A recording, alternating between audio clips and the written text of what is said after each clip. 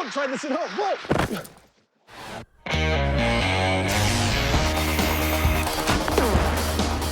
Well, there's your problem. In this special series of Mythbusters, Almost too exciting. the Dream Team tackles their dream themes. It's scientific! Testing myths about everything from electricity to pressure and gravity. This won't hurt a bit. Shaking down the science of shockwaves, velocity, and impact. With crazy chemistry, Oh my goodness. far-out physics, Fun for the whole family. and insane explosions. Is everybody okay? Life's burning questions answered.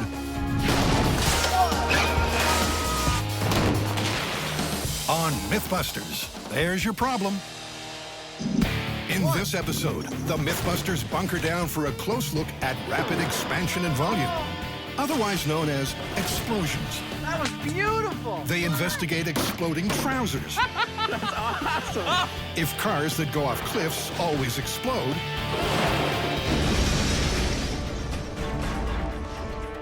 and get all mixed up in a cement-scented blow-up. Then they go equally deep on the science of pressure, investigating homemade diamonds, That's one way to make diamonds. Yeah. compressed air missiles, That is a lovely, lovely sound. and the power of hurricanes. There's your problem. In our first story, the Mythbusters are going to test if the inside of a cement truck can be cleaned using explosives. And I could see this actually working as long as you didn't put too much in there. You know, Right. and then the whole truck is gone.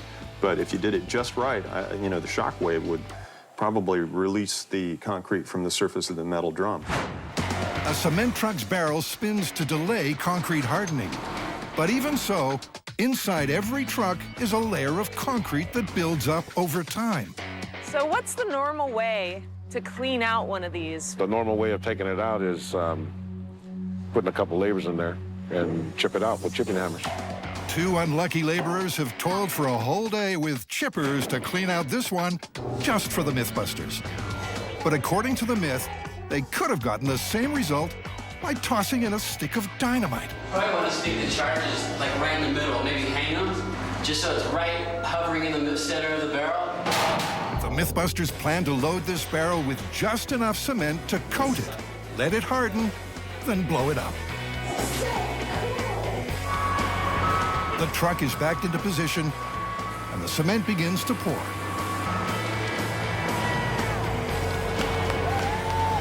Next stop, the bomb range. Okay. I love this job. Oh, yeah. That's perfect for our experiment. This is wonderful in here. I'd like to live in here. It's sort of like some sort of psychedelic thing going on with the spirals and whatnot. It's actually quite pretty. This is the absolute perfect thing for this test because, there are large areas that have built up, 3 or 4 inches all over the interior. And so if the explosion works the way it should, I'd anticipate all of that stuff just to be laying on the bottom when we come back to it. There's a fine yet important line between too little explosive and too much. The pyrotechnician is setting the equivalent of a stick and a half of dynamite in a lightly coated barrel. The big question, can he blow the cement off without destroying the truck?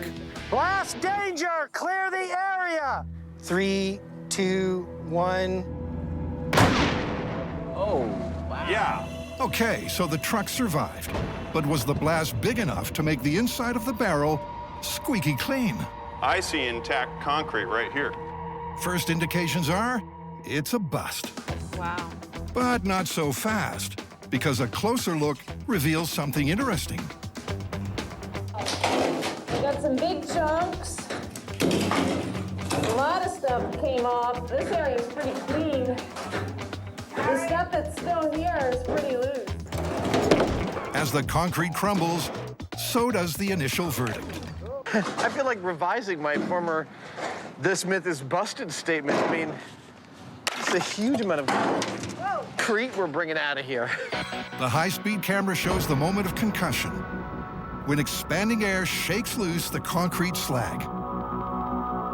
I mean, this is totally plausible, right? To tell you the truth, if I were a cement truck driver and I had to clean out my truck, I would probably try this first because jackhammering in here does not sound like a lot of fun. Between using a stick of dynamite or a jackhammer, what would you use? Well, if I happen to have a stick of dynamite laying around, I'd definitely use the dynamite. That's a no-brainer. But to up the stakes, what about if the concrete isn't just a layer, it's almost filling the barrel? If you do that to a truck, you're screwed.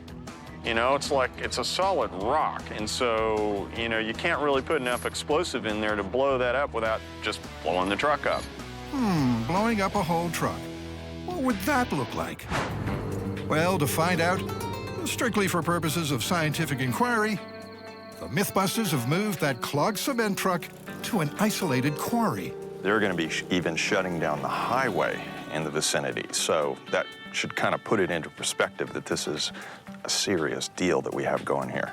A truckload of high explosive arrives, along with FBI Special Agent Frank Doyle. Right, Adam Savage. Hi, Adam. Nice to meet you guys. Carl, how you doing? Welcome to the gold country. He's been lured out of retirement to make sure things go off with a bang. Just how big is this blast going to be? Well, we're going to use 850 pounds of commercial blasting agent, and we anticipate that we will take this truck down to the frame rails. Under watchful eyes, dozens of bags of high explosive are loaded into the drum. It's the same mixture the professionals use for quarrying, and it's guaranteed to give job satisfaction. Can we be on the top of that hill over there to watch this blast? Is that far enough away? It looks like it would meet the criteria, but having done this for about 30 years, with the size of this explosion, I don't want to watch this because that one little piece of flying high-velocity metal, just like a bullet, catches you at the head or wherever, and you're down for the count. So I don't watch these kinds of explosions. We've got a quarry. We've got a mile of blast clearance. We've got a fire department. We've got a bomb squad. We've got some FBI techs. We've got all the help we need to blow that thing up over there. What do you think? Can't tell you how excited I am about this one. I guess the next thing would be is let's get the heck out of here. Let's get a long way away. All right. So, reluctantly, the Mythbusters head up the closed-down highway to their lookout point over a mile away.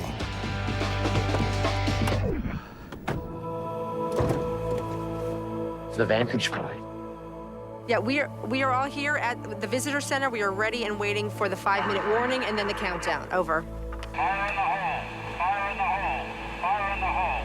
10, 9, 8, 7, 6, 5, 4, 3, 2, 1.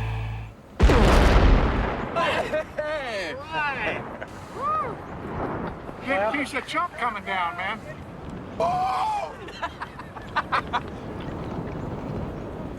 That was a little bit harder than I thought it would be. I think the cement truck evaporated. Wow. See, that aftershock was a lot stronger than I thought it would be. Let's go see what it looks like. It looks like after this, there won't be a whole lot left.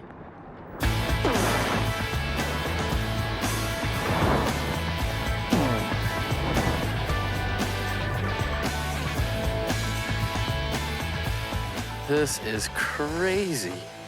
Well, there's your problem. Where'd it go? It's all gone. There's no more truck. I left it right here. Mythbusters 1, cement truck 0. This has got nothing to do with the myth. This is just a big boom. He's right, but there's no better demonstration of the power of rapid volume expansion. You know, I've never seen a blast that big before. That's really impressive. Talk about removing concrete. There is no concrete. There is no truck. There's no nothing. As for the myth, it's confirmed. A truck can be cleaned by explosives. And with a little more explosive, it can also be disappeared. For our second myth, We'll be looking at whether volatile chemicals could provoke an explosive trouser reaction. All right, this is a funny one. In 1931, in New Zealand, a sudden and deadly epidemic hit the country. Farmers' pants started exploding. You're kidding. Totally serious. They started exploding on the wash lines, in front of fires, and sometimes on the farmers themselves. We all know that there can be explosive chemicals on farms, and it seems that the Kiwi farmers started using a new chemical, which, once it stained their clothes, it could explode. A news article reported on the alleged exploding trousers. The first victim survived after his trousers blew up in front of the fire. But others weren't so lucky. I've been doing a little bit of research, and it seems like there could be 4 culprits to this. 1, it could be made from gunpowder, or it could be made from herbicide, it could be made from fertilizer, or possibly even some acids. They begin testing common 1930s farmyard chemicals to see if any are volatile enough to cause a trouser blast. First, they try fertilizer. Start with drops. You'll need very little. Frank, this is like the world's most dangerous cooking show. Then a formerly common type of herbicide or weed killer. Frank, why are you standing so far away? Because I want to continue to live. Carrie's trying a basic version of gunpowder. Okay, black powder is something you would definitely find on a farm, and I'm not sure that everybody in New Zealand could be spreading this on their clothes enough to create quite a panic, but it is something explosive. After soaking cloth in the volatile substances, they try to ignite each one using various methods, including flame, friction, Your farmer's walking pretty fast. Yeah, he's in a hurry. radiant heat source, Oh no! Oh no! and finally, impact. In 3, 2, 1.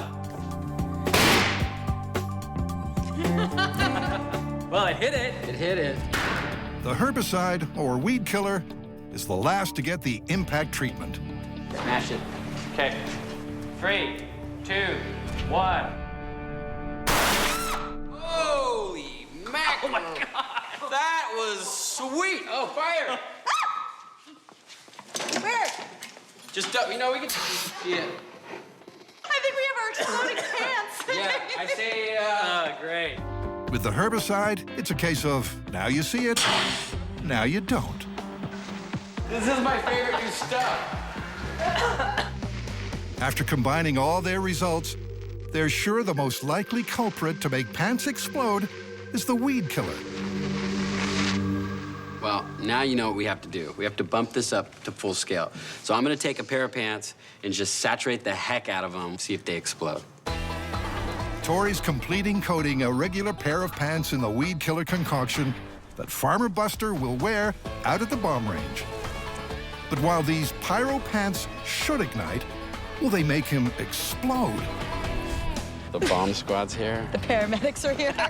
We're gonna blow something up. Somebody order some exploding pants? The herbicide-encrusted cotton needs one last alteration before its explosive capability can be put to the test. I am cutting off all of the metal bits from these pants because when they explode, these will become shrapnel. Buster, you don't want to do this? Well, that's too bad. Little fella, we're gonna blow your pants off. Once Buster is dressed to kill, all that remains is the detonation system. The remote triggering system that the FBI is going to be using on our pants is probably closer to the impact triggering system that we had in our small-scale tests. With the igniter wired up and the final touches in place, it's time to see if this farmyard myth has legs. Fire in the hole! Fire in the hole!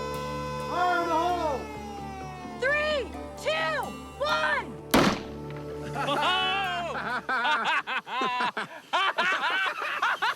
That's awesome. Oh, yeah. It burnt completely off. It burnt from head, from wherever it blew up, his crotch, and it just totally burned off. Naked! Now that's what I call hot pants. Once it started going, it was like fast. Now imagine that just spontaneously happens to you out in a field. But it was more a case of spontaneous Buster combustion than trousers blowing up. The fact that his hat's still here shows how hot and fast this burned. It didn't even make it up to the hat. It just disintegrated really quickly. So the gang is going to try again, this time with a pocket load more of the herbicide hodgepodge. Fire in the hole! Fire in the hole! 3, 2, 1. Wow. That was great. Whoa. That obviously burned up twice as fast as that last And one. it's much bigger, a bigger reaction. That was cool. The pockets of herbicide sure got Buster fired up. But was he fired up enough? Here's my question, though. We call this myth exploding trousers. They didn't really explode. No. I mean, they were just burning rapidly. I have a feeling, though, if you were wearing those pants and they burn that fast, you would definitely claim explosion. You need compression to have an explosion. Well, You are not so hard to please. But I mean, if your pants burst into flames like this, how would you explain it to somebody? Semantics. It's an explosion. My pants blew up. That's what I'd say. So you've got a little history and some exploding pants, and you call this one? Confirmed.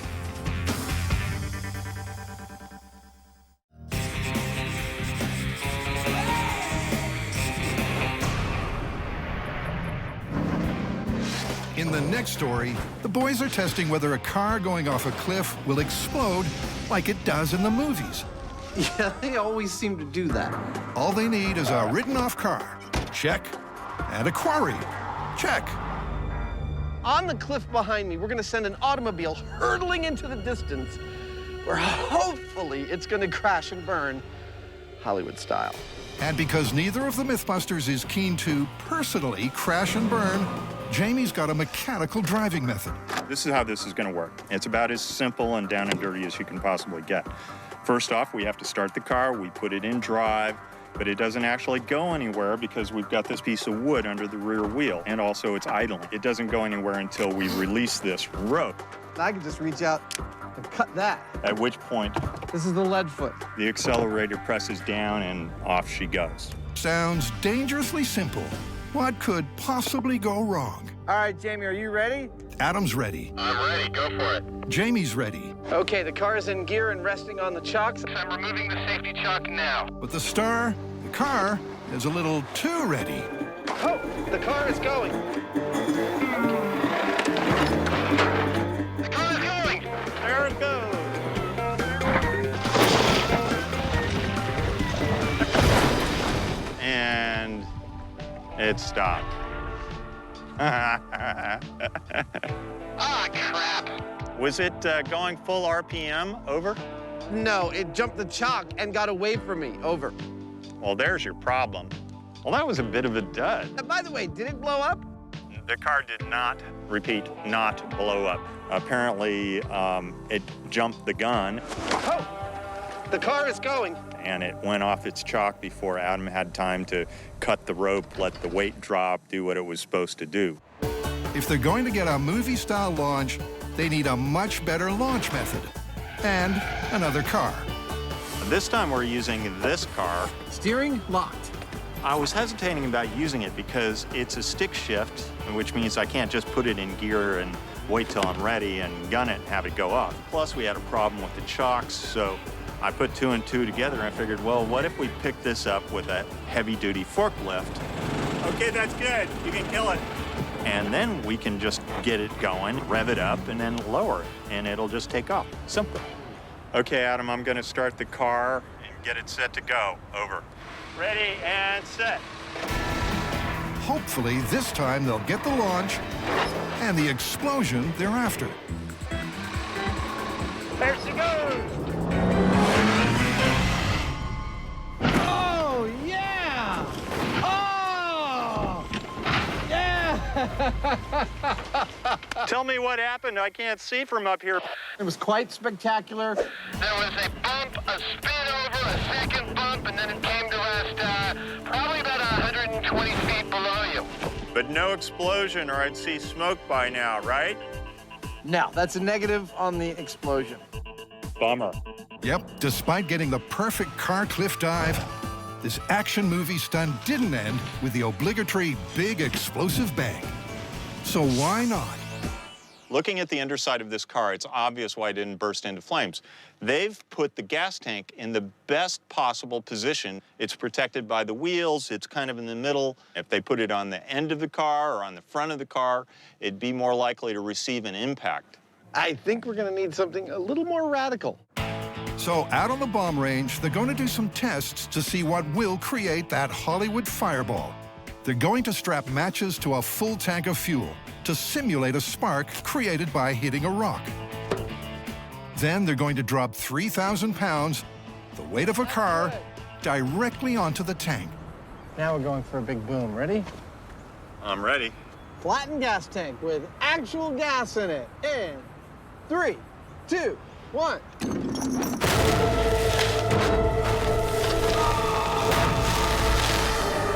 Wow! That was beautiful! It truly is. The impact disperses the gas into a volatile mist, and then, just at the right moment, the simulated spark from impact causes ignition. And it perfectly matches the typical car-off-a-cliff Hollywood-style conflagration. But where does that leave the story? Look at this high-speed shot one more time. Yeah. I don't think anyone would dispute that this is the fireball we were looking for. Can we induce this kind of tank failure in a car under real circumstances? Well, there's only one way to find out. I can only think of one thing left to do. Strap the gas tank right to the front of the car. Okay, that's it. All right. For a spark, yeah, I knew you were wondering about that. We're going to use strike anywhere matches. I've got a good feeling about it. I think this is gonna go. Let's do it. And so, with everything set, Adam and Jamie take up their positions atop the mountain with the car and across the valley for the perfect view. All that's left is for Jamie to get the motor running, remember to take off the park brake, and stand back.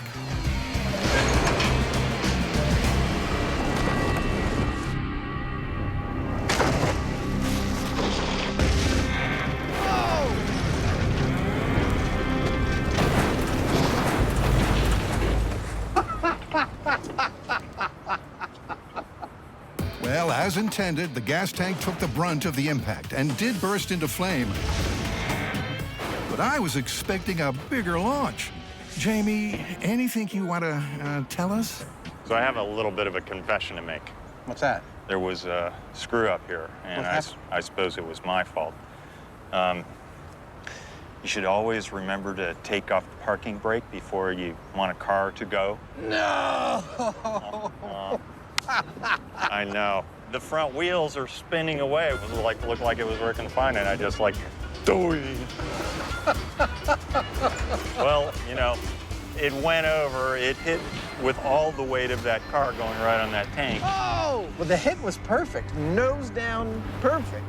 I'm still a little bummed, but what are you gonna do? So they didn't get the distance they were looking for, but the result is still valid. The car went over the cliff, crashed, and burned. But crucially, even with a gas tank strapped to the front fender, there was no special effects style explosion. I think this makes the myth totally busted. Yeah, I mean, we made it as likely as possible to get a car explosion. Yeah. And all we got was a car fire, eventually. I mean, I don't know what else we could do. Except say, myth busted.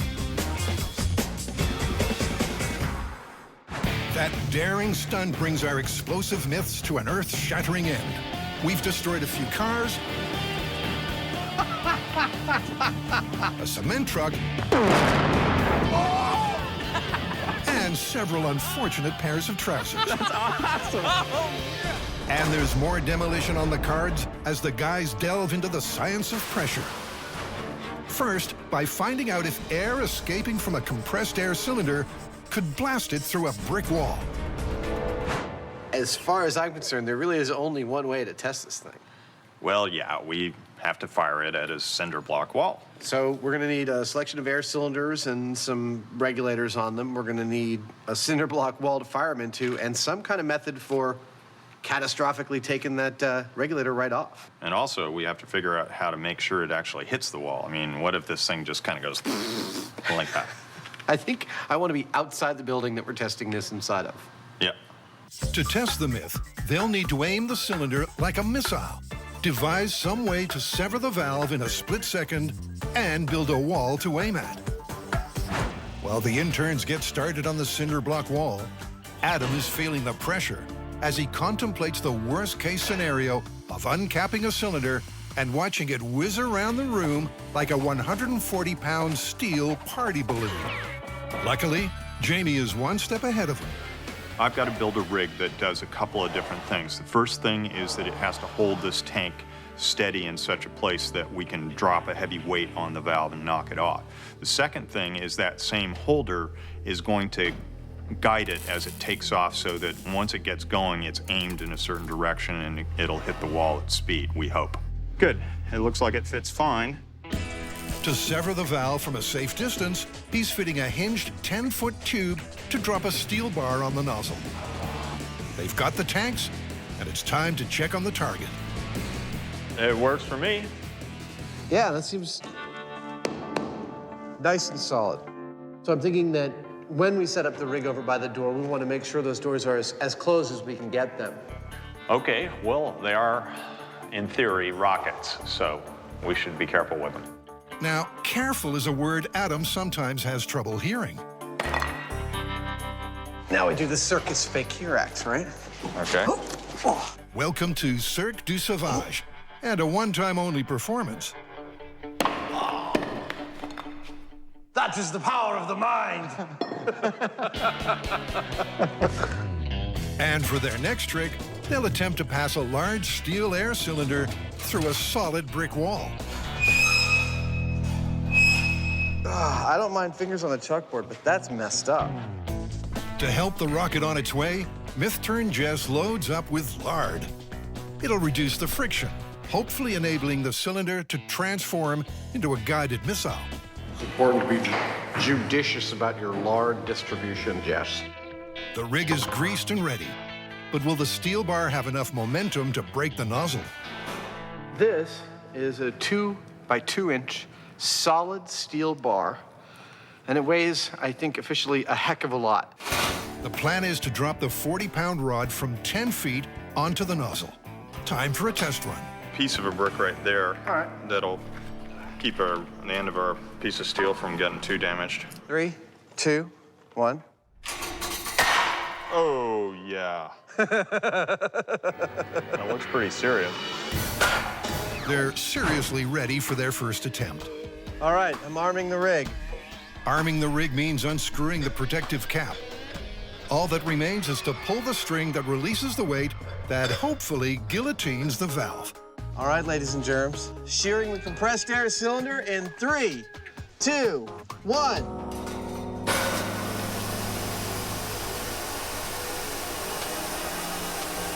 It's a not very epic fail. The valve was only partially sheared, so the cylinder went absolutely nowhere. I'm gonna wait however long it takes for it to let go of its air, because it's got a damaged valve, and that valve could give any minute and, become a bullet. The pressure is releasing very slowly, so the boys have 45 minutes to wait before finally deciding it's safe enough to make some adjustments. So this second time around, we've added more weight. We've lubricated the weight system so that it'll be more slippery when it goes down. And then probably most importantly of all, we've moved the valve placement slightly so that the weight when it hits it will hit right on the very tip of the valve. And that'll provide the most leverage and hopefully snap it more readily. Time to try again. Can they unleash 2,600 pounds per square inch of pressure in one fell swoop? Here we go, shearing the regulator off the tank. Attempt number 2. In 5, 4, cross your fingers, 3, 2, 1.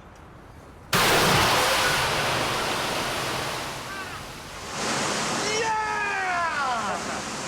That's the sound! That is a lovely, lovely sound. The valve is sheared off, and that's a very good sign. As the air rushed from high pressure to low, it sent the cylinder somewhere. But exactly where? Oh, God. It was the lard that did it. It's mission accomplished.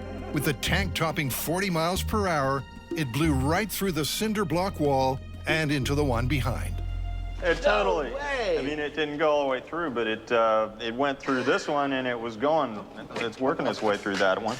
I was ready to see this as not possible. I was totally expecting it not to actually work because it's one of those apocryphal tales, and everyone we talked to had heard the story, but no one knew anybody that it happened to. You know, this was an optimum situation for this tank. What this tank did is as good as it gets. My favorite thing is just the perfect roundness of the top of this hole. It also pushed this entire wall back a ½ inch. It's a brilliant demonstration of the power of pressure. So let's call this myth totally and spectacularly confirmed. In our next story, pressure is going to be used as part of a get-rich-quick scheme. We want to see if you can make diamonds on your own in the comfort of your own home. Okay, so homemade diamonds. The old school way to make diamonds is to expose carbon to massive pressure and immense heat miles beneath the Earth's crust.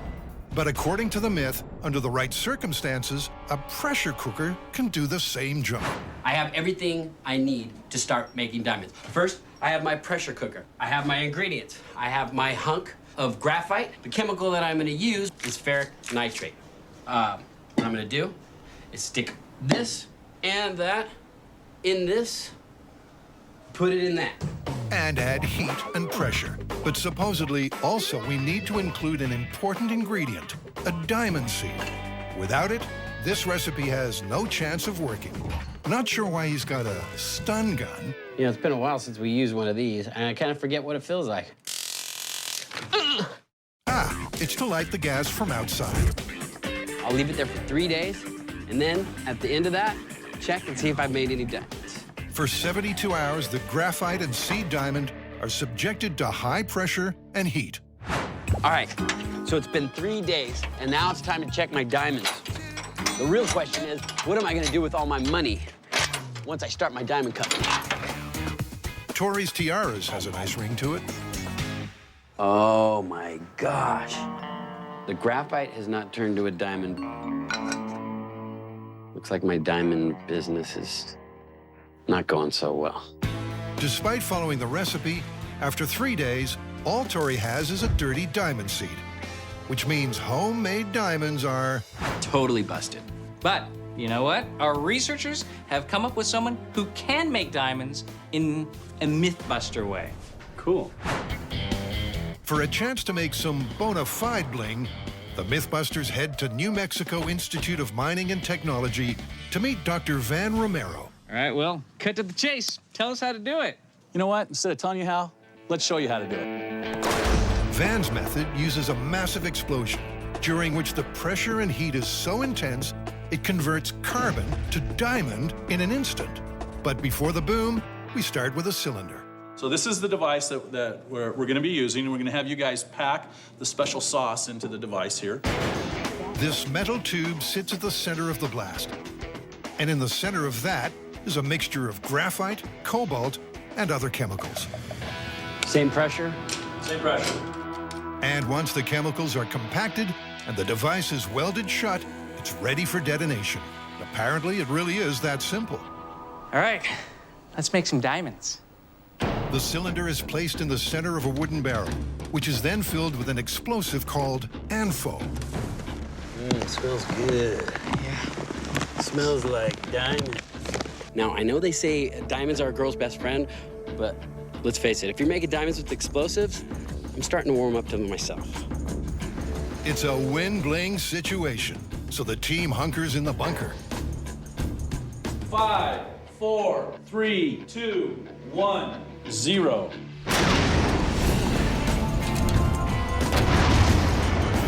Well, I think I felt that pressure from here in the sound booth. That's one way to make diamonds. Yeah. Cool. Let's see what we got. Did it go off? Yeah. Time to head out to ground zero to check if Van's explosive recipe worked. Whoa. That looks in much better shape than I thought it was gonna look. Look at that. Is it hot? Watch out, it's hot. Don't touch it. Here's some gloves to pick it up with. It is hot. Oh my God. Well, that's what we wanted, right? Pressure and heat. Yeah. So that was a pretty amazing amount of deformation of the metal. I mean, you start with a steel cylinder, and what you get after the blast is kind of a smaller sausage shape that's shrunken. And hopefully, when we cut it open, there will be diamonds inside. Back at the shop, suspense is high as Tori splits the sausage. He's so confident, he's taking precautions against bling blindness. And everybody's happy. And ready to see our diamonds? Show me the money. Perfect. That's great. Excellent. Good job. Where's the diamond? Well, we got to take it through a few chemical processes first. They might not look like much, but after a quick chemical bath to remove the excess cobalt and graphite, they, still don't look like much. But these are definitely diamonds. Gemstones, no. Diamonds, yes. So how much are these diamonds worth? About a quarter. $250,000? No, 25 cents. Oh, that was money well spent. I'm going back and getting diamonds the old-fashioned way. The blast may have mimicked the pressure and heat of the Earth's core. But even with all that explosive energy, the end result is still only cheap and cheerful industrial diamonds. We made diamonds in a completely spectacular, totally impossible to do at home way, but still, all that heat and pressure, we didn't get gemstones. Yeah, we made little diamonds. I mean, the kind that you use in industry, the kinds that you put on a drill bit or a saw blade, you know, stuff like that. So the idea of homemade gemstones, totally and completely busted. For our final story, we're investigating how a house can survive a hurricane. Bingo. The theory is that if you leave the windows open, it'll allow the wind to pass cleanly through the house, creating less structural damage than if you closed the windows. Really? The myth is that with all the windows open, the winds are able to blow clean through a house. Less pressure on the walls and roof should mean less damage. Or that's the theory. Getting a house to test is no problem, but they also need a hurricane. So it's off to Florida. When you want to investigate the power of hurricane-force winds, you can do one of two things. Either A, get yourself into the middle of a real hurricane, or B, travel to the University of Florida's Hurricane Research Facility, which is where we are now, where they have the world's largest portable hurricane simulator. For obvious reasons, this 3,000 horsepower hairdryer is nicknamed Medusa, after the mythical Greek woman with snakes for hair. But this modern monster is way more perilous, pumping out 1 million cubic feet of air a minute. Well, what's on the menu for us today? We're going to dial up a Category 2 storm with wind speeds in excess of 100 miles per hour. Wow. You said it, Jamie. And the guys just can't resist the thrill of first putting their own hides in harm's way. Okay, we're all set. Let's start those babies up. Here's man versus fan at 100 miles per hour.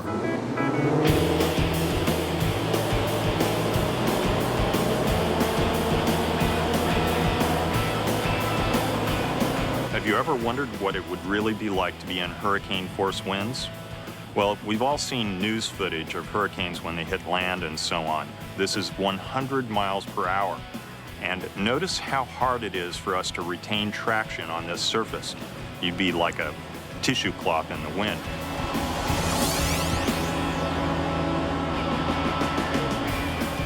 Oh, that is awesome! I was okay, but my suit's starting to come apart. Before Jamie gets nude for the cause, let's pre-test with a target that's much closer to scale. 7 years of shooting this show, and they finally got us a trailer. Yep. Well, let's put it to good use. The Saffir-Simpson scale predicts major damage to mobile homes in a Category 2 hurricane. Let's start it up. Medusa barely gets time to warm up before this caravan turns into trailer trash.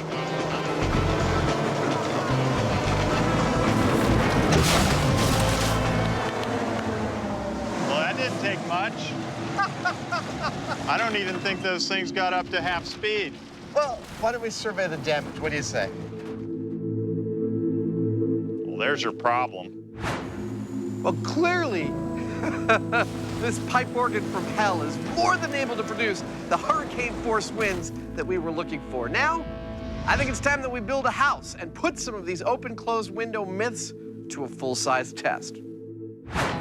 Thanks to the magic of montage, building the house is easy. Once complete and painted, Adam guides it into position. I got something stuck in the crack of my butt. Can you see it? It's not every day you see a house deliberately put in the path of a hurricane. Oh, Dorothy, we are so not in Kansas anymore. To assess the potential damage, they'll need to turn this house into a home. There we go. Simple furniture and a surrogate victim should be good storm fodder. Even more essential is a whole bank of expertly installed gauges measuring the air pressure inside and out. Well, here's the deal. In a few minutes, a Category 2 storm is going to hit. The house is going to start to shake. Things are going to start to get a little crazy in here. The Mad Hatter briefs Alice as Adam adds some perspective. Why is the house this big, you wonder? Why did we choose this scale? Well, this scale is dictated by the size of the machine behind me. See, this thing is pretty much the largest of its kind, and it produces a hurricane with the footprint of the cowl you see behind me. So in order to get accurate hurricane force winds all the way around our model, we built it exactly this large. Any questions? No, but it's high time we explain just how a hurricane can wreck your home. Strong winds over the roof can cause uplift, while, depending on the building, horizontal pressures can cause racking or sliding. And if the house can't rack or slide, it might just overturn. But will leaving the windows open save it? They'll start with all windows open, which should subject the house to the least amount of pressure. All right, windows open? Windows open. Let's do it! Medusa kicks into life and soon starts blowing with a vengeance. The grass starts to flutter. The stick-on shingles are ripped from the roof, and the drapes are almost blown away as the wind speed approaches, then passes 100 miles per hour. Wow! Yeah! Incredibly, the house hasn't budged. But was it because of the open windows or not? Time for an internal investigation. After you, sir. Oh, well, thank you. Hey, it's not as bad as I thought. She's still sitting in her chair. Yeah, one of the plants fell down, one of the candlesticks fell over, but pretty much it's not so bad in here. Still looks like a tea party to me. But if the myth is true, the next test will be no tea party. They've repaired the roof and closed the windows. All right, you ready? I'm ready. All right, windows closed. Let's turn it on. Hang on to your hats. Facing a Force 2 hurricane at point-blank range, this could be the moment our kit home turns into kindling. Once again, Medusa cranks up to full speed.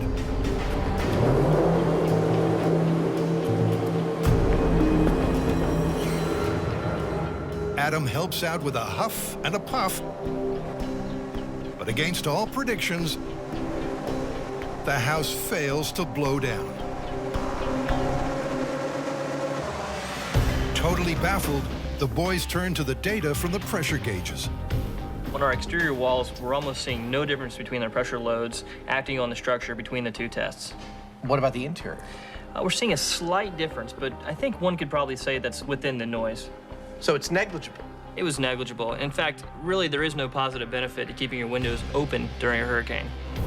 Seems like normal windows, open or closed, just aren't big enough to make any difference to the damage. Technically, that's myth busted.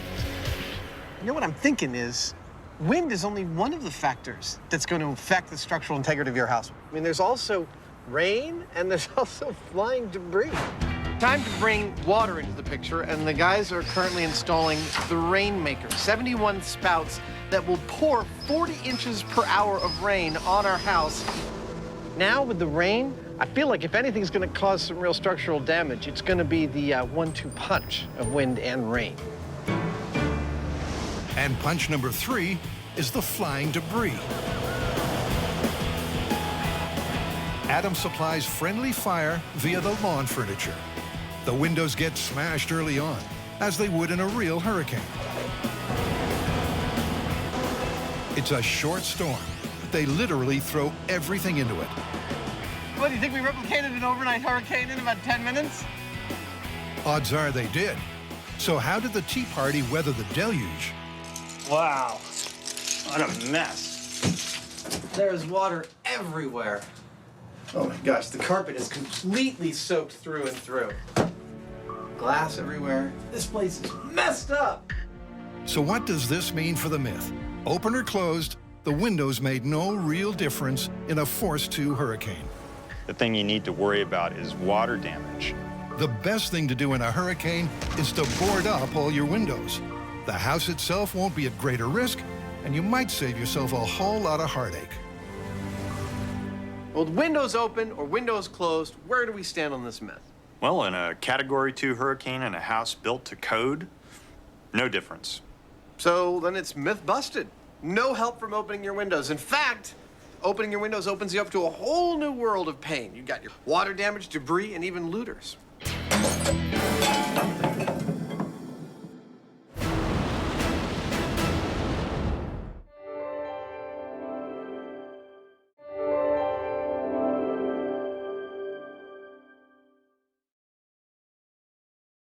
Do not try what you're about to see at home.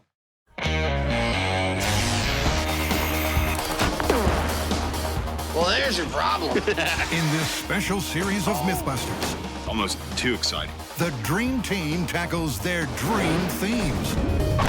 It's scientific! Testing myths about everything from electricity to pressure and gravity. This one hurt a bit. Shaking down the science of shockwaves, velocity, and impact. With crazy chemistry, Oh my goodness. far-out physics, Fun for the whole family. and insane explosions.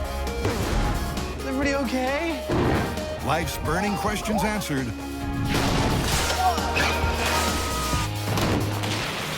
On Mythbusters, there's your problem. This episode, the Mythbusters are driven to discover the truth behind 3 driving-related myths. Listen to that baby purr! Then they pull over for a bathroom break to test some toilet-themed conundrums. In our first story, Jamie's got an idea to literally reinvent the wheel. What if you put square wheels on a truck? I would imagine it would give you the roughest possible ride. It would be the clunkiest imaginable ride. Well, it would in the start, but if you went fast enough, it'd eventually smooth out, wouldn't it? According to Jamie's logic, at a fast enough speed, the difference between square and round wheels would disappear. If he's right, this could be the biggest transport breakthrough since the round wheel was invented around 6,000 years ago. What I'm trying to figure out here is that if we took a wheel like this and changed it into something shaped more like this, a square, how fast would we have to go to stay on the corners like so and actually end up with a smooth ride? The wheel will need to be incredibly strong to withstand some fairly extreme physics. And with so many individual pieces of steel, it'll need to be laser cut.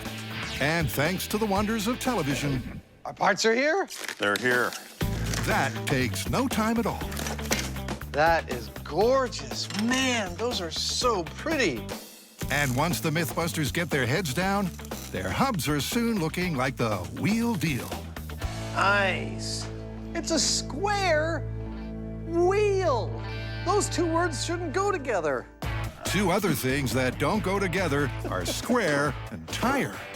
I want my square wheels.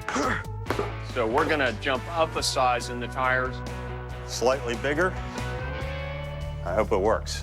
and shim them to where they fit properly, and we'll be good to go. I was able to just put it on by hand. Wow. That is a square wheel. That is, without a doubt, a square friggin' wheel. Thanks to their ingenuity and hard work, the Mythbusters have squared the circle. Doing that makes me Nervous?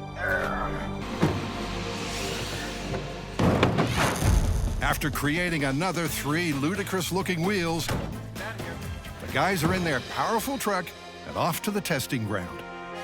Nice day for a bouncy ride, huh? Absolutely it is. Let's get started.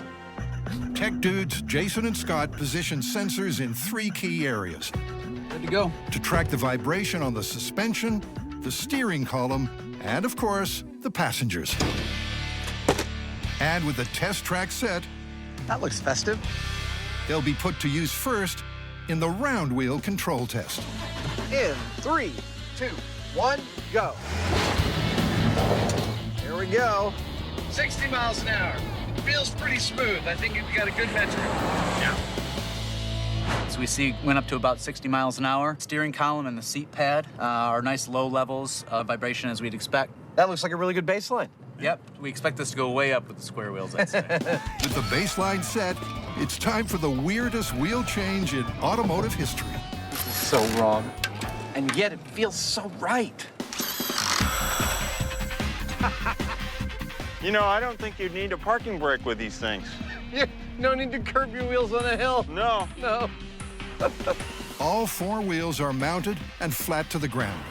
But will they even turn, let alone get up to a speed that could be called smooth? Let's do it. I'm ready. All right, here we go. The moment of truth. Square wheels, smooth ride. All 4 wheels flat. In 3, 2, 1, go. They're off to a bumpy start. Hey, that's moved right out. But as Jamie accelerates, the ride seems to get smoother.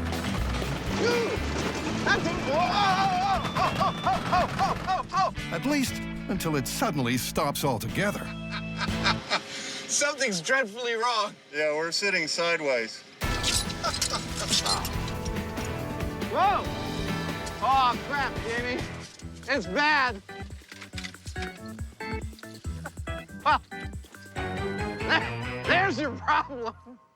What happened? We sheared everything out of that wheel hub. All the bolts? All of them. Well, at least it didn't ruin the wheels. Yeah, exactly. The term of art for that is one hell of a ride. Go! Oh, oh, oh! The methodology was to start out with just one hop. Just get over 1 quarter turn and see how it felt. Make sure the airbags don't go up. So Jamie did that, and then the moment that seemed okay, he floored it. Whoa! Whoa! Hey! That's moved right out! And for about 5 seconds there, it felt like we were actually getting something approaching a smooth ride. And then everything fell apart. But even in that 15-second window, the wheels did get up enough speed to spin corner to corner. However, do the sensors confirm that it was smooth? Well, you can definitely see some trends here. As the speed goes up, the vertical acceleration and suspension is definitely going down. If I go to the steering column, you see the same trend. As the speed goes up, vibrational energy definitely goes down.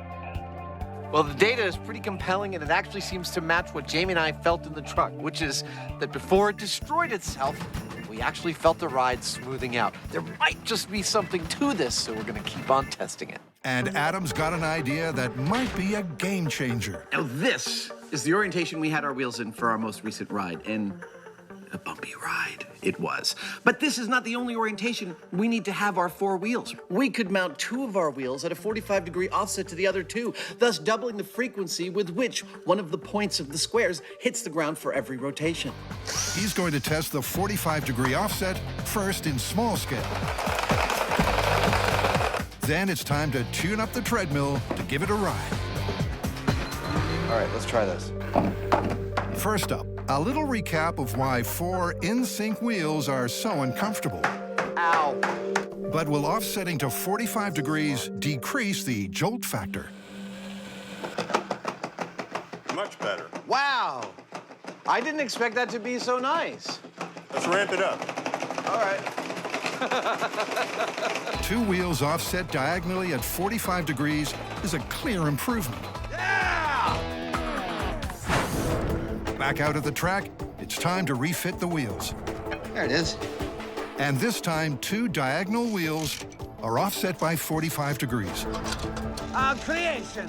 She's ready to take life. Well, with the sensors mounted, the Mythbusters wrapped up in their safety gear, All right, sir, you ready for this? Ready as I'll ever be. will they get that smoother ride fair and square? Square wheels, smooth ride, 45-degree diamond formation, and 3, 2, 1, go! Oh! Whoa! Yeah! Come on, baby! Oh, that's not bad! To begin with, the offset wheels are smoother. Yeah! Holy wow! And as lead-footed Heinemann gets the truck up to speed, Dude, this is not bad! 18 miles per hour! Keep going! Wow, come on, faster! it continues to improve. That is, until the wheels can take it no more. Wow! Woo-hoo-hoo! Wow! That was intense. That wasn't half bad when you got up to 20 miles an hour.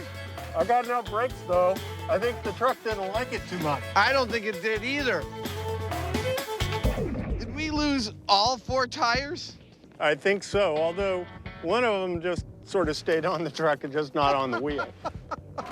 Once we were up to the fastest speed we could get, which turns out to be about 18 miles an hour, I have to admit that I am impressed with how smooth that ride was. It was smoother than I thought it was going to be. Let's put it that way. Adam thinks the ride evened out, but was it enough to ever be called smooth?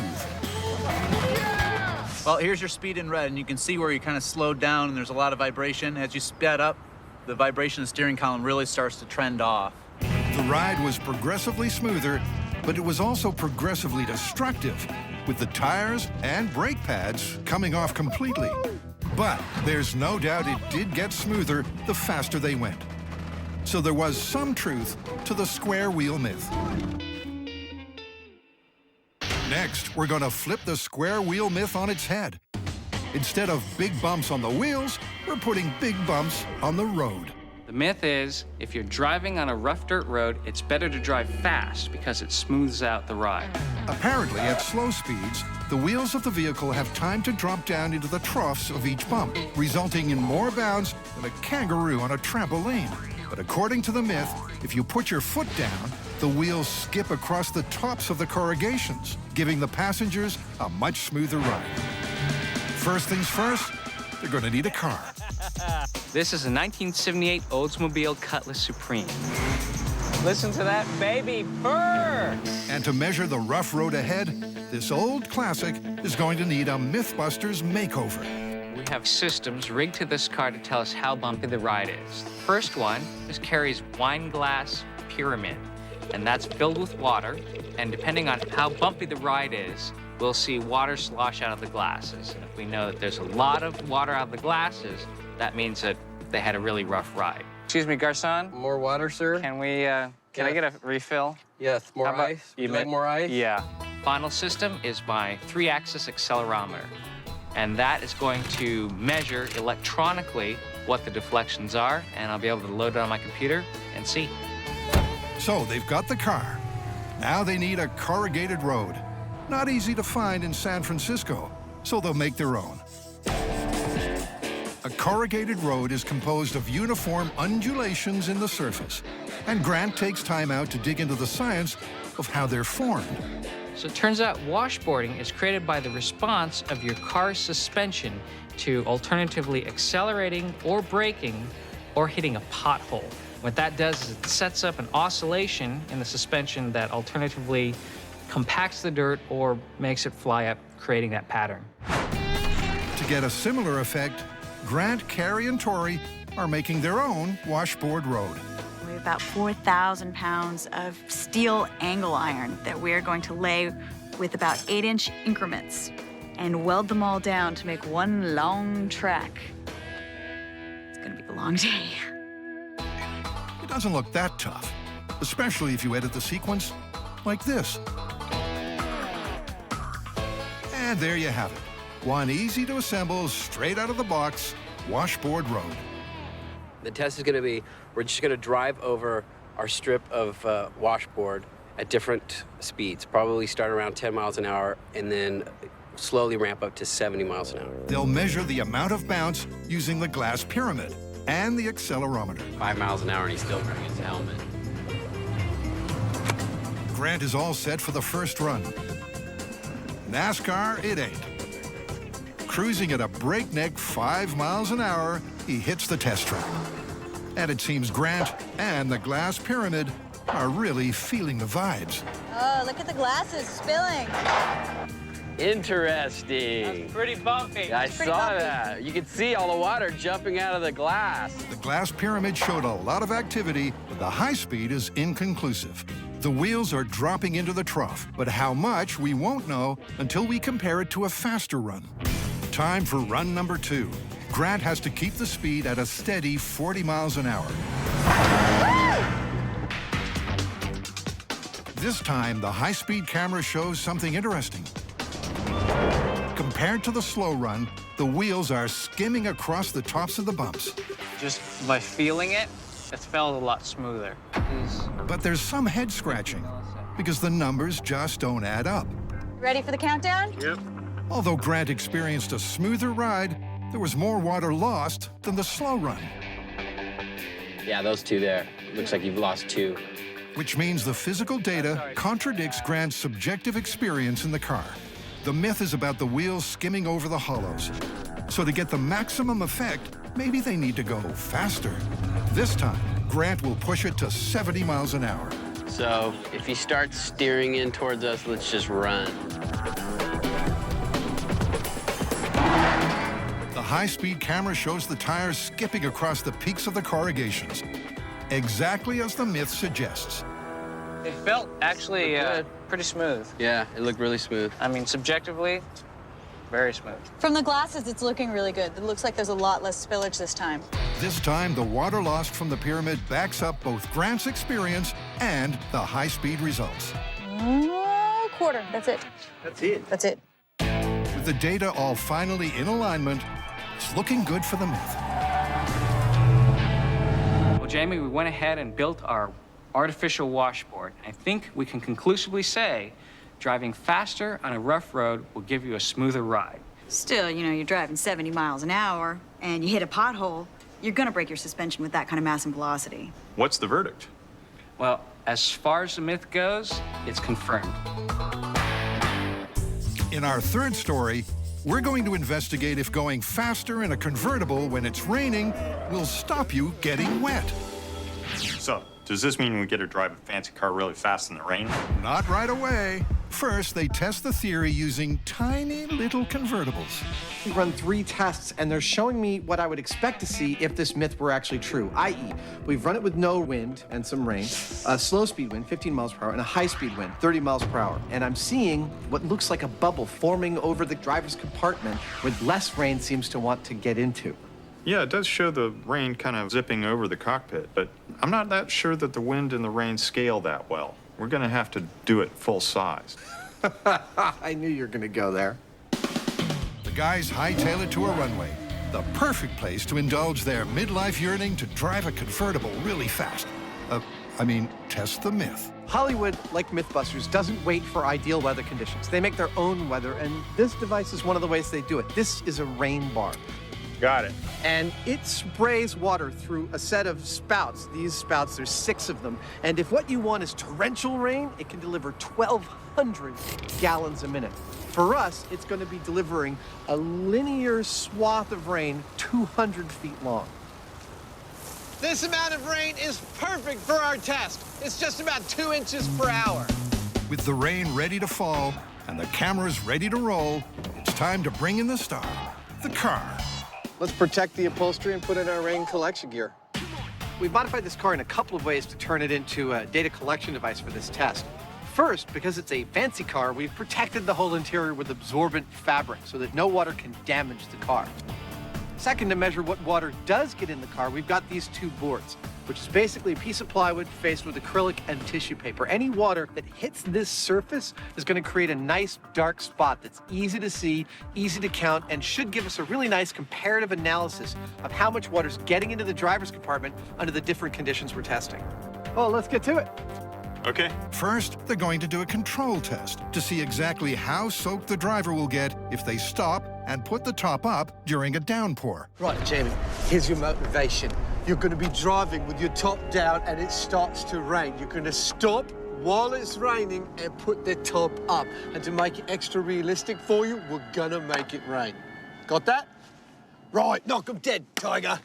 In ancient Greece, Zeus was the rainmaker. All right, stand by for pressure. But our budget only stretches to Adam. Today's forecast, 70% chance of science. Go ahead and pressure it up. Jamie, come on in. Remember, this is a control for comparative purposes. All right, now stop and put the top up. This looks awful. If you're foolish enough to be driving with the roof down while there's a rainstorm approaching, we want to know how wet you'll get in the time it takes to pop the top back on. Now go ahead and drive up. And it's pretty clear, because that's one wet Heinemann. How was that? Looks like you got soaked. I think so. Oh, look at our test board. It's pretty clear that stopping at all, even to put the top up, is going to get you saturated with rain pretty quickly. Now that we've got a good control, it's time for some real testing. First up, let's do 25 miles an hour. Okay. For this stately 25-mile-an-hour test, Jamie gets pretty wet, and the high-speed camera shows why. At 25 miles an hour, I don't see any plume coming off the windshield at all. You will. It's coming up in just a minute. There, see? Yeah, it's pretty small. But still, you can see the effect. Okay. Then... Looks like a lot of it's going into the cockpit, though. Yes. If the small scale is an indication, they expect that plume to increase as they go faster, forming a kind of liquid roof over the driver. Next, the 70-mile-an-hour run, where they'll use the tissue paper detectors to gauge how much water enters the cockpit. Here's my prediction. Take a look at the high speed after this run. I think what you'll see is a nice line of wind carrying water, creating a bubble over Jamie. All right, Rainmakers, let's balance those bars. Jamie, you may start your run now. This is 70 miles per hour, gunning it. Gun it, Jamie does. Hitting his mark and holding steady at the target speed for the length of the course. And cut the rain. Now for the all-important results. Wow, that's far out. It looks like no rain at all hit the middle here. But we've got wetness up top here and on the left-hand side here. It's important to note that whatever little water came in here on the 70-mile-an-hour run was a tiny, tiny fraction of what came in on the control. Totally. I predicted that there'd be less rain in the car on this run. Not nearly this little. There really seems to be something to this, Smith. A conviction only confirmed by the high-speed camera. That's really clear. It's like there's a line. It's a really visible bubble, isn't it? Yes. That's what the windshield's for. So it would seem. Looking at the high-speed camera, it was clear that all of the water that was hitting the car was going over the top of the interior of the car. There was hardly any that entered the car, and what did was from some kind of turbulence going around the outside of the car. But this being Mythbusters, the guys aren't satisfied until they take it to the max. For the final run, Jamie will redline it to 90 miles an hour. I am set and ready to go. Awesome. Jamie, you may start your 90-mile-an-hour run now. Let it rip.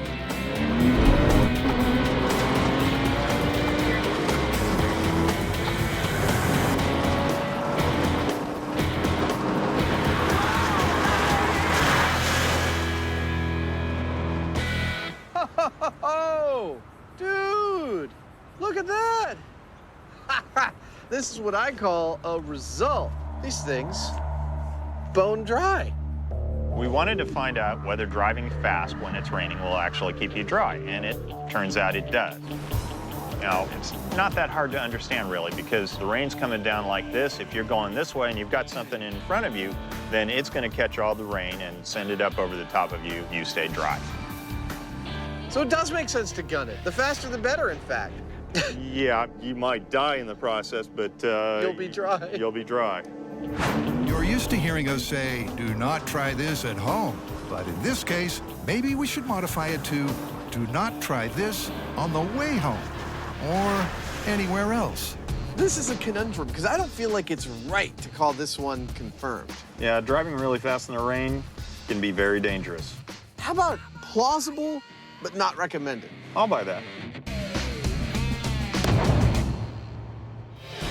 Having driven those myths into the ground, the Mythbusters turn their minds to the gutter to plumb some, toilet-related questions. Starting with a myth that involves manholes and mayhem. It's no myth that the decay of waste inside sewers leads to the buildup of flammable gases like methane. But could a stray spark trigger an epic explosion and send manhole covers skyrocketing? To find out if a methane kaboom could turn manholes into missiles, Jamie and Adam need a heavy-duty pipe. Oh, this is heavy. Complete with a viewing window. Perfect. Now for the defining details. That's a manhole cover. Their mini model follows the classic sewer design. A large horizontal channel with smaller vertical manhole pipes to connect it to street level. But it's no sewer without methane, a gas produced by bacteria as they decompose organic matter. All right, you ready? I'm going to turn on the gas. I'm ready. Methane becomes highly flammable when it reaches just the right ratio with air, which Adam is measuring. Then we turn on this fan for exactly 2 minutes. Let the air and the gas get together. At that point, we will plug in this neon transformer, setting a spark, and hopefully getting the manhole cover launches of our dreams. But will the free flow of air in an open system prevent liftoff? This is Drain Disaster, open system, in 3, 2, 1, go. That was totally boring. I was like, Despite lighting the methane at its explosive ratio, the manhole covers didn't get air. Now, they're closing the system. It's not as crazy as it sounds. there are many places in which a sewer can become a closed system. You can have a large pipe that immediately makes a right angle turn into small pipe. Gases have a hard time going around corners like that when they're under pressure. You can have a part of the sewer above water with a bunch of the sewer underwater. But will a methane explosion in a closed system make the difference and send the manhole covers sky high? In 3, 2, 1, go. Awesome. Go. Apparently, yes. The high speed proves that not only did the lids flip, they got significant height. Well, that worked pretty much exactly as we hoped it would. And here's what's going on in there. The reason those manhole covers start to fly before the fire even gets to them is that the fire is an expanding gas, and it is pushing air ahead of it, kind of like a piston. That piston is causing an increase of pressure, which is released by the manhole cover flying. That's what we wanted to see. Go. But the Mythbusters aren't done yet. I'm making a mess for science. That's right. They're adding junk for a bigger kerthunk. Real sewers can have all sorts of debris inside. These can change and constrict the airflow. But will a 20% blockage add extra spring to the manhole missiles? All right, here we go. Drain disaster, small scale, 20% obstruction, single ignition source, and 3, 2, 1, go. Oh! Wow! That was more energetic. That was significantly, massively more energetic. The scattering of springs accelerated the burn for the most dramatic drain explosion so far. Looking at the blocked burn, you'll see that the flame starts to wrinkle the minute it meets these obstructions that we put in the chamber. That wrinkling creates a much larger surface area. The end result is that the flame front is able to accelerate much, much more quickly throughout the burn. Go. It's the best case scenario for a real-world experiment.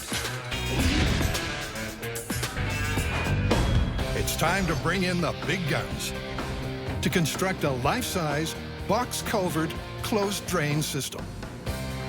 After positioning 12,000 pounds of reinforced concrete, 300 feet of chain link fence, and moving more than 3,000 cubic feet of dirt, the sewer structure is complete.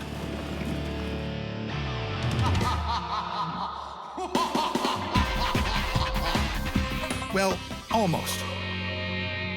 And now, what this whole thing's all about, the manhole cover. Ah. Adam makes the manhole covers camera-friendly and rolls them into place. You know why manhole covers are round, don't you? It's the only shape that won't fall through its own hole. Yeah. The 103-pound beauties are ready for liftoff. We will be activating this experiment from 1,000 feet away in the safety of this steel bunker behind bullet-resistant glass. When I click this switch, It'll open this valve and allow the methane to flow. into our homemade sewer buried underground. When the stoichiometry, or the mixture between gas and air, has reached the ideal relationship for an explosion, I'll hit this switch, creating a spark, which will ignite the gas. hopefully sending these 3 manhole covers flying sky high. Because if the manhole covers don't go up, the myth is going down. You ready? I'm gonna start the flow of gas. Let her rip. It's a slow flow of methane into the drain.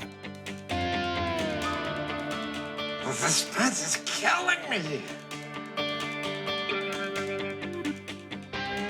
How high do you think they're gonna go? I'm thinking 12 feet. I'm hoping for a lot further than that. Oh, I'm hoping for more, but I'm thinking 12 feet. Okay. And finally... Shall we do it? I think it's time. All right, call it. All right. Real-world sewer explosion, best case scenario, sparking in 3, 2, 1.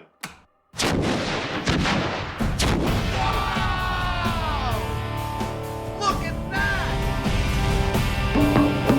That had to be 100 feet.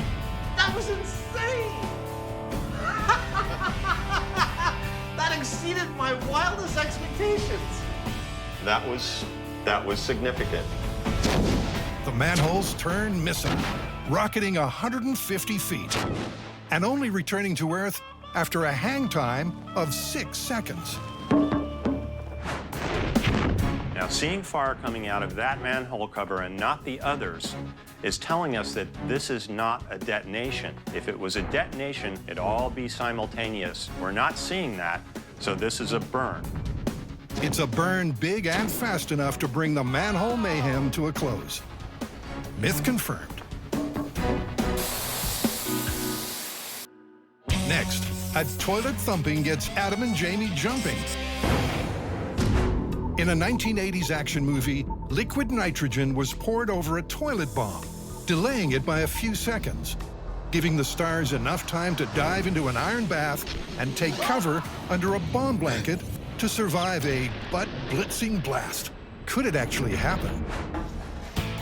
Found us a toilet. Good. To test the myth, Adam and Jamie have decided to faithfully rebuild the scene of the crime. They're breaking the experiment into 3 parts. First up, timing the tub jump.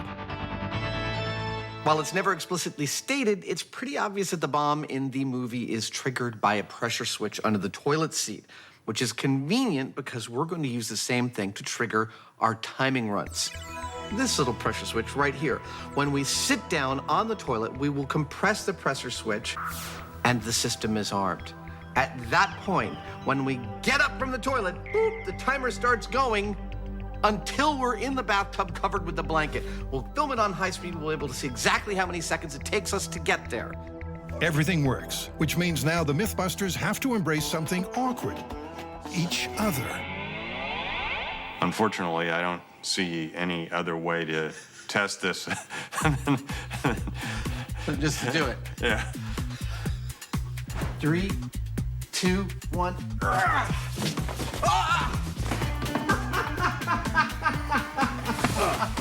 We gotta do it one more time. I missed the blanket.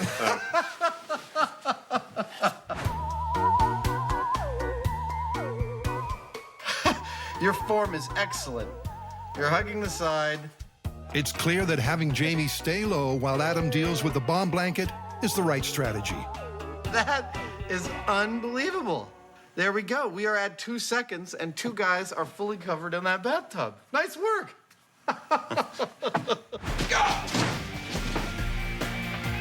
A few more practice runs, and the tub jump is under 2 seconds. Now the question is, will pouring liquid nitrogen on our plastic explosives bomb slow its detonation down by at least that amount of time? Doesn't, then I guess they'd be vaporized. Either way, it's going to be awesome. To test the second part, the Mythbusters take their crime scene to the bomb range, where Adams built a disposable rig to pour liquid nitrogen onto the bomb. But the first test of the system will be straight C4 to find the normal detonation delay. Okay, arming the system.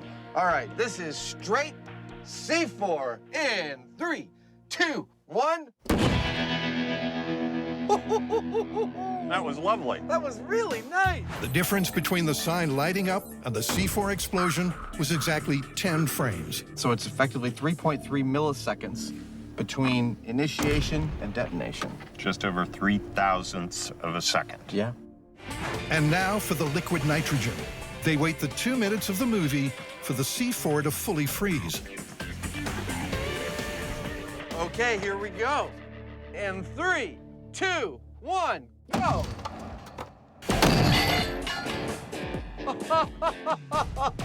I heard stuff hitting.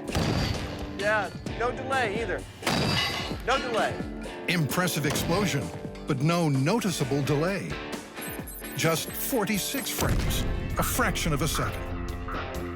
It's 4.5 times greater of a delay when it was super, super cooled than when it was just normal. Wow. It still wouldn't help you get into that bathtub, though. But the myth isn't blown yet. Now we're going to take a period-correct battery that's attached to our bomb that would absolutely ignite it. We're going to immerse that in the liquid nitrogen and see if that gives us the extra time that we're looking for. And with 1 tub of liquid nitrogen in the flask, Here we go. it's time for the 80s-style alkaline battery to chill out. It's immersed. Yep. With the battery immersed in minus 300 degrees liquid nitrogen, the guys wait the 2 minutes of the film. All right, this is battery and C4 immersed in liquid nitrogen in 3, 2, 1, go. No boom. Whoa! I'll hold it down again. We're getting power. The system is still working because the sign's lighting up, Yeah. but we seem to have inhibited the battery's ability to set off the blasting cap. You're sure it's properly wired? Pretty sure. Pretty sure. All right. To check the wiring, the guys retest after all the liquid nitrogen is gone. Push the button, and that sucker went right off. Nice! That, to me, is just a beautiful construction of an experiment. That means the nitrogen technique of slowing the bomb down is far more effective in real life than in the movies. When does that ever happen? Yeah, I know, but we're not done yet. The guys have all the time in the world to get to the bath. But will that save them? Perfect! Buster will be inside the cast iron tub, the exact same geometry as we see in the movie, and he will be covered by an actual bomb-proof blanket. Underneath this blanket are 2 pairs of PCB pressure transducers. And the signal from the sensors will be coming through wires that go into this pipe and are buried in the ground for their protection and are picked up by this data acquisition center, which will take a signal and send it through that wire. And ends up here, where our trusty David Hardy will receive those electrical signals as data and tell us once and for all whether Buster and the tub survived the blast. Behind the toilet, the same amount of C4 as the bomb in the movie is set to explode. Will the bathtub and bomb blanket protect Buster from the blast? Charging. Ready to go in 3, 2, 1. Wow. Oh, oh, oh, oh, oh. look, I can see the tub is still there in one piece. But nothing else is. No, the room is gone. Totally gone. The room is totally gone. But did Buster survive?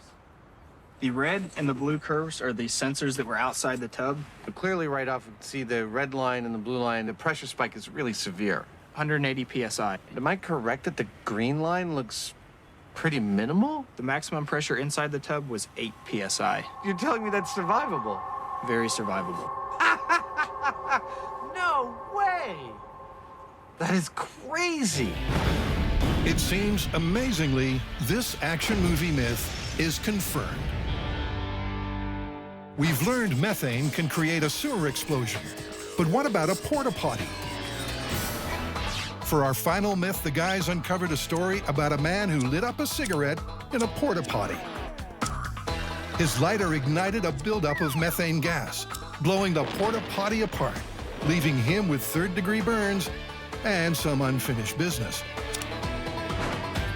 The team doubt that the methane buildup in the porta potty could have come from human waste. But there's only one way to find out. This one empty? I hope so. And Adams come bearing gifts.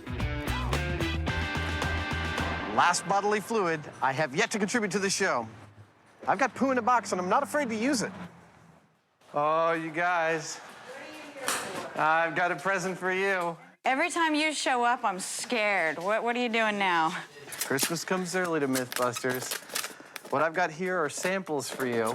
I know you guys wanted to test the methane output of poo. Not really. Well, that's your job today, and I've got some samples for you. Carrie just got herself a new job, biohazard wrangler. Still don't feel prepared. All right. 15 grams. I'm gonna throw up in my mask. No, you're not.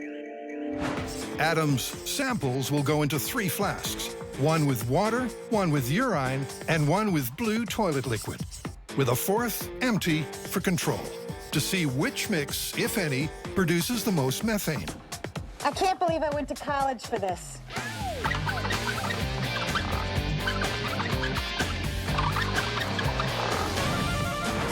The flasks are only showing minute traces of methane, but Carrie will test again in a few days' time to see if there's any buildup of gas.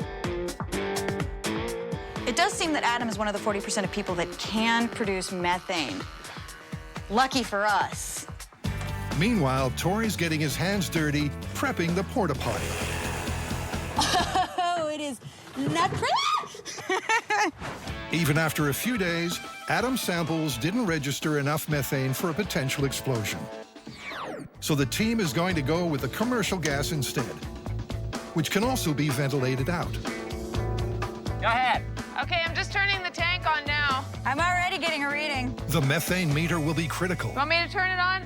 The gas level has to be between 10 and 15%. 70, 80, 90, it's up to 98%. Too much or too little won't trigger an explosion. So maybe we should turn it off. Yeah, I'm getting a little dizzy. Oh, you gotta lift the lid, dude. Cleanliness first. And once again, Buster offers his bud for a blasting. You guys ready for the gas? We're ready for The first test will see if methane pumped into the potty's tank ignites when Buster lights up. Still at 0. Carrie reads the meter from the window. Okay, looks like we're up to 12%. Pulling the hose. Adam pulls back the hose to a safe distance as Tori hits the igniter. Is an igniter working? And we're back down to 1.5%. No bang. So what's the problem? You know, I just think the toilet's doing exactly what it's supposed to do, which is to get rid of any excess methane. I mean, it's going into the box, it's going out the top. Let's cut it. Let's cut it and tape up the vents and see what happens. This time they'll block all the vents and fill up the whole porta potty with gas. Methane's lighter than air, so we've got our meter set about midpoint in the porta potty, which means that when we get 15% down there, we'll have a fair amount of methane up top. I think we're gonna get a pretty good explosion this time. 3, 2, 1. Firing. But Houston, we have a problem. Is it moving? Oh, there's fire! Burning. Oh, yeah. Buster's caught on fire. Oh, no. Shall we ventilate? We can ventilate, but it's going to accelerate the bonfire. What's your guys' plan? I say accelerate, and then I'll run in there with the fire extinguisher. Tell me whether it speeds it up. Oh, yeah. Yeah, okay, now he's fully on fire. And that's the end of experiment number 2. Good. Well, that was kind of fun. From where I was watching, it looked like the toilet paper ignited, and then it fell and lit his crotch on fire. And then when we ventilated, it lit him entirely on fire. It didn't look like a methane explosion. Well, if the methane didn't go off with that source of ignition, it wasn't gonna.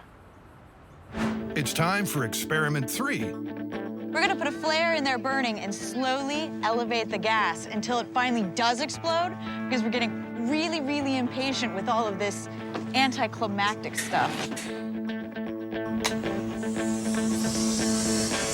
Come on, let's go! Start the gas. Gas. Gladly. And 7.8, 0.9.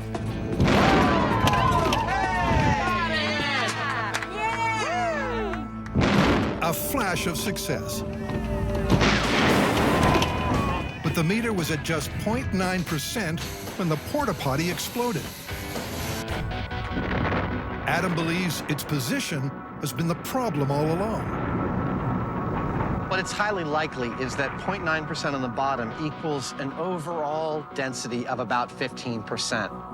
That's the problem we were having. When we were reading 15 down there, it was so rich that just there was nothing for the lighter to actually ignite with. There was no oxygen. But there's no way human waste could have provided enough gas for an explosion. So it's time to wrap up this myth.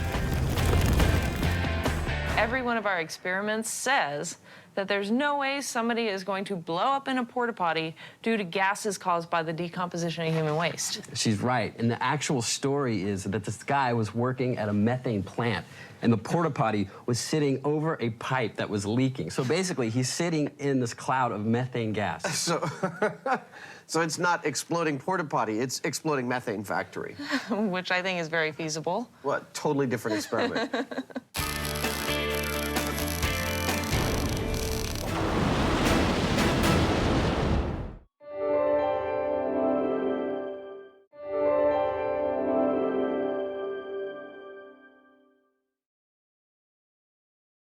Don't try anything you're about to see at home.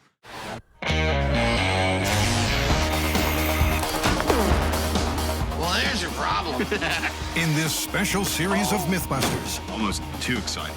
the Dream Team tackles their dream themes. It's scientific! Testing myths about everything from electricity to pressure and gravity. This one hurt a bit. Shaking down the science of shockwaves, velocity, and impact. With crazy chemistry, Oh, my goodness. far-out physics, Fun for the whole family. and insane explosions. Everybody okay? Life's burning questions answered.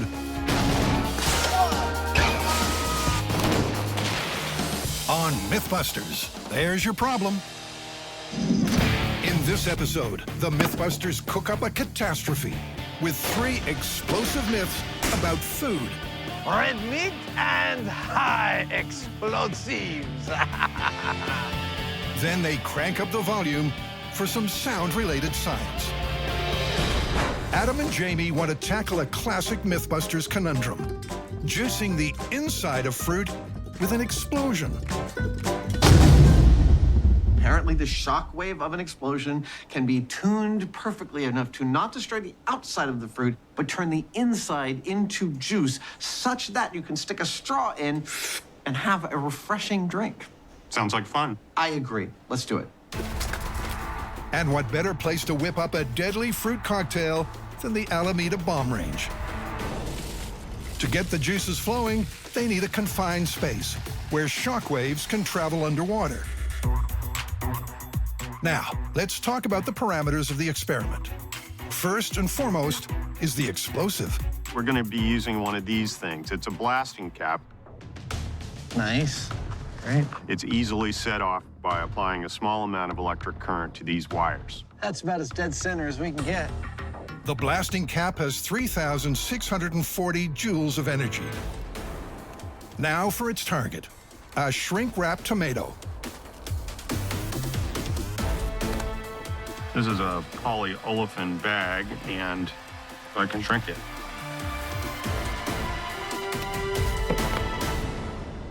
There you go. Oh, that's beautiful. Do you think this will float? I think it will. What are we going to do about that? I've got a magnet with a string on it. I figure I'll attach it to the bottom and we'll hang the blasting cap from the top.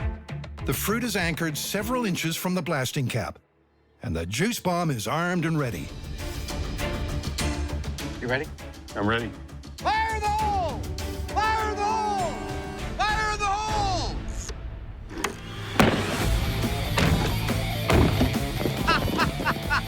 The whole thing jumped. That was awesome. Whoa, look at that beautiful bubble. Wow. We have this perfect 12-inch cavitation. Incredibly, the tomato skin is intact, but is there juice? Here, do you want to try it? All right. Oh, what? Hey, you're kind of getting some juice there. Jamie sucks out a small amount of juice. I did. For comparison, Adam tries an unexploded tomato and gets zero uptake. I'm getting nothing. They could be onto something. This is so ludicrous. We just blew up a tomato, and now we're trying to have a drink. What else? No big. With an unquenched thirst, the Mythbusters inch closer. And there it is, exactly 6 inches. 1 inch closer than last time. But will it smash the tomato to smithereens? Fire the hole! That doesn't get old. The blast wave is measured at 27,000 feet per second, but the skin stays on.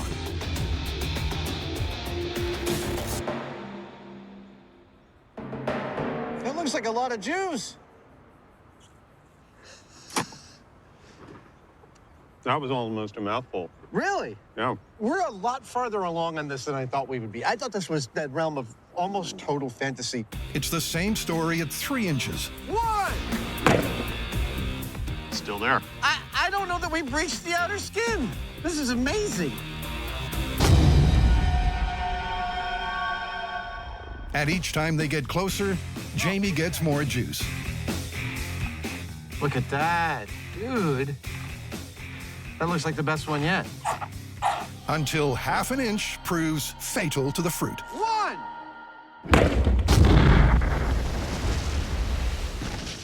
Yep, finally. We figured out how close you can get and actually hurt a tomato. They've effectively worked out the closest the blast cap can be without destroying the tomato is 1.5 inches. But now it's time to figure out exactly how much juice we can get out of that to actually quantify it. How? Well, earlier back at the shop, we quantified the amount of juice that we got from a tomato using an industrial juicer. And it was 62%. That means I got 62% of the weight of the tomato out in delicious tomato juice. Now we're going to compare that to what we get from a tomato detonated at our sweet spot of 1.5 inches. All right, so here's how this is gonna work. I've got a vacuum pump, a containment vessel, and a straw at the end of a tube. The vacuum pump will pull air out of this, which will then come through this straw. We stick the straw into the tomato, and it acts just like Jamie's mouth, sucking the tomato juice out. Oh, that's vigorous. That's actually pretty impressive, isn't it? Yeah. It's coming. All right. I think that's more than a human could get out, which we then weigh in this cup and determine exactly what percentage of juice we got out by detonating a blasted cap near the tomato. 60. This works out beautifully. 180-gram tomato, we got 60 grams of juice. That's exactly 1/3. That is 30% of the tomato in juice. That's half of what you get out of an industrial juicer, but that's a lot more than I thought we'd get. I actually believe that we are drifting dangerously into plausible territory here. In fact, after all this blasting, I'm not sure where we could go from here. Yes, using a preset calibrated explosive charge, it's possible to juice the inside of a tomato. And there's really only one place to go from here. I think we need more explosives. Now, of course, it's Mythbusters, so where a small amount of explosives seems to work pretty well, a large amount of explosives ought to work a lot better. This time around, we're going to be using 20 pounds of TNT. Nice. Nice and peaceful out here. At least right now it is. And that's going to create a much larger and more powerful pressure wave. So in theory, that should do a better job of creating more juice. They're scaling up the blast by a factor of 10,000, which calls for a fruit medley. Oranges, check. Cucumbers, check. Tomatoes, wrapped, check. Pineapples, check. 20 pounds of TNT. Let's make some fruit juice. While the blasting cap had an explosive energy of 3,640 joules, 20 pounds of TNT has 37 megajoules. Will a larger amplitude shockwave be more effective? We're going to hang 20 pounds of explosives 10 feet down. At each of the numbered markers is hanging a bag of fruit about 5 feet down. Okay, large-scale fruit smoothie in 3, 2, 1. Whoa! Uh-oh. Yeah, that was a little more energetic than I thought. At 3,000 frames a second, the evolution of the blast can be seen in all its glory. You can see the original impulse of the explosive starting to expand, and then you can see a set of different speed shock waves emanating out from that center. Then you can also see some of the reflected waves, which are bouncing off the bottom of the lake, also interrupting and creating secondary artifacts around the primary shock wave. This is one of the loveliest shots of an explosion I think that we have ever gotten. But did they get any juice? That's 40. This is actually pretty darn cool. We were afraid when we first saw the explosion go off that we'd lost like most of our fruit. But it turns out it seems that we have lost our 2, 5, and 10-foot bags, which we kind of expected because they're so close to the explosion. We got them from 15. Awesome. But we have 15, 20, 25, 30, and 40. Now it's time to inspect and see just how juicy our bouquets of fruit and vegetables are. The initial signs are not good. Oh, man. Okay, I'm just gonna go on a limb and say cucumbers do not like explosives. Many of the skins are ruptured. And even though there is evidence of tenderization, it's definitely softer. There is no juice to be extracted from any of the fruit. No, so I'd say that orange is not a fruit juice dispenser. No. Tomatoes, that one's dead. The kind of carnage that can only be yielded by an episode of Mythbusters. But why didn't it scale up? Whoa! We know that blast pressures can bounce off of surfaces. They can reflect. And so that small container caused the blast pressure to go back and forth through the fruit a bunch of times, each time breaking the cell walls a little bit more. So that may actually have been the ideal situation, even though the amount of explosive was very small. We started out with a little boom in a box. In that scale, we actually succeeded in getting some lovely gulps of juice out of a tomato. I think that we're gonna have to call this one plausible.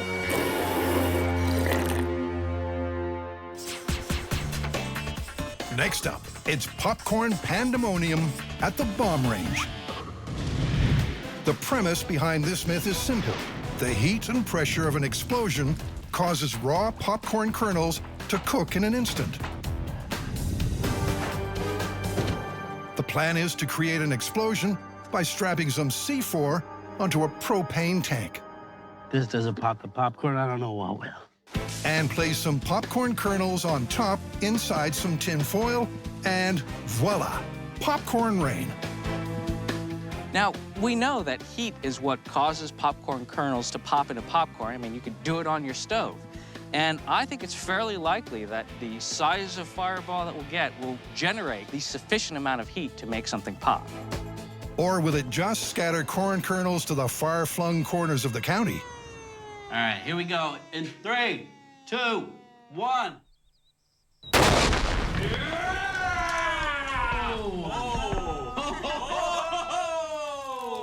Wow. That was some heat. You think we pop popcorn? I don't know. That's the burning question. At the corn carnage epicenter, the signs aren't good. I see a lot of unpopped kernels on the ground. No popcorn. Nothing? Nope. There's more foil over here. It seems the force of the C4 explosion and the rapidly expanding propane fireball distributed the raw kernels far and wide, without actually popping any of them. My propane popcorn empire! Why? So propane did not pop the popcorn. All we had was a big fireball, which is what we expected, but that somehow wasn't quite right in order to pop the popcorn. I don't think there was quite enough heat, and it wasn't sustained for long enough for the popcorn to actually pop. I think we just kind of blew it out everywhere. All right, what's next? Kettle corn? Creamer cannon. Yeah. Of all the fireballs that I've seen from explosions that we've done, Creamer Cannon has given us the most slow fireball. It goes into the air and then...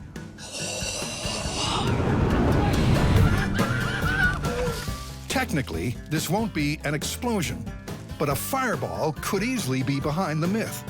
Yeah, we're good to go. All right, we're ready to light the flare. Okay, I'll see you behind the blast shields. Let's make some kettle corn. I'm ever the optimist. I think that this actually has a chance of working. All right, if you guys want to run. I do.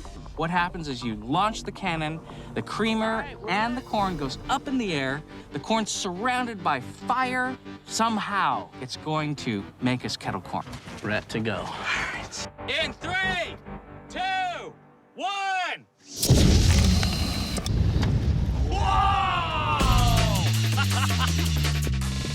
Something. Look at all the burning kernels. I think there are kernels up there. Let's see if we got some popcorn. The fine-grained creamer once again proves extremely flammable, leading to a satisfying fireball. And there appears to be flaming food falling to the ground. We popped popcorn. It's kettle corn flambe. It's burnt, but look. No, that's just burnt creamer. That's not popcorn? No, I don't No, think we but I popped saw it any rain kernels. down. Unfortunately, it was just little bits of creamer, but there was such hope there for a minute. I thought we actually did it. My kettle corn empire. I'm wrong again. So with the myth looking pretty much busted, it's back to the shop, where Carrie meets a popcorn professor. Now, we've been trying to pop popcorn with explosives, and I'm wondering if we just don't have enough heat generated. Why do you think that it's not working for us? Popcorn pops best at 450 degrees Fahrenheit. When the popcorn is exposed to that heat, the moisture inside the kernels expand and expand like your grandmother's old-fashioned pressure cooker until finally there's enough pressure to break open the kernel, and what you're eating is the starch that has been condensed inside. Basically, explosions, conflagrations, and combustions like these are just never going to pop your corn.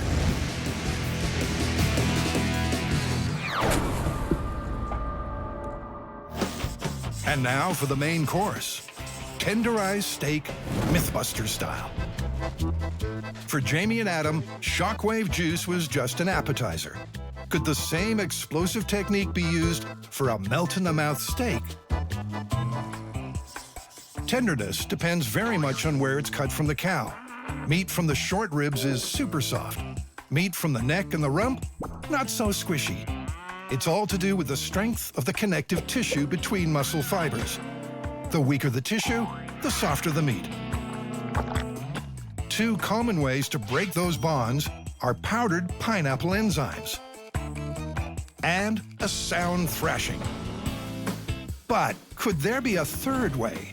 By popular demand, today we are joining two of my favorite things. Red meat and high explosives. Step 1, shrink wrap the cut. Then seal and deliver to the bomb range.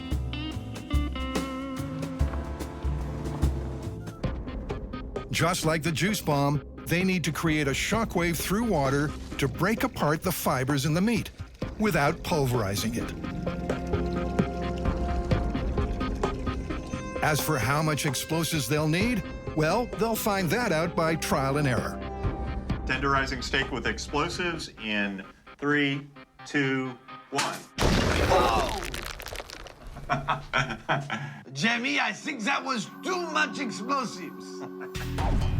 Some chefs add too much salt. Some chefs go nuts on the garlic. But they've added way too much C4.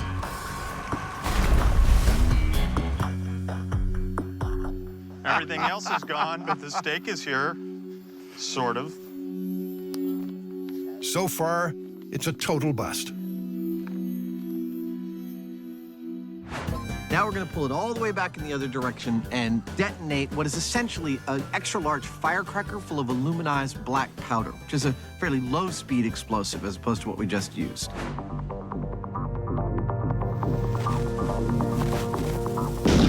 That was a nice little blast. The bucket's destroyed. But how about the steak? Well, that went perfect. The explosion went off, and we didn't ruin our bag of meat. Now, I can't tell anything specific just by touching this meat. The proof in any improvement in texture is really going to be in the cooking. 1, 2, 3. But before the barbecue fires up, they have one more tenderization test. They've tracked down someone in the Department of Agriculture who says he knows how to blast the steak to perfection. And they say that we've got to put a steel plate at the bottom of the barrel. We have to suspend it in the air, and they gave us the precise amount of explosive we have to use. So we've done Baby Bear and we've done Papa Bear. This is Goldilocks, right? This is the recommended recipe in 3, 2, 1. Oh, look at that. It's boom time beef. And just like the last time, the steak is not breached. And that means it's time to get cooking. As the sun goes down, the barbecue fires up. So let's meet the meat. Now, the first one is a low-grade steak. It's not been altered or tenderized in any way. The second one is that same low-grade steak, but we've tenderized it with a low explosive. The third one, we've tenderized with a high explosive. And the fourth one, we've tenderized with a pineapple enzyme commercial preparation. Now, the last one is a prime steak that's been aged 28 days. We're gonna test all of these and see which one is the most tender. We're bringing in Ron Siegel, who's the chef at the Ritz-Carlton, and he was the only American ever to win the Japanese Iron Chef program. Ron, thanks for coming on to help us out. Thanks for coming out to the bomb range. Thank you. All right, where are those steaks? So which one is the most tender? Let the chewing commence. Steak's good. Some of it is better than others.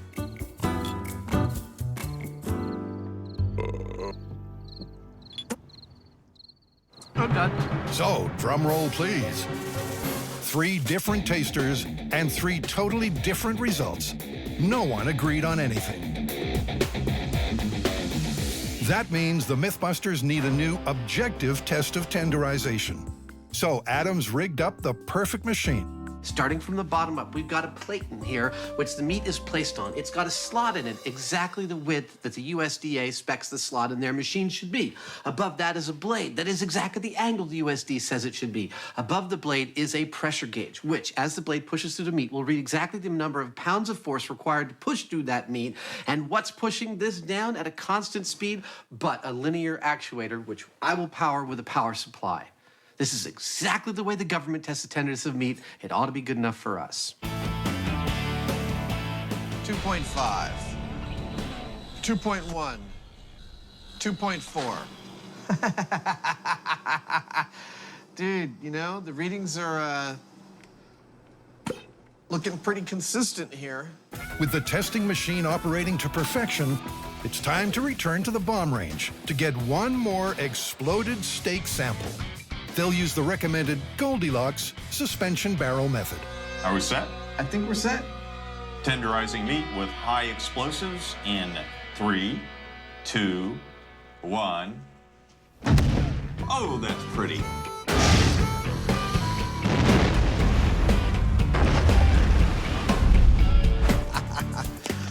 That's great. This one's breached, I can see that, but these two are totally intact. That's fantastic. Back at the workshop, they crunch the numbers. I think I know the results. Tell me what the averages are. Control was 2.82, and the exploded steak was 1.16. Oh, that's so great! I'm exhausted. All of this protocol to build the machine and to have it actually give us results. We were hoping to see something, and we got something. Yeah, when you're chewing on it, you can't tell, but the machine won't lie. That's awesome. That's awesome!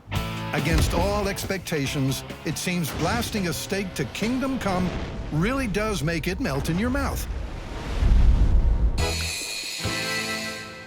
With the food-based myths well and truly well done, it's time to activate another sense.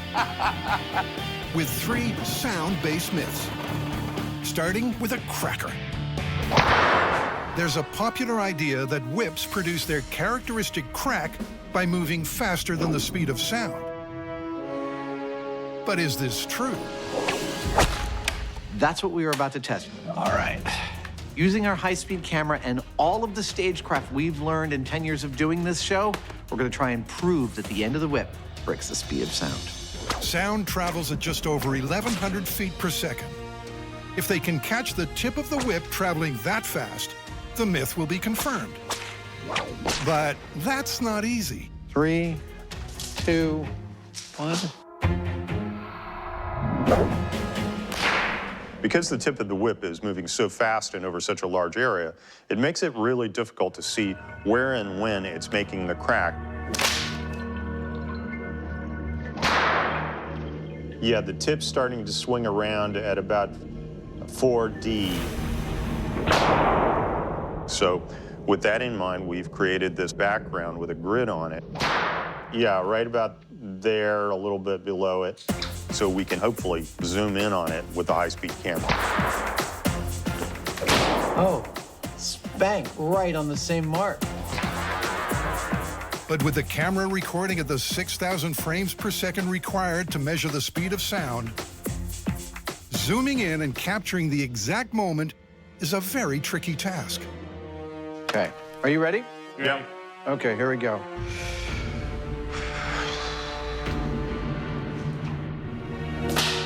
Too low. Try that.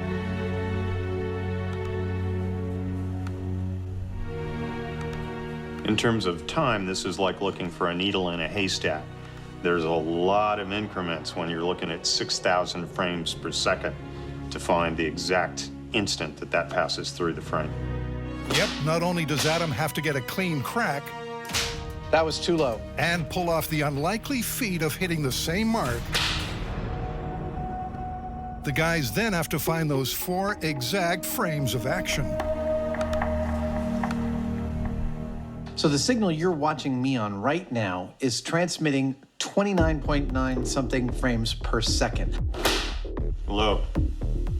I'm aiming at the same spot every single time. Our high-speed camera is catching almost 2 seconds of footage at 6,000 frames per second. That's going to be too high. It is, it's a little bit of a hunt and peck.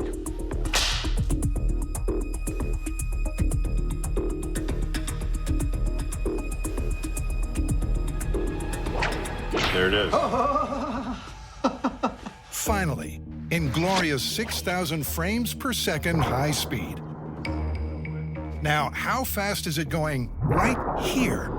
That's 5 frames to travel 12 inches.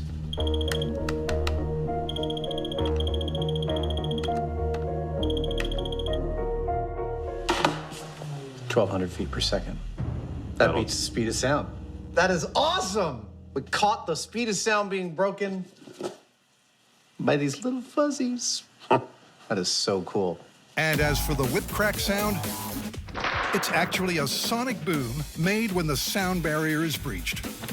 Meaning this myth is confirmed.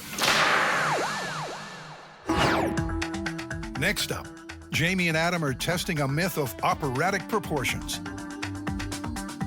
Can a singer shatter a wine glass with just their voice alone? Before they try with a singer, the boys have enlisted the help of sound tech Roger, who's going to try to break the glass using sounds made by his computer. So first I want to bring a glass over and we'll measure it and see what its resonant frequency is. And then we'll play that frequency back through the speaker and see if we can break it. So the theory is that the tone you hear boom when you hit it is the same tone that will potentially break it. Correct. Okay. A crystal glass has a natural resonance. This is the frequency at which it most efficiently turns sound waves into physical movement. Play a glass its own resonant frequency, but loud, and it may move so much that it explodes. They're using lead crystal, as it's the most efficient at transforming sound into motion. This lowest peak here is the fundamental frequency, and I'm reading off here 562 hertz. So that's where we should start. With the computer primed to belt out a pure 562 hertz tone, it's myth-busting time. So this is Mythbusters wine glass breaking test number 1. Simply playing a tone through the speaker to the glass.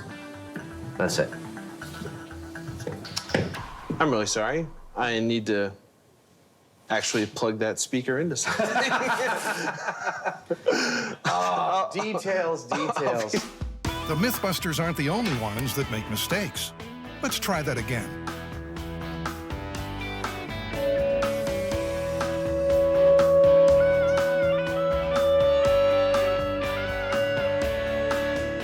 A big fat nothing. But Roger's not giving up that easily. When you listen to the glass, it has many harmonics above the fundamental frequency. And so maybe it's not the fundamental that breaks it. Maybe we need to produce one of those harmonics.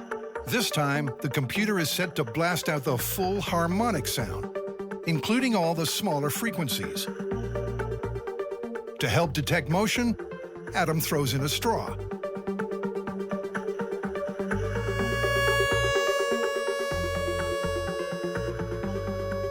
The straw dances. The glass really is vibrating. And check out the high speed. The crystal is as wobbly as Jell-O, but not wobbly enough to implode. So that could be myth-busted right there. I don't know that we've exhausted all the possibilities. Yeah, there's something we're missing here because it's really aggressively moving that glass. The question is, why isn't it breaking the glass? The problem may be with the way the sound is being distributed. And Roger's come up with a clever audio fix.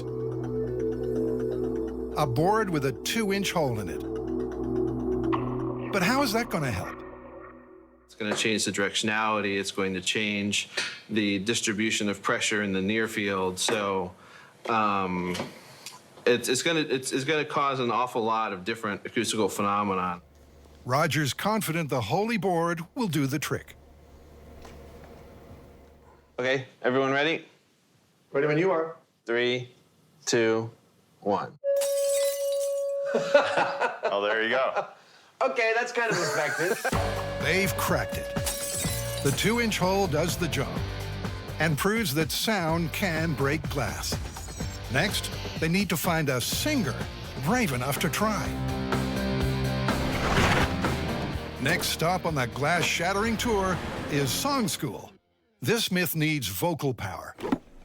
But forget opera singers. Adam and Jamie have gone for full power with rock singer Jamie Vendera. Some of these are a little more dead than the others. If you flick it, now hear how that rings. I mean, it sounds almost like the ring has a kind of curve to it. Exactly, and that's what you're looking for. To start off, he's going to try to achieve breakage using the right tone, amplification through the speaker, and the Holy board.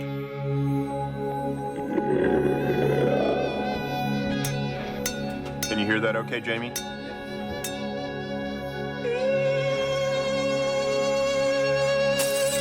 Bingo.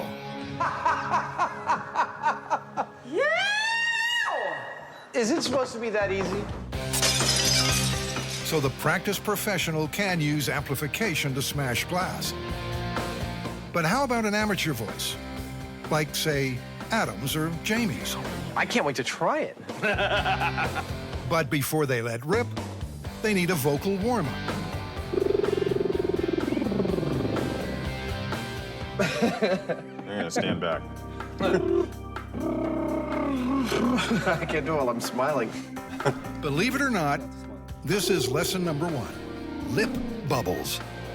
Just do that. Like that? Yeah, several times. Come on, Jamie. I don't know that I can do that at all. You can't make lip bubbles with a stash? Fortunately, there's another technique. Make a smiley face and you go. So it's like falsetto and you start real low and you get louder and louder on the same pitch. Real soft and real like a woman, you know, real like. You want to try a glass? I'm dying to try a glass. All right. Well, I want to see Jamie do it first. Everyone quiet for a second while I give Jamie the tone. This is Jamie Heineman. You know he has perfect pitch. And he's going to need it to break this glass.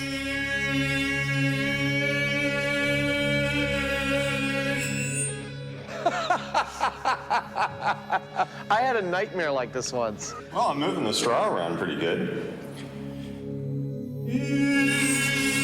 The straw is dancing, but no shards fly, except maybe in Adam's ears. But now it's his turn.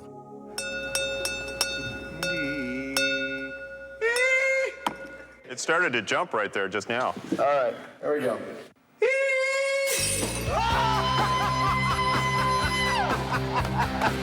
I did it! Wow. Well, there you go. That was great. You have graduated. You're now a full vocalist. Oh, that's incredible. Adam's proven that with a little amplification, even an untrained singer can shatter glass. But to prove the myth, they need to ditch the amp and go unplugged. Will Jamie Vendera rock into the history books, becoming the first documented person to break glass using his voice alone? 110%. I know I can do it. I don't have any doubt. I mean, if we get this, this is like, that's huge. No one's ever caught this sort of thing on videotape before. No one has a confirmed report. And if our researchers can't find it, I mean, nobody can. Oh, I'm so psyched about this, I can't even tell you.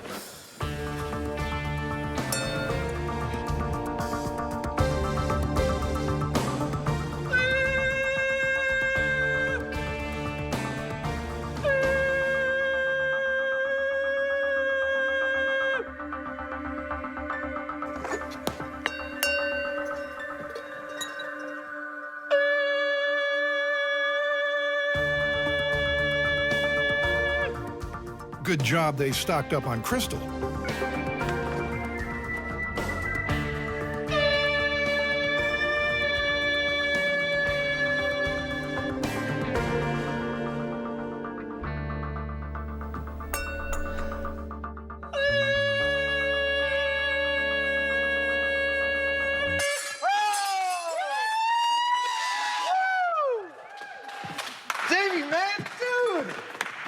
That is a first on television. A Mythbusters exclusive.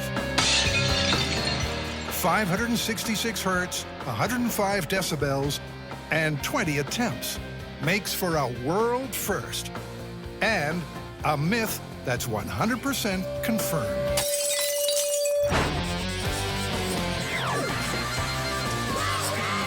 In our final story, the boys want to find out if it's possible to destroy this beige beast just by pumping up the stereo. All right, let's get her off the ground. Yeah! But how could sound destroy a car? Okay, so we know a speaker produces sound. It does this by switching an electromagnet on and off and vibrating the speaker cone. This moves air back and forth, creating waves of pressure. This sound pressure level is measured in decibels, and in theory, with enough decibels, enough pressure, you can break anything. So it's a simple plan. Build the most powerful subwoofer possible, and if that doesn't destroy the car, then nothing will. Step 1, make room by removing all mod cons and luxury extras, like the seats, and the steering wheel. Now, this is cool. I want this. A typical subwoofer has a cone size of around 10 inches. But in true Mythbuster fashion, the Mythwoofer will be 5 times the normal size. It's 52 inches. Oh, man. Which means we're talking probably a 4-foot speaker cone. When you look in this car, what you're going to see is the entire interior of the car filled with speaker cone that's going to be moving up and down. And it should be quite entertaining. To power such a massive speaker, you need some serious juice. I figure just go directly to an engine. You know, we can get a crank, we can go right to the output of an engine, we get raw power. That's what we're going to do. It's another Mythbuster first, a diesel-powered speaker. To harness the engine's raw power, they'll need access to the transmission. So Adam and Jamie get cutting and open up the bodywork, from the top and the bottom.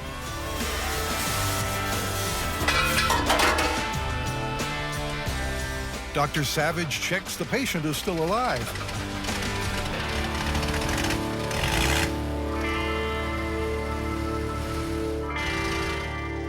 Now it's not shutting off. Which could be a problem. Amazingly, there's a button on the engine that says stop. And I pushed it, and it stopped. The next step is to build a mechanical device called a crankshaft, the crucial link between the engine and the speaker cone. This is the crankshaft that is going to, via a push rod, push the speaker cone up and down. So what we've done is very carefully align all this stuff, and now I've got to weld it in place so that it works like a crankshaft inside an engine block. This was a simplest, rather crude, but simplest way of really making this thing solid. So, you know, I'm determined not to have this thing just rip itself apart. I want to have this speaker rip the car apart.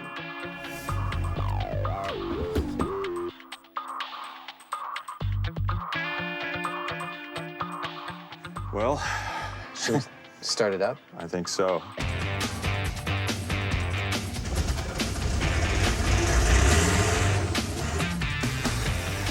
I'm gonna kick it into reverse. Hey! It's turning beautifully. Nice. That is nice. As the ultimate boom box comes together, Super Sleuth Tori's taking tips from the professionals at Daytona Beach, Florida. Hey, look, I'm on TV. He's at the Spring Break Nationals, This is nicer than my apartment. the world's most famous sound-off. These guys customize their vehicles for one purpose: maximum volume. But how damaging can this decibel drag race actually get? Do cars explode? Well, I haven't seen one detonate, if that's what you're saying, but I have seen windshields break, and I know of lots of vehicles where the panels have come undone, and I've seen lights that, you know, all of the driving lights on the top of the vehicle, like on trucks and stuff, pop out during competition. How many decibels will it take to shatter a window? Well, there's not an exact answer, but I would say that once you get to 160 dB, you're in a range of sound pressure levels that could fracture the windshield. That sets the benchmark for Jamie and Adam. But let's just put that figure into perspective. 140 is enough to severely damage your ears. 160 decibels is what you get from a jet engine. And 198 to 201 is enough to kill you. Oh, my liver. I think it might have damaged my liver. But the team are hoping it's just the car that gives up the ghost when they let the myth woofer rip. This is the cone for the speaker. Now, technically, we could just have a flat plate, but this will actually be stronger. It'll be less likely to bend when we start pumping up and down on it. And, you know, in a real speaker, you would have like something that was perfectly conical, but by making these pie sections, we're able to get pretty close with a lot less work. Well, there it is. Wow, that is perfect. Next, a tractor inner tube will double as a speaker surround. This flexible diaphragm will allow the speaker cone to vibrate and retain a seal on the speaker cavity. And once it's glued to the aluminum cone, Adam and Jamie work on a new Mythbuster theme tune.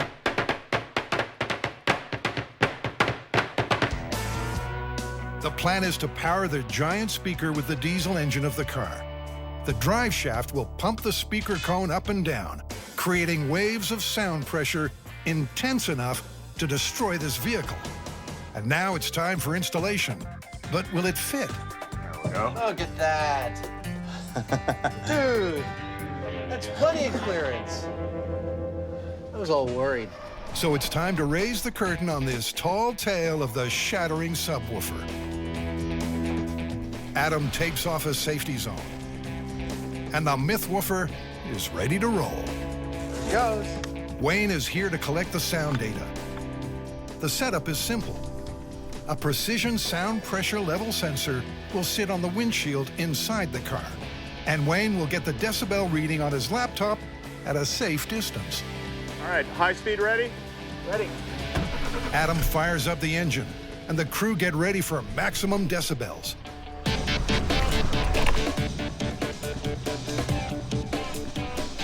But we aren't going to hear any wild tunes here. We've got 3 melodies. It's called first gear, second gear, and third gear. And the sound of shattering car. Ready, let's go for it. In 3, 2, 1.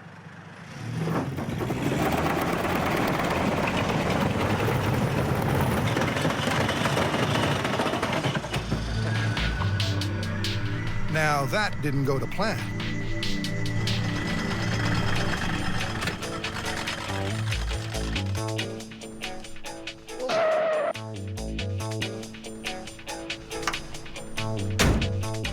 I don't see no cracked glass. And why not? Because the speaker sure looked like it was working.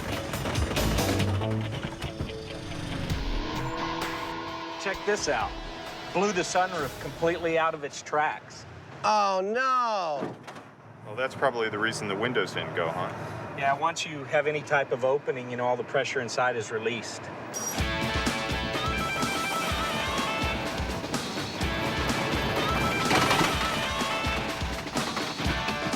But how many decibels did the Mythwoofer pump out before it broke down?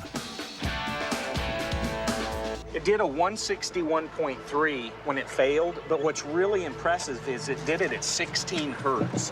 That is just almost unheard of to produce sound pressure levels that high at such low frequencies. Just takes a tremendous amount of energy to do that. With that kind of sound energy and the car still not detonating, this myth is busted, without a doubt.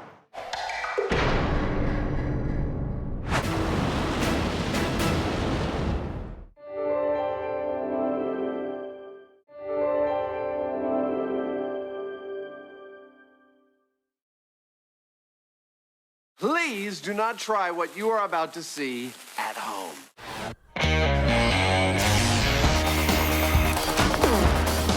Well, there's your problem. In this special series of Mythbusters, Almost too exciting. the Dream Team tackles their dream themes. It's scientific! Testing myths about everything from electricity to pressure and gravity. This one hurt a bit. Shaking down the science of shockwaves, velocity, and impact. With crazy chemistry, Oh my goodness. far-out physics, Fun for the whole family. and insane explosions. Is everybody okay? Life's burning questions answered.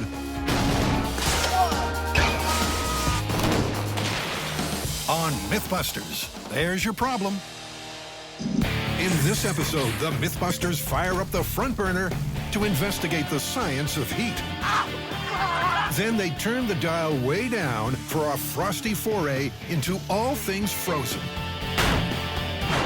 They're colorful, they're delicious, and they're fun. Are we doing an experiment here, or are we screwing around? But when they heat up, these bliss balls have been known to blow up, causing serious burns.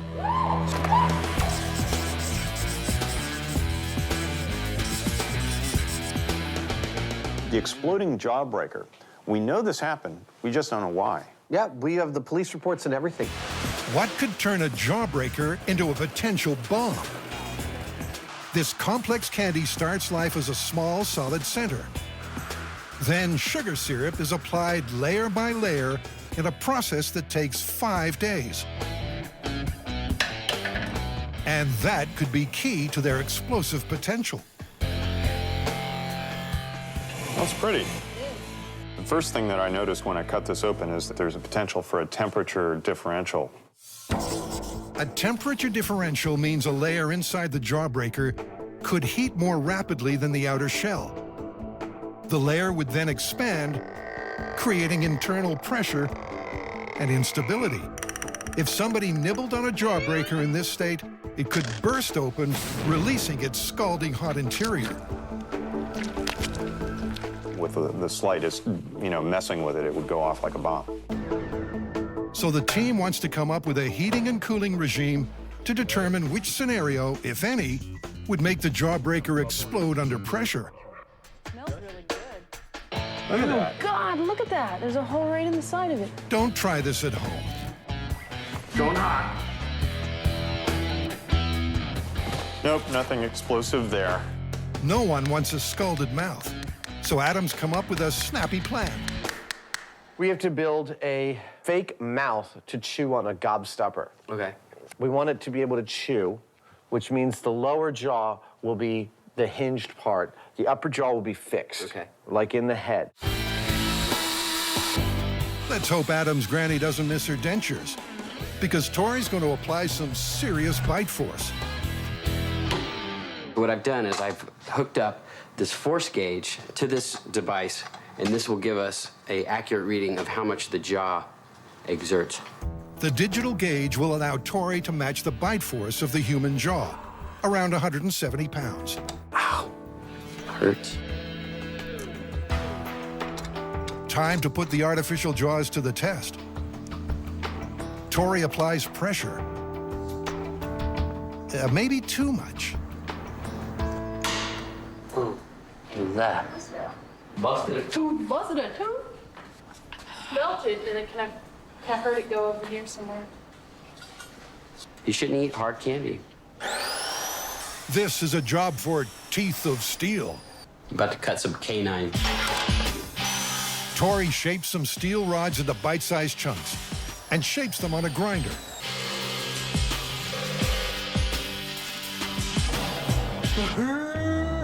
They might not get you a Hollywood contract, but these iron choppers will be able to replicate the bite force of a human mouth. I finished the teeth. I hope they work. Meanwhile, the microwave is getting a workout. Look at this. The one light green layer in the middle there started to bubble, and nothing else did. I'm gonna put this piece back in there without the core in the middle of it and see whether it just kind of pools and nothing else happens. Okay. Christine uses an infrared thermometer to measure the temperature of the candy's molten inner core. 225 degrees. Yeah, I went up to 225. Well, you know, this is actually pretty interesting because it's clear that it is reacting in that layer a lot more than the surrounding areas. And that's where we get some kind of an explosion. Ow, really retains the heat. You could get seriously burned with this. In fact, I think I did. Want to get me a jawbreaker to test? The jawbreaker is packing heat. Now to apply pressure. All right, that's a full bite. Nothing's going on. They try again, but the jawbreaker just won't crack. Perhaps the candy has been heated too fast. Defrost cycle. See if we can figure it out on this machine.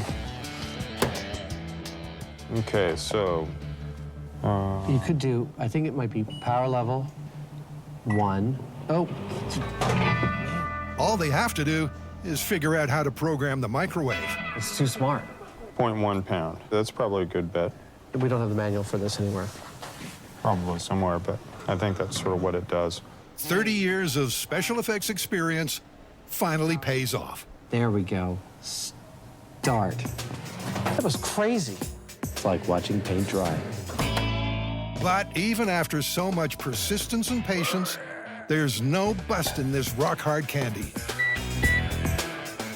They test combination after combination of heating, cooling, and pressure until finally... Going hot on the candy. Okay. Everybody clear? Ready? Yep. 3, 2, 1.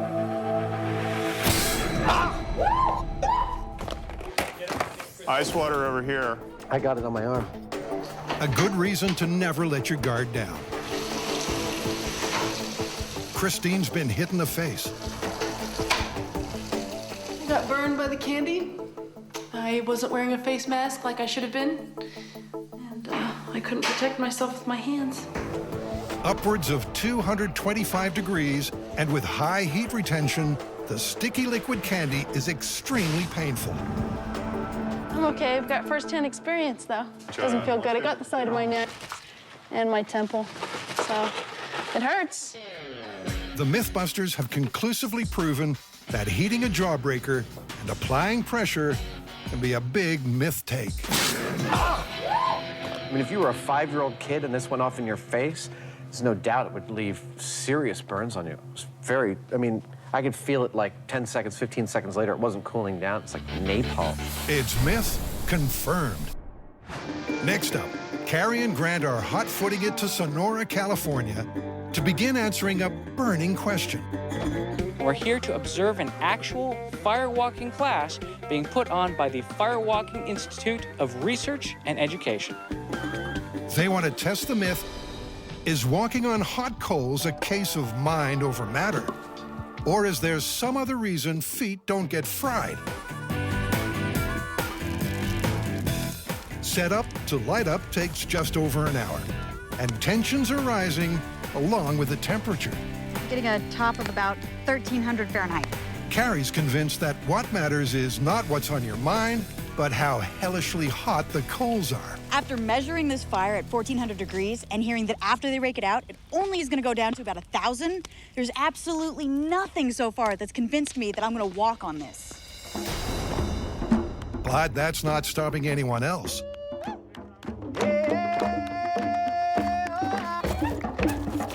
The students glide across in a zen-like zone without a single injury. But before the team follows in their footsteps, they want some hard data.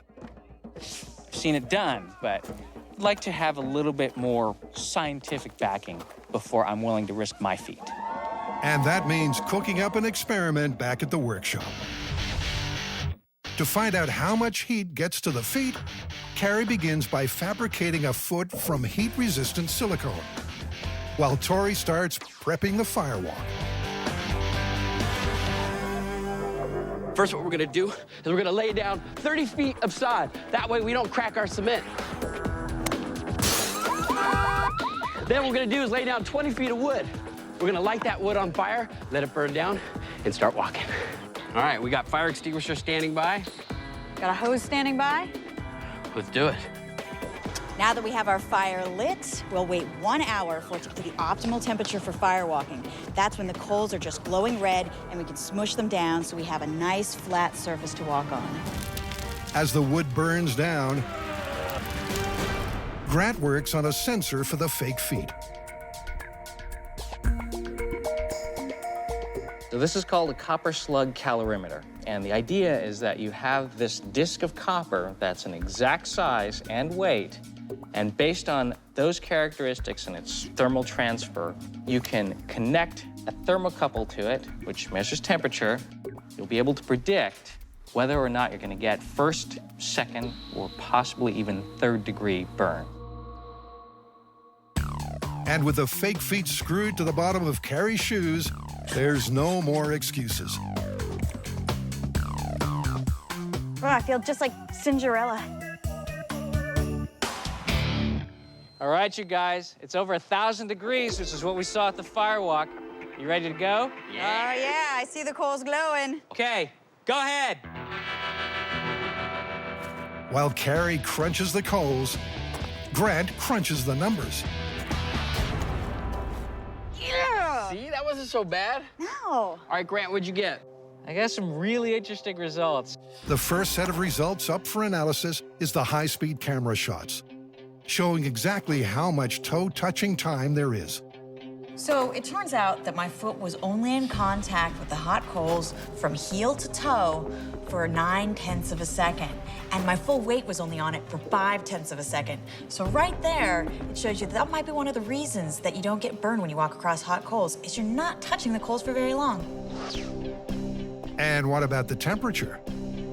The interesting thing is that we don't predict any injury, first, second, or third-degree burns, during a normal walk.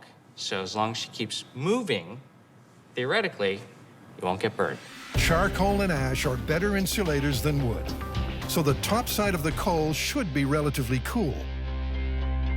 So in theory, you should be able to pick up one of these coals, which on one side is 900 degrees, and on the charcoal and ashy side is 300 degrees. So I should be able to put this in the palm of my hand without injury, and potentially light a fire. Here we go.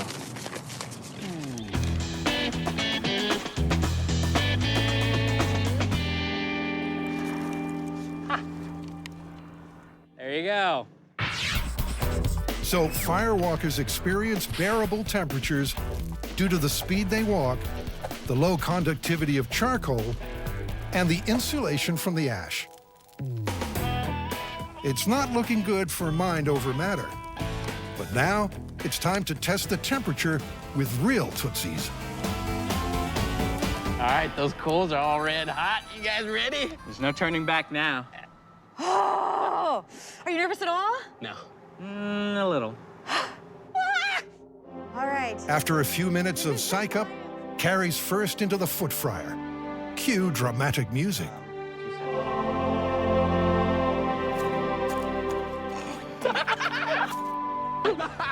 It's not totally not hot. Next up on the charcoal catwalk, Grant. Yeah, Grant! As cool as a cucumber, he glides over it. Yeah! Very graceful! There we go. A little hotter than I expected, but I think I made it. And that just leaves Tori, who charges in without hesitation. Go, Tori! Here we go. Yeah. It's not that bad at all. I thought it was gonna be a lot worse than that. It looks way worse than it is. It's really not that bad. It's the mental part that messes with you the most. In fact, I didn't even feel it. I had to walk back one more time just to see whether or not they were hot. It seems that physics stop your feet from being flame grilled, not mind over matter. But what about a mind unprepared? To find out, let's segue to the next day. What are you cooking? We're gonna be cooking, well, at the bottom of your feet. We're looking at the science of firewalking. Firewalking! Awesome! Adam is hot to trot until the moment of truth. It's one thing to think intellectually that I've always wanted to walk on fire. It's quite another to feel the heat of 2,000 some odd degrees at my back. But now, it's time for Adam's trial by fire. You can do it!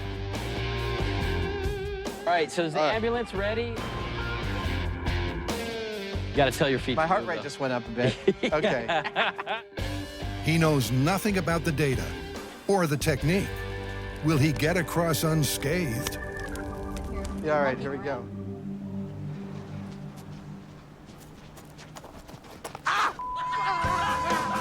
Apparently not. Woo! Wow! That hurt a lot. Ow was going through my head. As I did it, walk, walk, walk, this isn't so bad. Holy crap, this is pretty bad. Ah! Like that. That's about the thought process. So it seems that it does matter what's in your mind, but only insofar as knowledge about technique and preparation go. With no prep at all, I think I made a classic mistake of speeding up and digging my feet into the coals more. High-speed analysis shows Adam's hard marching method meant some of the coals stuck to his feet, giving them more of a chance to conduct the heat. So science still wins. This myth is busted.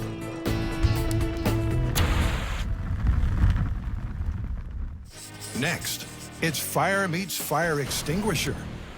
According to our fans, the myth goes something like this. If you fling a fire extinguisher into a fire, the heat builds up pressure in the tank until it ruptures. Then all the retardant spills out and douses the fire. Or does it? Sounds dangerous. But Tori's got fireside safety covered.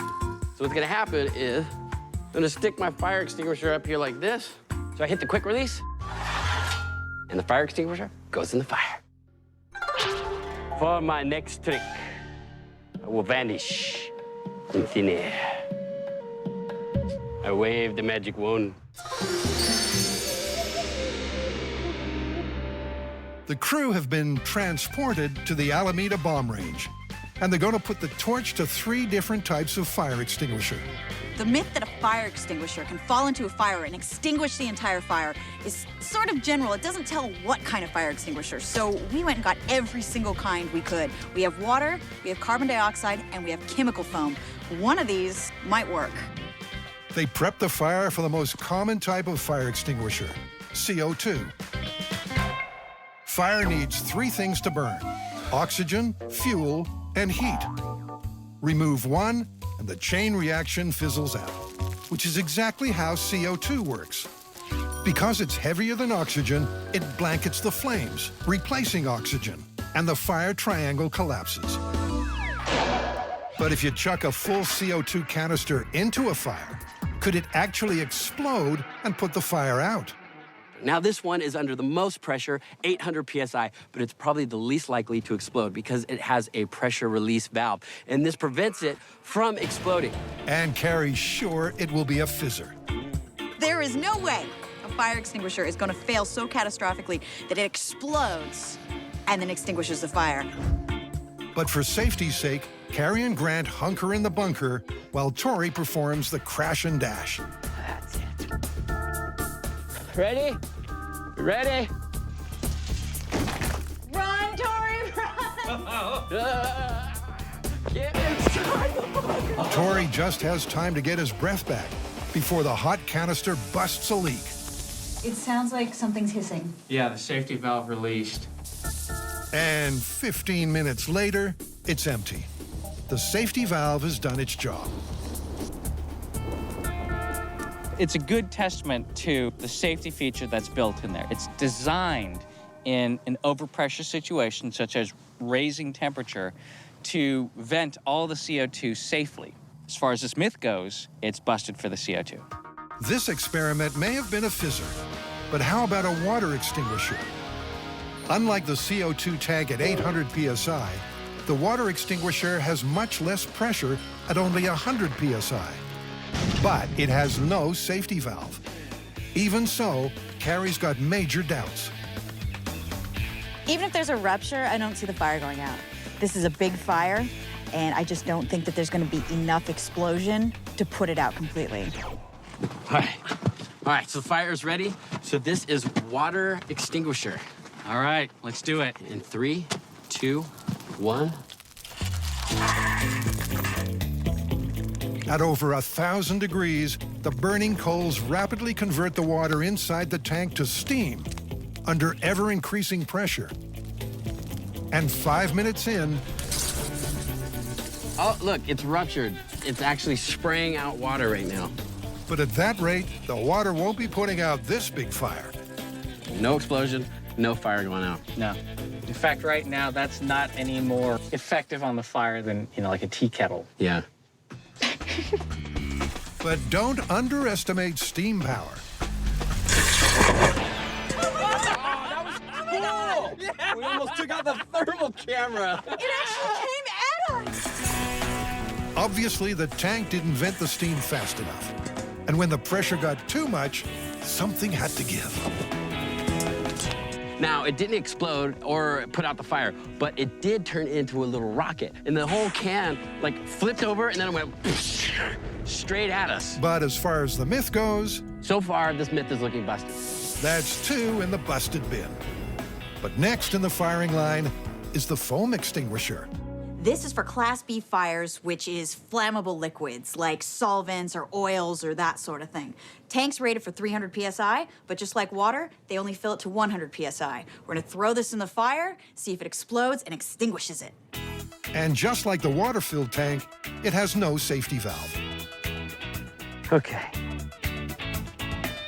We're ready. I think the fill valve will be the first thing to go. It'll hiss out. And potentially we could have another mini missile. But as far as explosion goes, I don't think so. Here we go. Foam extinguisher in 3, 2, 1.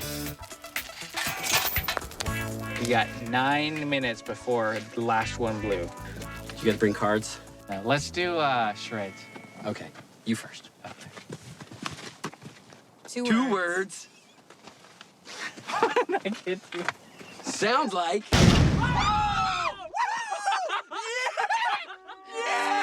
And put out the fire! It exploded and put out the fire! Oh my God! It's spraying! Oh, it's rain. Ew, oh, God!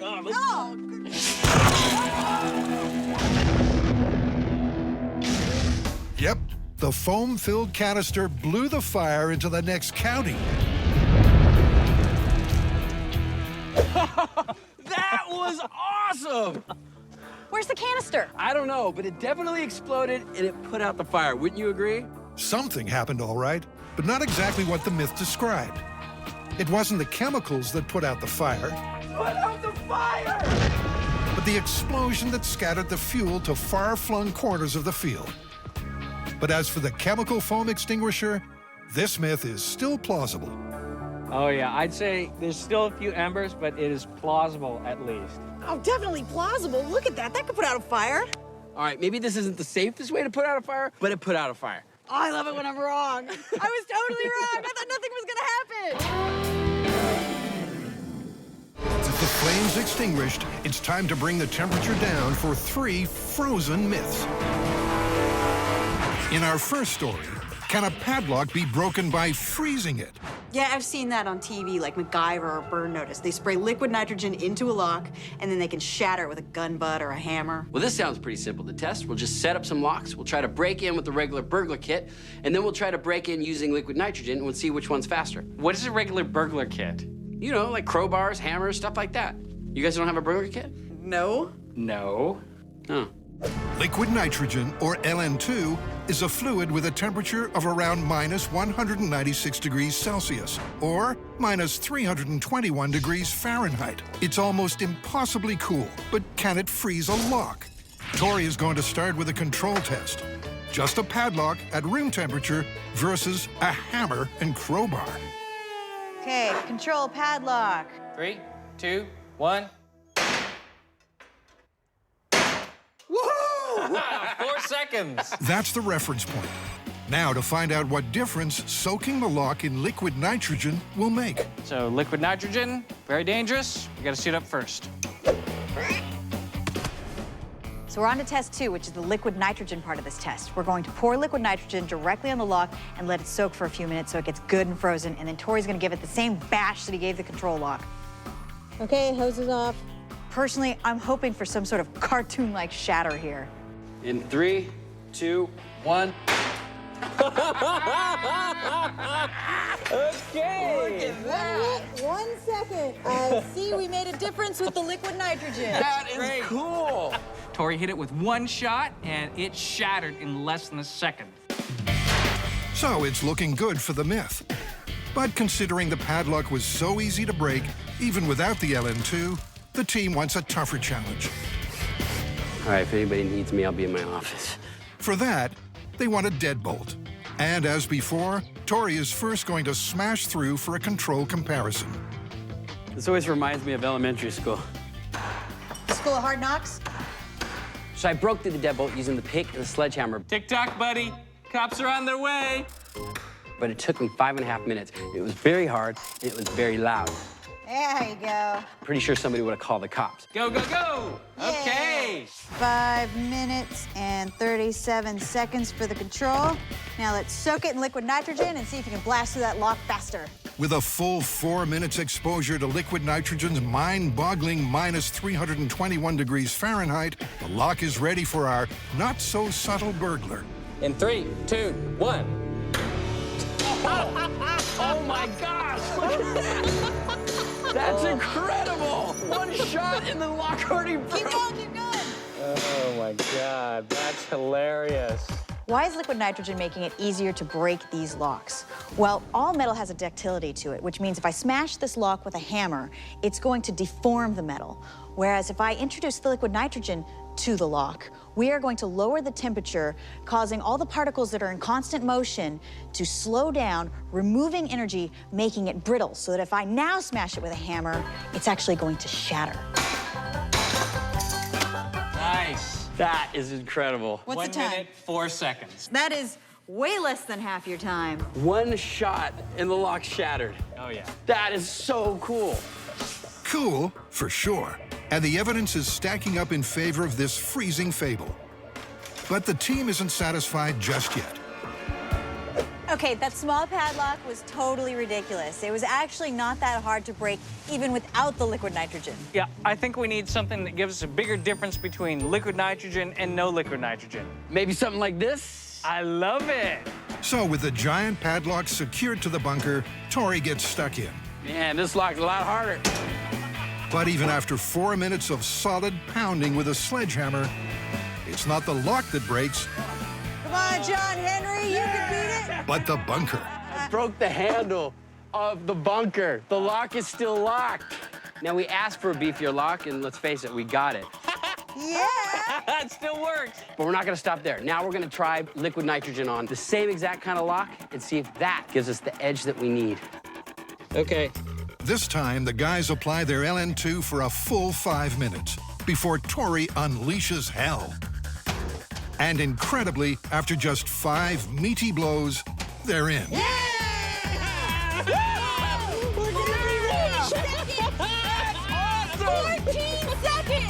It's a massive result. On one hand, 4 minutes of failure. On the other, 14 seconds to success. You guys, I can't believe it. Adding liquid nitrogen to a lock actually makes it easy to break. This myth is totally confirmed. I know, and I just can't believe how big of a difference it made using the liquid nitrogen. Wait, did we just give our audience a guide to making breaking and entering easier? Yeah, pretty cool, huh? Yeah, okay, that did occur to me, but this is a difficult technique to use.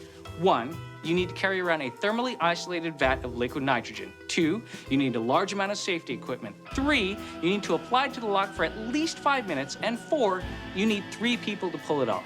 Yes, it's successful, but you know what? It's not the most subtle technique out there. Yeah, I agree. It's probably not gonna catch on. You know what, though? This myth is still confirmed. Confirmed.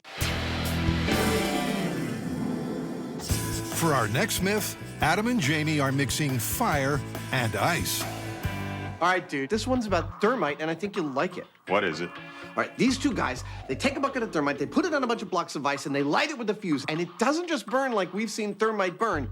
The whole friggin' thing explodes. Thermite is metal powder and metal oxide. It burns at ferociously high temperatures, which you'd think would just make ice melt. Instead, according to the myth, the ice will explode. Let's head out to the bomb range and try it out. Before they test the myth, Jamie wants to warm up with a demonstration of just how hot thermite burns. What we're building first is a kind of pagoda from bricks and steel plates. The idea is to see how many plates the thermite burns through once it's ignited. Thermite's a mix of fine metallic powders, but the ideal ratio is debatable. Of course, we want the best burn for our buck, so this should be a great way to bench test Jamie's special blend. With the thermite inside a bucket, Jamie throws in 2 matchbooks attached to a fuse. Okay, this is thermite penetration test. In 3, 2, 1. With the fuse lit, it's only a matter of time before thermite's full power is unleashed. The thermal imaging camera should enhance the experience. I've always wanted to see this thing in action just like this. As far as I know, it's never been done before. I mean, you see what happens after the fact, but we're going to see the whole thing all at once.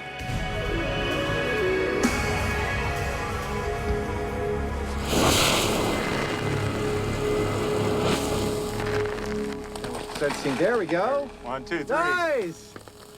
Oh. 4 plates. Right, the top 1 and 3 down. That was pretty cool. It was. It's the opposite of cool. At 4,000 degrees Fahrenheit, the burn is too bright to view at close quarters. It's a major meltdown. We could hang these up in a gallery and we'll make it like $1 million. If it melts metal, it's definitely going to have an effect on ice. But will it really result in an explosive hail of ice cubes? Someone order 10 one-pound ice blocks? Ah, that'll be the Mythbusters. 10 blocks of ice. We'll go get the thermite. They stack the ice on a bed of bricks. This is thermite and ice in 3, 2, 1. We're good. Needless to say, never try this yourself. We've got all the safety gear, the expertise, and the blast screen. This is killing me. Don't tell me. What the heck? Don't you hate it when you're huddled behind a blast screen with a nervous bunch of grown men and nothing happens? I think it's a dud. Finally, Jamie can take it no more. Fully fireproofed, he fashions a new fuse and takes a furtive walk, knowing the old fuse could blow at any time. So Jamie's put on the full fire suit to protect himself to replace another fuse and matches because, well, we don't know. He could touch that bucket and it could all go off. So it's a little bit touch and go right now. Jamie wastes no time setting the new spark. He's lit it. Let's hope it stays lit. This experiment should confirm or bust the myth of exploding ice. That looks like the match is going off. There it goes.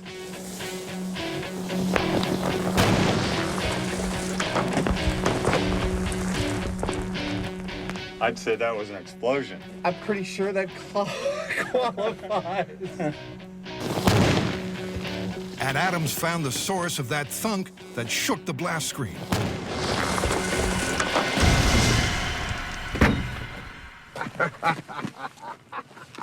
In the popular parlance, we call this piece of ice a hunter-killer because it went all the way from ground zero to our blast chamber. Luckily, it is ice-proof. Some chunks of ice flew as far as 150 feet. The brick pallet is a smoldering ruin, and there's no trace at all of the galvanized steel bucket. Look at that. That tells the whole story right there. It shot the bricks right down through the bottom of the floor there. That was a bona fide explosion. But what actually made the ice go boom? The truth is, no one really knows. Experts I've talked to are speculating that heat from the burning thermite is decomposing the water into hydrogen and oxygen, which in the presence of a source of ignition, namely hot thermite, is exploding. Now, I sort of have a problem with that because that requires that a whole bunch of hydrogen and oxygen be instantaneously created, and I don't know that that's possible.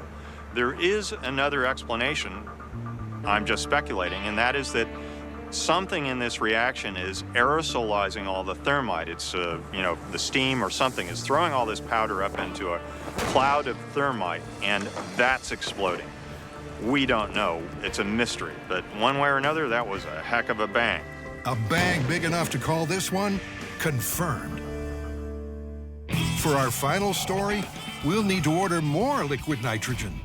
All right, exploding frozen tree. Let's talk about that one. Okay, well, the story goes that there was a leak in a liquid nitrogen processing plant. One of the pipes burst, and liquid nitrogen started to flood down into the office. Now, it was the holidays, so there was a Christmas tree and a bunch of decorations, but most importantly, the liquid nitrogen leaked onto the Christmas tree. And bang, it explodes into splinters. Right, now, in theory, this could work. I mean, maybe the water inside of the tree froze and expanded and caused the tree to fail catastrophically. Just like us mammals, most of the mass of a tree is water. When water turns to ice, it expands. And if the freezing is almost instantaneous, well, it doesn't take a tree surgeon to see how that might just ruin Christmas for everyone. So where should we start? Well, let's start by finding out how much water a tree contains. We can do a classic biology dry weight experiment. All right, once we've determined that, let's get two identical trees. We'll take them out to the bomb range. We'll blow one up as a control, and the other one we'll pour tons of liquid nitrogen over and see what happens. Sounds like fun. Let's do it. Our wood chipper's here. Step one is to see just how much H2O lurks inside a standard Christmas tree. And this will not be pretty. We're gonna shake the dirt off this, throw this thing into a wood chipper, and then we're gonna take all those wood chips, throw them in pans, measure their weight. After that, we're gonna stick them in a low heat kiln, slowly dry them out, evaporate all the moisture out of them, and then measure them again. So instead of trimming the tree, they'll tear it to shreds. But every last leaf and twig must be preserved for science. So what we want to do is capture every little bit of the tree that comes out of the wood chipper. You sure are chipper today. And just in case some shards of shrubbery miss the trash can, there's a safety net. I think we'll be able to catch everything with this. It's just crazy enough to work. Now, welcome to a true Christmas nightmare. As the tree is shredded, and every part collected in a bucket, in a horrifying act that would make even the Grinch grimace. Awesome. I have to say, this is definitely one of the better smelling experiments we've ever had in the shop. So much better than rotting meat. Oh, wait till you smell it when it comes out of the oven. I know. It's gonna be delicious. Fresh pine scent. What started out as mulch looks like being the dish of the day. So we've taken our 6-foot Christmas tree, put it through a wood chipper, and distributed it onto 8 baking trays. Over time, as the water bakes out of the tree, that weight's gonna go down until at some point it will plateau. Then we know we've gotten all the moisture out, and that will tell us what the overall moisture content of the tree was. 7.2 pounds. They'll check the diminishing mass each and every hour until it stabilizes. Tray number 1, 7.4 pounds. All right, 7.4, that's it. The oven is filled. Now it's time to bake our tree. In the meantime, they have a date at the bomb range with another ill-fated tree. I hate to get sappy here, but does anybody feel really bad about blowing up a tree? Oh! Smells great. Now, of course, we can all imagine what an exploding tree looks like, but in the name of science and all things cool, we're gonna do it anyway. Without beating around the bush, they need a true tree explosion as a point of comparison. What do we got here? Little deck cord, that ought to do it. Yeah. Yeah, we could use C4, we could use all sorts of explosives, but I think det cord gives us the best chance of not blowing it up to complete smithereen. Yeah, that's probably a good call. And look, it's gonna look like a Christmas tree. The team retreats as the bomb tech sets the firing cap, then calls in the chaos. Fire in a hole! Fire in a hole! Fire in a hole! All right, so this is liquid nitrogen exploding tree control test. Still calling this a control test. Wait, acting like I am enjoying this. This is serious science right now, okay? All right. In 3, 2, 1, go, JD! Oh! It looks like we just gave it a haircut. And then some. This is the kind of defoliation they hope to get from a big fat blast of LN2. Dang, look at that tree all over the place. That's great. That's pretty much what I expected to see. Many trees were planted to replace those we blew up, and now they know what an exploding tree looks like. Test liquid nitrogen. All right. Before they apply the LN2, it's back to the shop to check on how plausible the myth is. Is there even enough water in the tree to possibly cause it to blow up when frozen? So our figures have finally plateaued, and what's left of the tree is now 33% of its original weight. What? Wow, that is a lot of water. Tree's 2/3 water. So there might actually be something to this myth. All right, well, let's get some fresh trees, go out to the Alameda bomb range, pour some liquid nitrogen over them, see what happens. All right. Awesome. If you say so. Meet tree number 3 and a truckload of the same stuff they used to break the padlock. Anybody who's taken a high school chemistry class knows just how effective liquid nitrogen can be to freeze something. So we thought in Mythbusters fashion, we'd take a small quantity, like 2,800 gallons of liquid nitrogen, and we're gonna pump it through this hose. And out through these phase separators, where it'll separate the liquid nitrogen from the gases. So we'll be able to dump hundreds of gallons of liquid nitrogen over the entire tree. And just to check our progress, we've got this temperature probe, which should be good down to minus 300 degrees Fahrenheit. We'll jam it in the trunk and watch it remotely. Winter is coming, and it's going to be harsher than any you've ever seen. Do I think we're gonna get an explosion? I have my doubts. I do think we might see some cracking, some splitting of the tree. But you know what? There's always that little chance that that tree could explode. I mean, we have been wrong before on Mythbusters. I have my doubts that this tree is going to give us any sort of grand explosion. If anything, maybe some of the ornaments might explode, which, you know, when I told the story later, I might say the tree exploded. But I'm definitely standing behind the blast shields, just in case I'm wrong, because I am often wrong. Like an extremely isolated new ice age, the liquid nitrogen engulfs the tree. As the liquid turns to gas, oxygen gets sucked out of the mix, and the team brace for a truly bauble-blowing blast. 43.5 degrees. That's dropping fast. That's like 20 degrees in 2 minutes. It's dropping faster now. What are we at? 16.2, heading towards 0. This thing could explode at any moment. It sure could. And let's note that the freezing point of water is 32 degrees Fahrenheit. Dropping really fast now. Minus 90, minus 95. What? Minus 100. Antarctica cold. Yeah. This tree is definitely frozen. It's at minus 140 now. It's minus 150. How much time has elapsed? We are now at 7 minutes. The LN2 dissipates slightly in the breeze, but the temperature of the tree continues to plummet.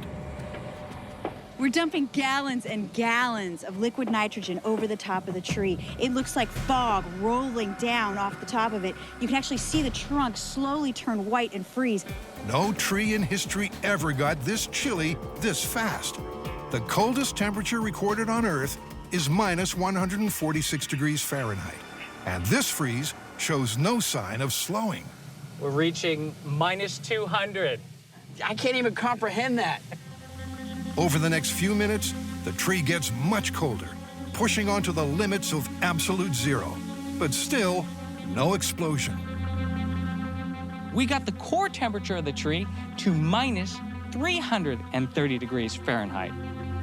If that tree were going to explode as a result of the water inside freezing, it would have. But unfortunately for the myth, it's still intact. Look, it's been almost half an hour, over 200 gallons of liquid nitrogen. I think we should call this and check it out. All right, let's call it. All right, go ahead and kill the liquid nitrogen. They couldn't get it any colder, and the tree hasn't so much as shed a leaf. You know what? I was really hoping this thing was gonna explode. Check for cracks. Wow. Not any cracks, though? No I don't cracks. see any cracks at all. But the whole trunk is like covered in frost. It means it's completely been covered in liquid nitrogen. What should we do now? Well, I wonder what would happen if there was some sort of impact. Could you actually shatter this tree the way you do with those science experiments? Yeah, how about if we hit it with the shotgun? That sounds like a plan to me. A hammer blow worked for shattering the locks earlier, so maybe a load of buckshot will do the job here. If anybody loves Christmas, turn your heads now. This just seems wrong, shooting a Christmas tree. Safety's off. Here we go in 3, 2, 1. The tree takes the hits, but it's still not smashing to smithereens. All right, it's about as good as we get. What more can you do? Well, here's what you could have done much earlier. Asked an expert. As an arborist, what are we doing wrong? Why is the tree not exploding? Trees in colder climates are naturally built to not explode. What happens is the water inside of the tree cells moves to air spaces outside of the tree cells, and those air spaces provide enough room for the water to expand without exploding the tree. So the water does freeze and it does expand, but because of the air spaces, the trunk doesn't go boom, boom. Correct. So no matter how much we freeze this tree, it's never gonna explode?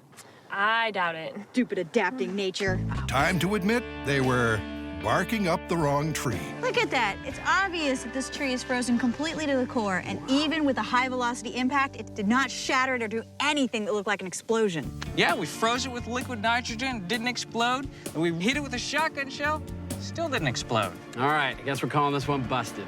Busted. Busted. You know, I could always go into the tree trimming business.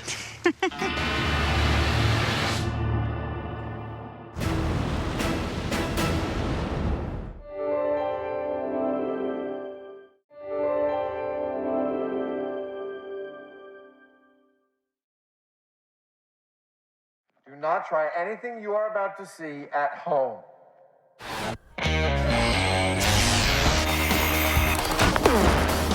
Well, there's your problem. In this special series of Mythbusters, Almost too exciting.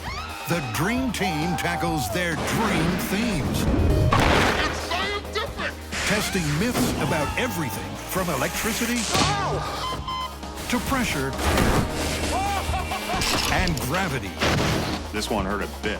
Shaking down the science of shockwaves, velocity, and impact. With crazy chemistry, Oh my goodness. far-out physics, Fun for the whole family. and insane explosions. Is everybody okay? Life's burning questions answered.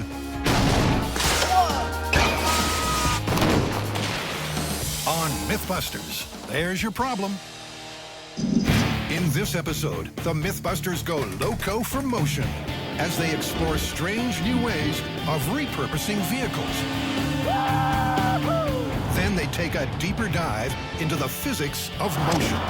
Hey! First up, a hovercraft is heading into dangerous terrain. So, landmines. Yep. The myth is if you want to cross a minefield and you want to do it safely, which I assume you do, the vehicle of choice is a hovercraft. You know, I don't think I've ever driven a hovercraft. Especially over a minefield. Supposedly, a hovercraft is perfect for safely traversing a minefield.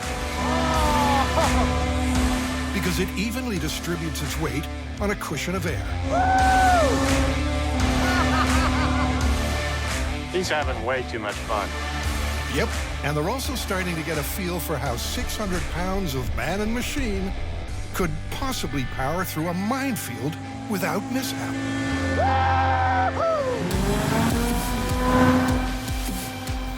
As far as operating this thing in a minefield, I think this is going to be kind of like operating a boat in a marina.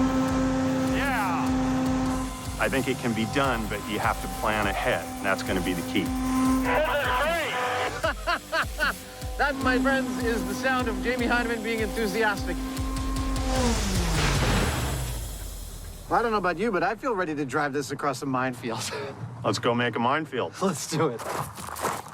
Creating a test with one of the world's deadliest military devices is not something you step onto, lightly. We obviously need mines to conduct our test, and out of this, I will produce a set of artificial mines. A mine is really effectively a scale. It will register a certain amount of pressure in order to tell it to blow up. A scale that says blow up when a person steps on it, like 150 pounds. Look at that!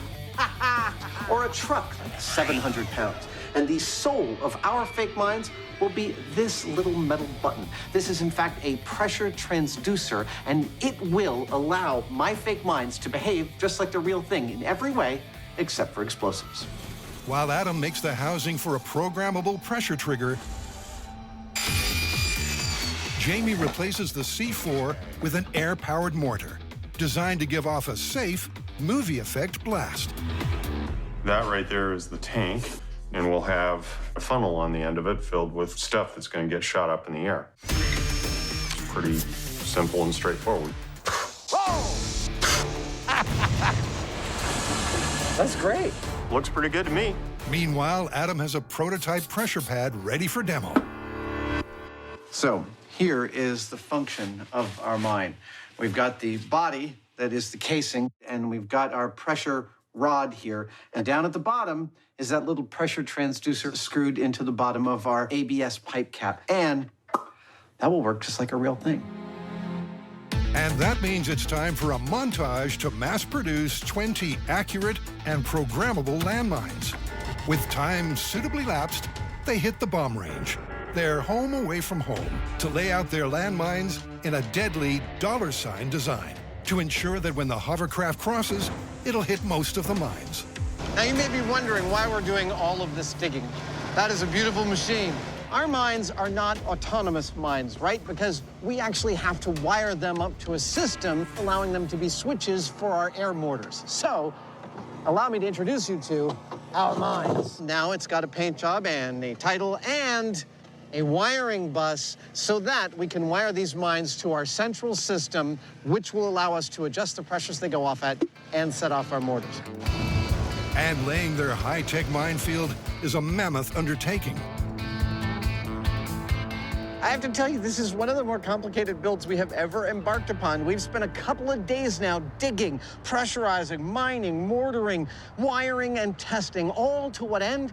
To build a functional yet non-lethal minefield we can test with. With the mines laid out and wired in, a test run without the designated locomotion machine. Cue the dead man walking. Now, I could just walk out there and step on one, but where's the fun in that? I'm gonna walk this minefield blindfolded while being guided to doom by Mr. Heineman. Don't worry, I'll watch your step. Okay, arm the system. System is armed. From the control center, each mine is calibrated to go boom at 35 pounds of pressure. One light step, and Adam will feel the full force of a movie effect explosion.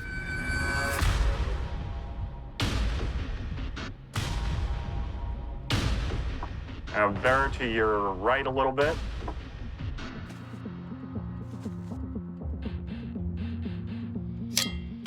Oh!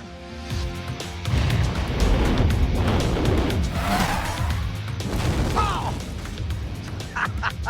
That's okay. It's just a flesh wound. The minefield is scarily accurate and completely safe. Oh! Oh! There goes the leg. Oh, you still got another one. Oh, you big baby. I think I'm dead. That's a successful systems test. Next, the team recalibrate the mines to an anti-vehicle setting. Before the hovercraft is sent into battle, Adam's Jeep, with fake plastic minigun, will be used as a comparative control. This is where the rubber meets the road. The Jeep weighs in at just over 3,000 pounds. There goes one. And 1/4 of its weight, 750 pounds, is focused through the relatively small contact area of each tire, easily setting off Get my car dusty. any of the mines they cross. Now, in the case of the hovercraft, not all of its weight is concentrated into one small area. Well, that worked quite well, didn't it? I guess now it's time for the hovercraft. So the question here is that weight or that down pressure that it's exerting on the ground enough to set off one of these mines? We're about to find out. With Jamie in the hot seat and a high-tech minefield rigged and ready to blow, can a hovercraft really float through an anti-vehicle minefield? Oh, yeah. Here it goes. Oh, yeah! Yeah! You didn't set up a thing. That was awesome. Yeah. That was smooth, explosion-free sailing. Oh, yeah! The S-curve layout ensured Jamie crossed a majority of the mines.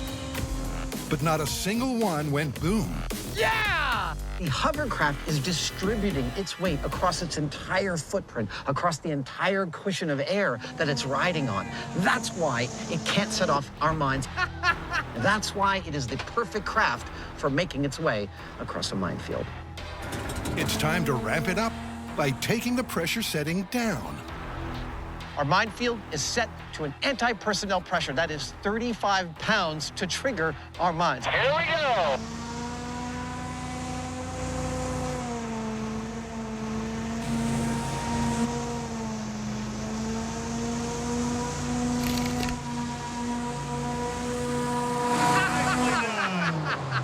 Same thing, no mine action. Yeah! That is awesome! The mines, set to go off at the lightest footstep, are once again unmoved.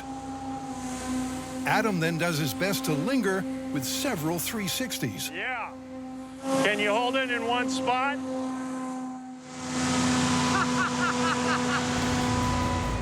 But the hovercraft and its cushion of air defies death from below. Woo! Come on. You know us. You know we're going to take it to the most extreme place we can. So we've set this to go off at 5 pounds. The Easter Bunny could set this off. It's the ultimate test for this myth.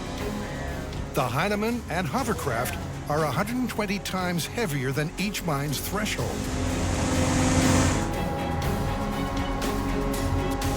But they once again float serenely across unharmed. Yeah, that is beautiful. I love it. So how does this work? Well, the answer's in the numbers. If you divide the weight of the hovercraft by the contact area, you get about 0.06 pounds per square inch of downward pressure. So there's not nearly enough pressure per square inch. Well, I gotta say, I think this is about as easy a myth to call as we've ever encountered. Yeah, it's confirmed. Totally confirmed. The hovercraft is the absolute vehicle of choice for traversing a minefield. Sure is. I gotta figure out how to get myself one of these. What? Oh, sorry, I can't hear you. How am I supposed to get out of this minefield?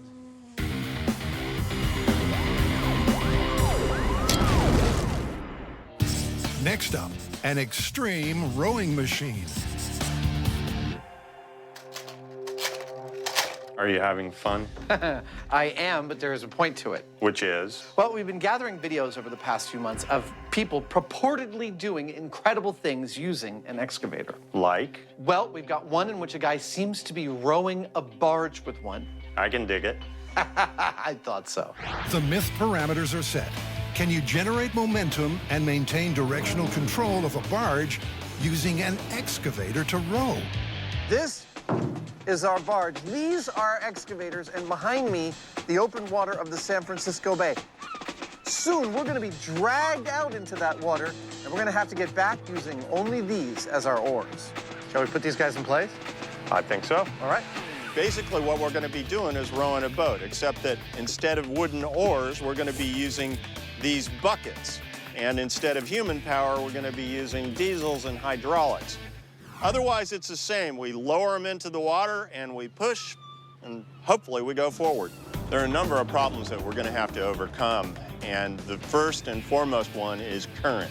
If we have a lot of current or even a lot of wind, it's going to make our job really hard. Secondly, we've got to get our act together. I mean, Adam and I have to coordinate so that we're working in tandem to keep the barge on track. I think we're ready. It all comes down to technique. This is swing. This is up and down. This tapping your head and rubbing your belly kind of operation that we're not going to have a lot of time to figure out. We got to get out there, get stranded in the bay, and get in the zone. In addition to the tricky logistics required to coordinate their giant mechanical oars, there's also a very real danger of going overboard.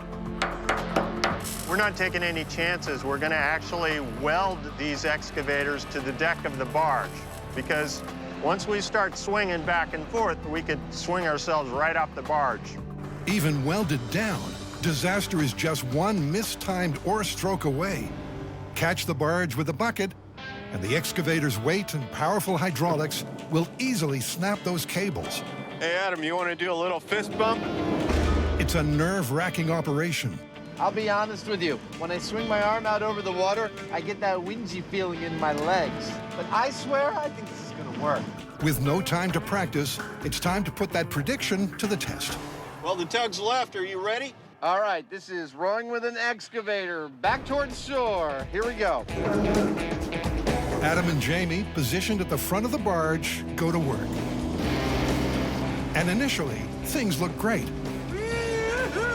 They successfully recreate a rowing action. The bucket is lowered, pulled back through the water, lifted out, and reset. However, simply going through the motions is not enough. They need forward momentum and control of the barge. You might want to slow down a little bit so I can keep the bow pointed towards shore more. Despite the difficulties of communicating from their awkward vantage points, Copy that. teamwork enables them to orient the barge in the correct direction. I'm going to start to reverse. Copy. But crucially, forward momentum eludes them.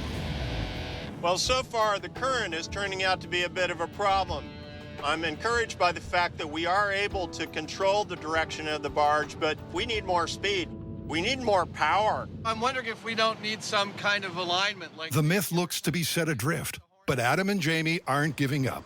Well, our first attempt was a little bit of a bust. It's a flood tide here in the San Francisco Bay, which means the current's pushing us south into the bay, and it was too strong for us to overcome. This time, their starting position is just outside the bay's central riptide. Cue test 2. Yeah, I'm good to go. Once again, Adam and Jamie swing their giant diesel-powered oars into action. Okay, yeah, now you can come in. Away from the grip of the rip, the teamwork and watertight communication pays off. Copy. Incredibly, incrementally, they begin to make progress. I think we're getting it. And a few minutes later, there's no doubt, they're rowing a barge with excavators. It took us a little bit of time to get up to speed, to get our practice, to get our sea legs with the excavators, as it were. But once we did, we had actually a pretty fair measure of control over this barge, and it's not small.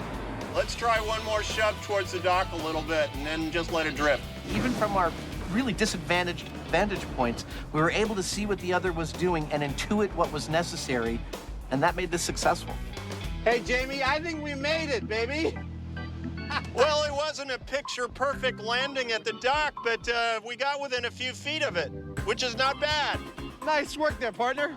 Yeah, so I guess that means you can, in fact, row with these things. In a pinch? Yes, you can. Next, an aquatic two-wheeled tall tale. And this myth is more than a little loco. Now, the myth here is that you can't ride a bike underwater. And on the face of it, I can see there might be some problems, mainly surrounding the fact that water is so much more dense than air is.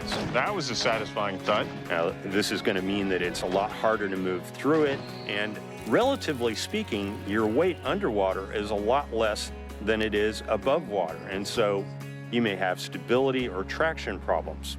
That's what we're here to find out. It's a classic physics class conundrum. Now, one of the things that makes riding a bicycle above the water possible is that the forward momentum of the bicycle helps keep you upright.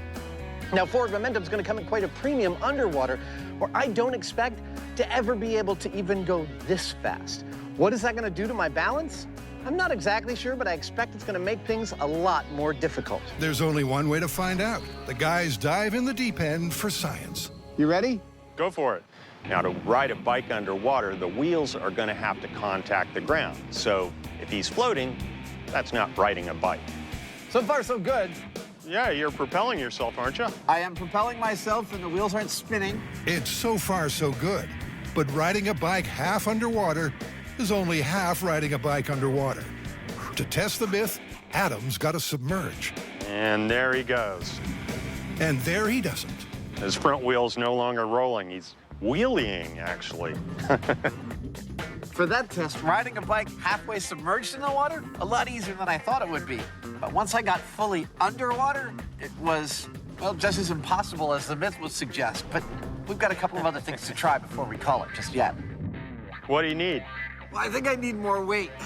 Adam's theory on his failure is his buoyancy. To counteract that, he needs more mass. Enough so that he can keep in contact with the ground. That's about 50 extra pounds. And this time he's buying more time below the surface with a scuba tank. You ready? You bet. All right, here we go. Ride the bike underwater. So, can Adam do a lap of the pool on a bicycle underwater? That's the benchmark the guys have set themselves for a myth-busting result. Going downhill, it all seems to be working. Moving along like a charm. But it's deceptive. After he turns to come back, his problems become apparent. A lack of traction means the back wheel freewheels, and that means Adam's going down. So while I was sort of moving myself forward, it really couldn't be called riding a bike. It was more like semi-controlled floating. Second of all, while I was able to go downhill, there was no way I was able to get back up. Well, we've yet to achieve anything that I would call riding a bike underwater. But Jamie has a weighty theory and thinks he can fix the physics. The big problem here is traction. And to me, that means that we need more weight. A lot more weight. It might even be a couple 100 pounds. Let's say we have a little underwater challenge, see who can officially ride a bike underwater. A little race. A little race. Works for me. Let's do it. Back at the shop, Adam and Jamie went head-to-head and embarked on a top-secret bike build-off. Don't tell Jamie. In order to get more traction, I'm gonna make my bike really heavy, but I've also filled the tires with corn syrup. I have no idea if this is gonna work, but it's funny. Funny, and a solid scientific theory. The syrupy filling will spread the tires, providing more surface contact and more traction. He's also added 50 extra pounds of weight. I think it's perfect. But Jamie A couple of lead training wheels. took a more heavy-handed approach. I've added 120 pounds of training wheels to the back of this bike and another 20 or so on the front. I think it's going to give me all the traction I need. I'm ready. So they each have a mechanical solution they believe will give this myth its best shot. The race starts here at the top of the ramp. As soon as I start the timer going, Jamie dives straight into the water.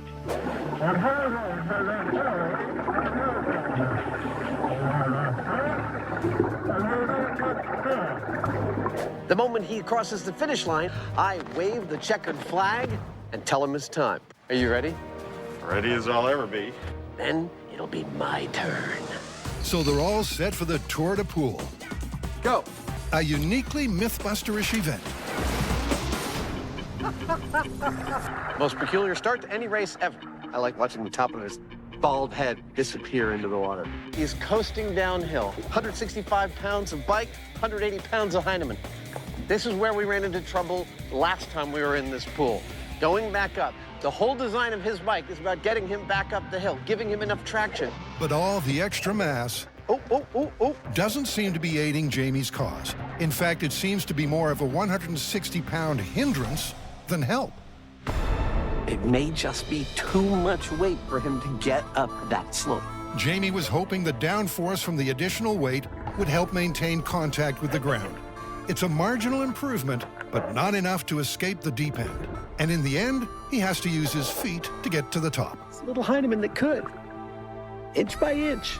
And in a burst of slow, Jamie finishes and delivers his verdict. That was absurd. This was far worse than the unmodified bike. You know, more weight is harder to pull uphill. It still didn't have perfect traction. In conclusion, more mass counteracts the buoyancy, but the drag is a drag. 2, 1, go. Question is, can Adam complete his lap? There he goes. So far, so good. Well, I can tell already he looks like he's doing a lot better than I was. And here comes the hard part. King of the mountain, he's not. And he's having the same problems. Maybe if he could hear Jamie's encouragement, he might do better. Oh, down he goes. Boy, that makes me feel a lot better. The good news is, the mods I made on this bike are a radical improvement over the unmodified bike. The soft tires and more weight made this bike have much better traction. However, I was not able, even with those improvements, to get out of the deep end under any circumstances. In other words, we both failed. But the good news is we have this idiomatic phrase that we can now answer: is riding a bicycle underwater impossible? No, it's not. No, I think on a flat with a very shallow grade, it's totally feasible, and both of us were able to do it. And that means the myth is busted. Totally busted, but so is our ability to ride uphill underwater. And we ruined a couple of perfectly good bikes. It's all in the name of science. Let's get out of here. From one preposterous premise to a slightly more plausible one. Next, Adam and Jamie are pondering the physics of driving a car into the back of a moving truck. I want to know if that's really possible, or if when your 60-mile-an-hour drive wheel hits that ramp, boo, launches you right into the container. Well, wear your seatbelt. I will. The idea, popularized by a 1980s TV show, is that a moving car can drive up a ramp into a moving truck. But in real life, once you hit the ramp, wouldn't you suddenly accelerate and catapult yourself through the cabin?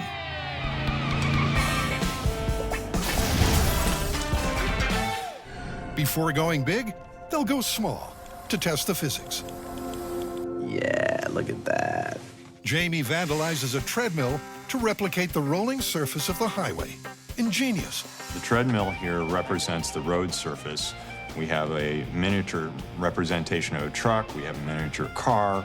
So the main thing that we're looking for here is what happens when the car makes a transition fully from the road surface onto the truck.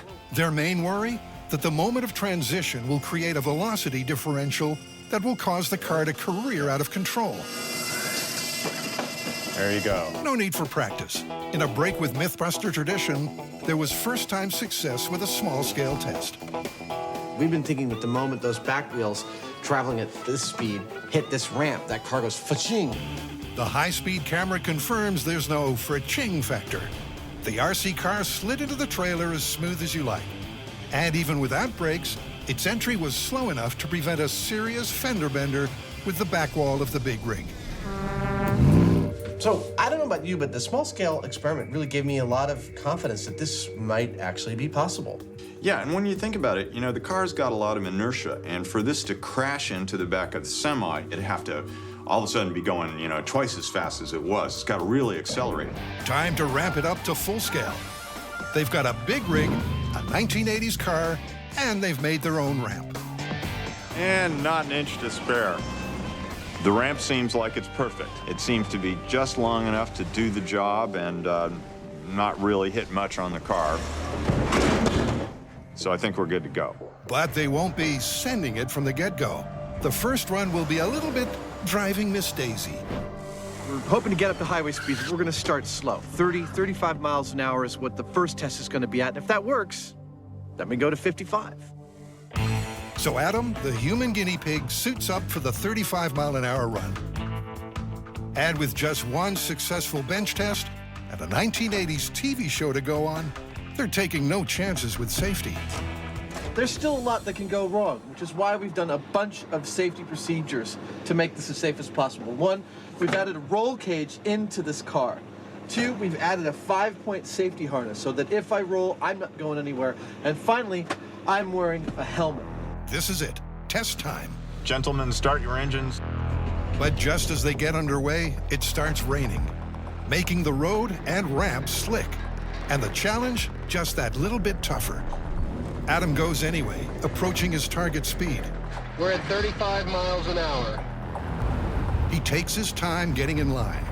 And with everyone holding their breath... Okay, let's go for it.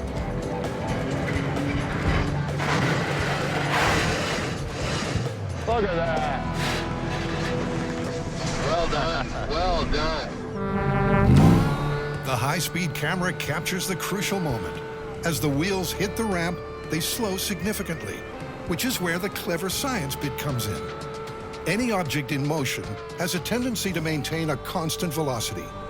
This law of inertia acts against the acceleration of the car as it hits the stationary ramp, slowing the car to a crawl and giving Adam plenty of time to stop. I feel like I'm ready to go to 60. Let's make it 55. That's the legal speed limit, I think, on these things. Perfect. Let's do it. All right.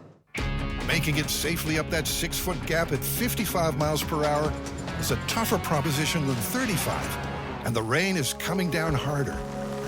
Let's do it. Adam guns the engine and hits the speed ceiling quickly. We're at 55 right now. Holding steady at 55. Adam, bring it on. Be careful, brother. It's slick.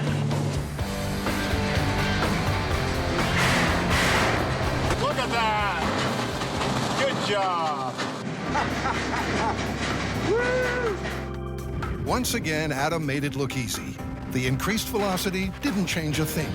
The wheels hit the ramp, the car's inertia prevents any crazy acceleration, and Adam parks it. Nice, man. Great job. Great. Awesome. Dude, that was scary. Yeah, that was pretty, I was a little nervous there watching you do that.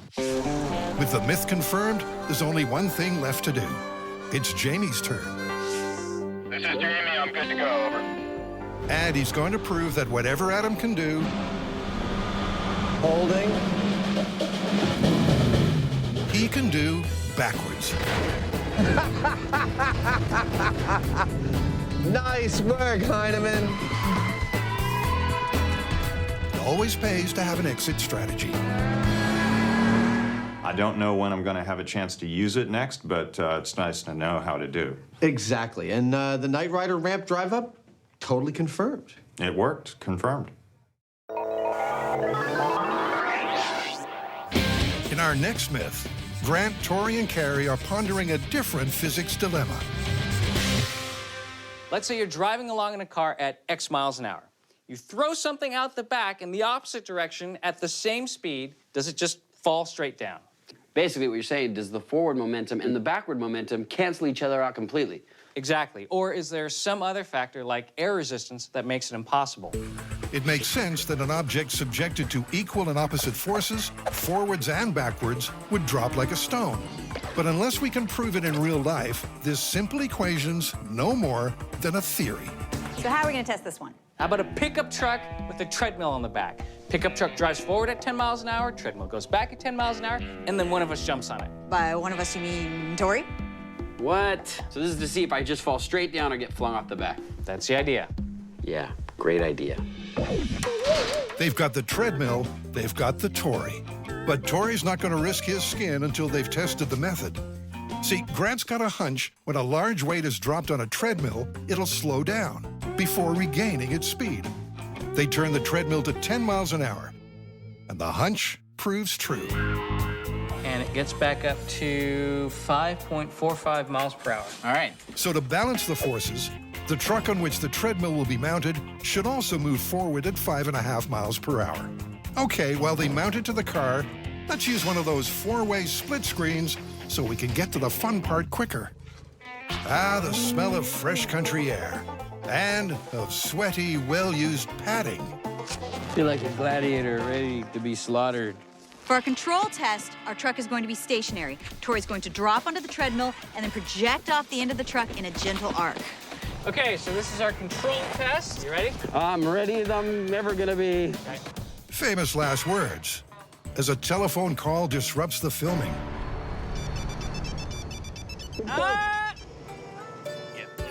Insurance company said. This is Brian. He's our director.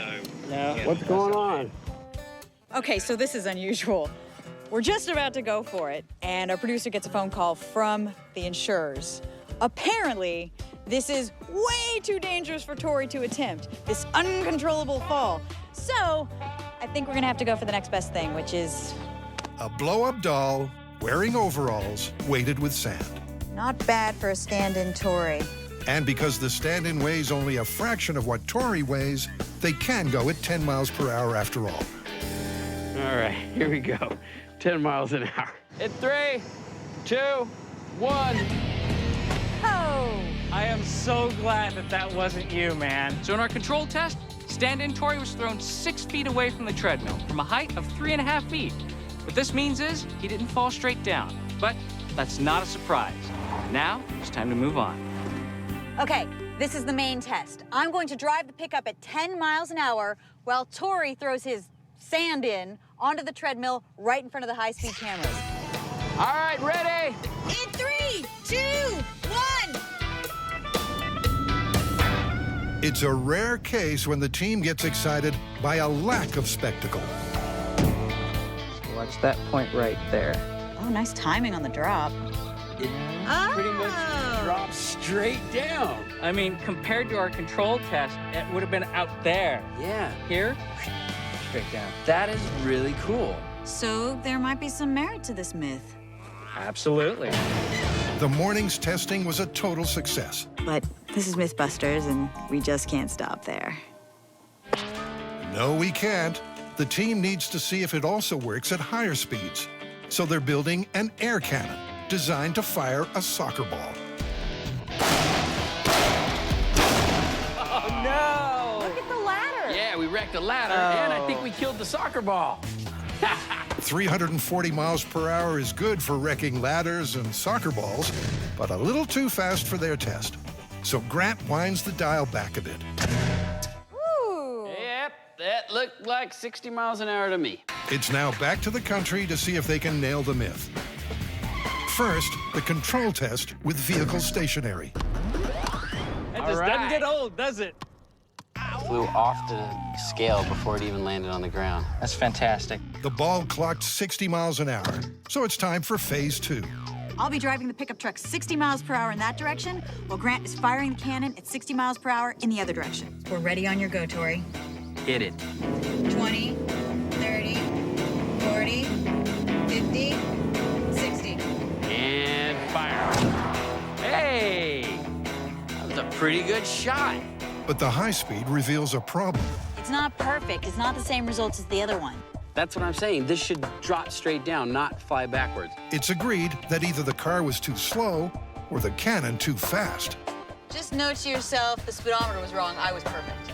Absolutely. 25 attempts later, they haven't come close to seeing the soccer ball drop like a stone. It could be the car, the cannon, or the myth that's at fault. Okay, well, there's more than one way to fling a ball. Let's look into some other propulsion systems and figure out which one's the most reliable. They'll set up 3 machines, including the air cannon, to see which is the most consistent shooter. We have our official goal right here. Back here, we have the contenders. First off, we have the ball chucker. You're already familiar with the air cannon. And finally, we have our robot kicker. Consistency was a huge problem when we did our last test. So that's what we're testing now. Which one of these contraptions will be the most consistent at 60 miles an hour? Let the best machine win. First, Grant's robot ball kicker. Wow. That was a good kick. How fast did it go? 58 miles an hour. Boom! Nice. We're in the ballpark. And a series of kicks shows a deviation of just 3 miles an hour, Now, moving on to the ball chucker. which is also bang on target. God, 59. It's an impressive display, but there's still the air cannon to go. Fire away! The shootout is finished, and the result is a shock to everyone. You know what? Out of all the machines, this one looks like it's the most consistent. Oh my gosh, after all that, we have to go back to the air cannon. Yes. Perhaps it was the speedometer that was faulty. To be sure, Carrie swaps it out with an incredibly accurate tachyometer. This is it. We have eliminated all the variables. We have the cannon shooting at 60 miles an hour, the car driving at 60 miles an hour, just to show that this ball will drop straight down. It's go time. With the forward and backward momentum matched as close as they're going to get it, the pressure's on Grant for a perfect release. I don't know about you guys, but that looked pretty good to me. Let's check the high speed. Oh my God, it's like a cartoon. It's just in the air, it stops and it just falls. Look at that. Fantastic. I mean, look, it doesn't move at all. It's going straight down. Dude. Woo! We did it! We did it! Yeah! Vector edition! Yeah! We canceled out velocity. And we got a perfect straight down drop. Ladies and gentlemen, the laws of physics are still hard at work. Meaning the myth is 100% confirmed. Our final story mixes physics with a flight of fancy. Here's the story. A guy's driving behind a big truck, and every time the big truck gets to a bridge, it stops, the driver of the truck gets out, bangs on the side, and then proceeds across the bridge. He runs into the truck driver at a gas station and says, "Why are you banging on the truck?" And the truck driver says, "Well, I got a load of birds, and they're over the weight limit of most of these local bridges. So whenever I get to one, I bang on the truck, they fly around, and my truck is lighter." Clever. So the myth for us is, if you're driving around with a truckload of birds and they take flight, is your truck lighter? It's a question that has them pondering one of Newton's core physics laws. But how exactly are they going to test it? Well, first, our dynamic duo have to land some pigeons. When whistling doesn't work, Adam and Jamie try snares, nets, and snacks. Birds will be too fat to fly. But their pigeon stalking comes to zero, and they realize they need to call in a pigeon keeper. Brought you some pigeons. Look at that. So with the birds in hand, Adam's ready to begin small-scale testing. I've got my bird flying chamber here. It's got a closed top. The bottom is a screen, which I can vibrate by plugging it into this battery. The whole thing is standing on top of a very sensitive scale. First thing I'm gonna do is turn on the scale, which will zero it out. Then I'm gonna put the birds in. I'm gonna see the birds weigh a certain amount. Then I'm gonna turn on the platform, which will vibrate. Hopefully they'll fly around, and we'll see if there's any difference. So if the myth is true, when the pigeon gets some air, the combined weight of the chamber and bird will come down. Sounds simple. Fly, fly, that's it, come on, fly. Now, there's your problem. The bird just ain't flying. I don't blame him. I mean, because it's not like... You can barely get a full wingspan in there. Yeah, you know, he's running into the sides. Maybe we need to build a bigger chamber. So plan B is a bigger chamber and better motivation to fly than a vibrating floor. What have you got, Jamie? My current favorite is thinking about setting up a weed whacker-like affair, and we could put like a half a dozen motors so that there's just it's just kind of whizzing around. I mean, I can't imagine this would hurt him. I mean, you could, it doesn't hurt you, right? No. For our animal-loving viewers, let's be clear. Adam's pain threshold is way below the pigeon's. So if Adam's okay, the bird will be too. Freak me out, but it's not doing anything to him. Come on, come on, come on, Max, come on, come on, come on. That's pigeon for fly. But no matter what they do, this pigeon won't get airborne. Maybe we need a closer look at the physics. For a bird to fly, it needs to push the air beneath it hard enough to lift its own weight. And because that principle doesn't only apply to birds, Jamie and Adam have an idea. One that could give the pigeons a break. Pigeons are what the myth is about, but pigeons sometimes don't do exactly what you want them to do. So we figure that a similar sort of a thing that might show the same phenomenon, if there is one, would be a little helicopter that we can control. But it's not as simple as that. Flying a chopper in an enclosed space creates turbulence, making it hard to hover. So to run the bench test, Adam's built this rig, which will allow it to lift, but keep it centrally tethered at the same time. Excellent, 52.0. Adam has measured the weight difference of the container with and without the chopper. When the helicopter takes off, will the chamber get lighter? Hey, we got lift off! Look at that! The scale is not changing. I know that my helicopter weighs 0.6 of a pound. So if the myth was true, I should have seen that meter go from 52.5 or 6 to 52 flat. Interesting. But until they prove it with real live birds, not a mechanical toy chopper, this myth isn't proven one way or the other. We gotta try it in a truck or something close to it with the birds. So it's full scale ahead. And after a Mythbuster makeover, this trailer, standing in for the truck and the myth, will be full of flying birds for the final test weigh-in. That's cool. You look like a little animal in a circus. Final prep on the big rig begins, and the flight motivators go in first. These rotating foam tubes are supposed to keep the pigeons in the air. There we go. We have liftoff. They now need to catch a flock more birds, letting them loose in the trailer and accurately weigh them. Good luck with that. We're not defeated by the task of catching pigeons. Even though it's not critical to this myth, it's a point of pride. We're gonna catch some pigeons with Mythbusters' invention. It's the motto Mythbusters live by. If it's worth doing, it's worth overdoing. I think we're going to build something similar to a potato cannon of plumbing parts made into an air chamber with an electrically operated valve and manifold that spreads 4 tennis balls with this net between them around our unsuspecting pigeons. 3, 2, 1. It works on Adam, but as we've seen, the pigeons around here are a lot smarter than the TV hosts. Shh, Jamie's hunting pigeon.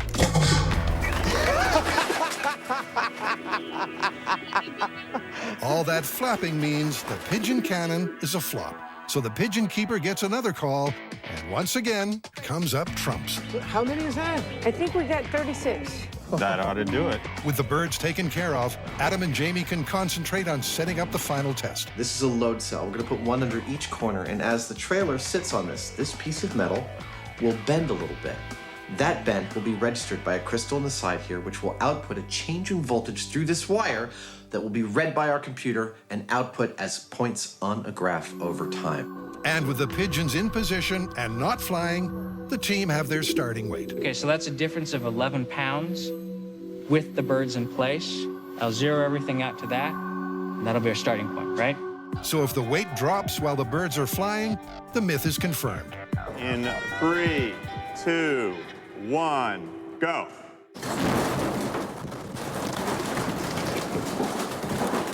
They're all flying. It's beautiful. Most of them are flying. That's great. All right, we're done. Okay. And stopping. That worked better than I thought it would. They all flew for like a good maybe 15 seconds. That's great. And the high-speed camera captures the moment. All the work we did is to get this shot that you could see them all flying and be weighing it all at the same time. It's just stunning. Good job, you guys. Nice work. Awesome. But getting a truckload of birds to fly isn't the point. The question is, does the trailer get lighter? So there's no difference when they were in the air. No, but you can see minor fluctuations happening very quick. But Well, what I see is the fluctuations have about the exact same amplitude both above and below the 0 point. I mean, it's a noisy signal, but here it's clear there's no difference. Yeah, that's great. Dude, that is beautiful. The Mythbusters have proven that when the pigeons take flight, their weight on the floor is exactly replaced by the force of their wings pushing air downwards. This is the final word because nobody else has ever gotten 20 birds flying simultaneously in a truck while weighing it every 10th of a second in your face. It's busted. It's busted.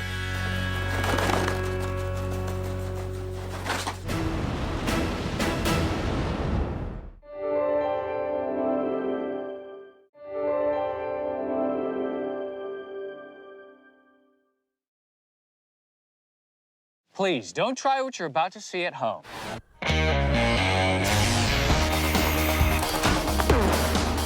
Well, there's your problem. In this special series of Mythbusters, Almost too exciting. the Dream Team tackles their dream themes. It's scientific. Testing myths about everything from electricity to pressure and gravity. This one hurt a bit. Shaking down the science of shockwaves, velocity, and impact. With crazy chemistry, Oh my goodness. far-out physics, Fun for the whole family. and insane explosions. Is everybody okay? Life's burning questions answered.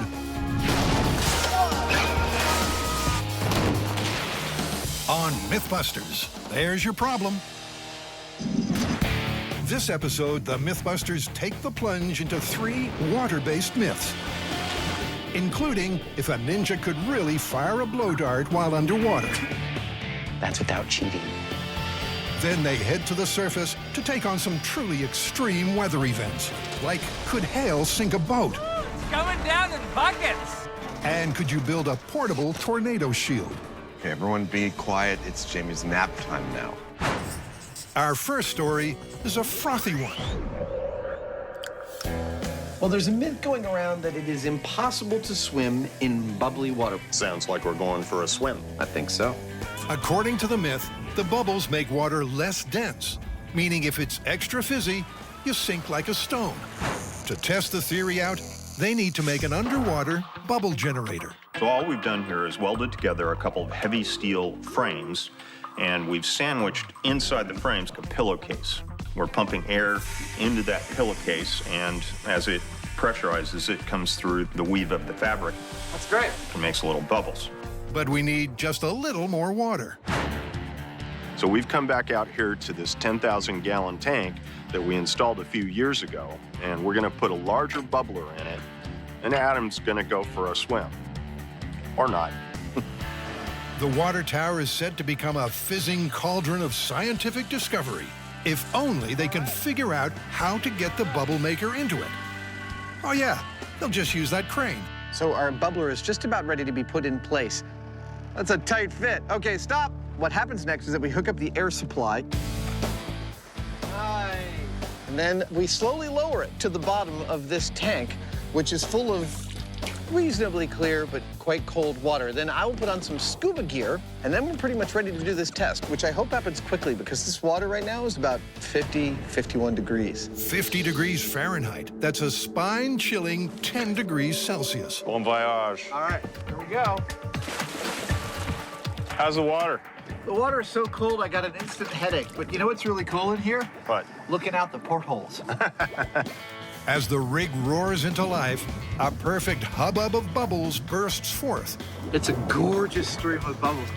With Adam weighted so he's neutrally buoyant, once the bubbles are turned on, he should start to sink. Oh, here they come! Whoa! Whoa! Adam does go under, but not quite as planned. He first gets pushed to the side, and only then does he sink.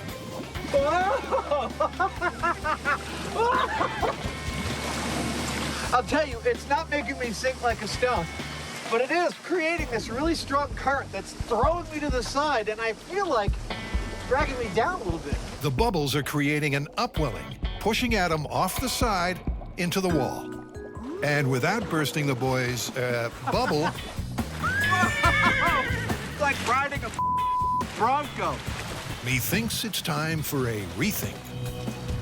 Well, I don't feel like we can call it on the basis of this tank. I think it's actually too small. This current being everything, it sort of overwhelms the original story, which is about bubbles. So I feel like we need to create more bubbles in a much bigger space. It's go big or go bust. To attempt to negate the effect of the pool edge, they're going to upgrade to a full-sized swimming pool with a supersized bubbler. Jamie welds the massive steel frame, while Adam sews the giant canvas bubbler bag. You know what it looks like? It looks like the world's largest whoopee cushion. We've built a bubbler that will give us a swath of bubbles 4 feet wide and 16 feet long. We've got I-beams on it to hold it down against the flotation. We've got a massive steel frame, the big bladder, and not one, but 2 air pumps to supply all the air we need. We drop it in the pool, and you got yourself a big-ass bubbler. It is big, but will it be big enough to eliminate those supposed edge effects? To find out, Adam, designated to do the wet work, goes under to guide it into position and make sure it's level. But there's a problem. Cut the air. Luckily, Adam was clear of the rig when it made an unexpected and dangerous break for the surface. Not enough weight. The whole thing started to float. Well, that's why we brought the barbells. I'll start to break them out. With an additional 100 pounds in each corner, totaling 2,000 pounds. Stop. Cut the air. Again, the bubbler rears from the bottom like a leviathan hell-bent on destruction. Time to quit? Not quite.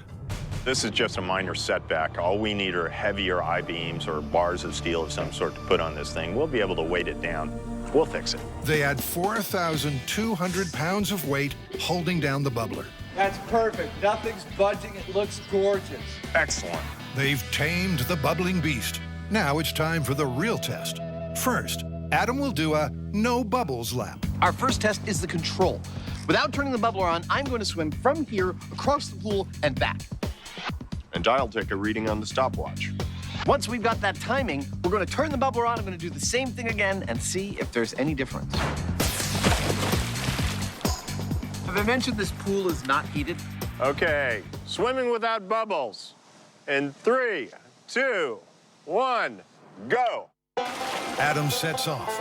It's safe to say he's not going to break any Olympic records, but the time he sets on this lap will be compared to the time he does when the bubbles are on. And by the way, yes, it is a little weird that he kept his glasses on. But let's not go there. I got 29.84 seconds. Let's call it an even 30 seconds. Which means it's time to fire up the generator, blow some bubbles, and see if Adam's swim will be affected by those millions of pockets of air.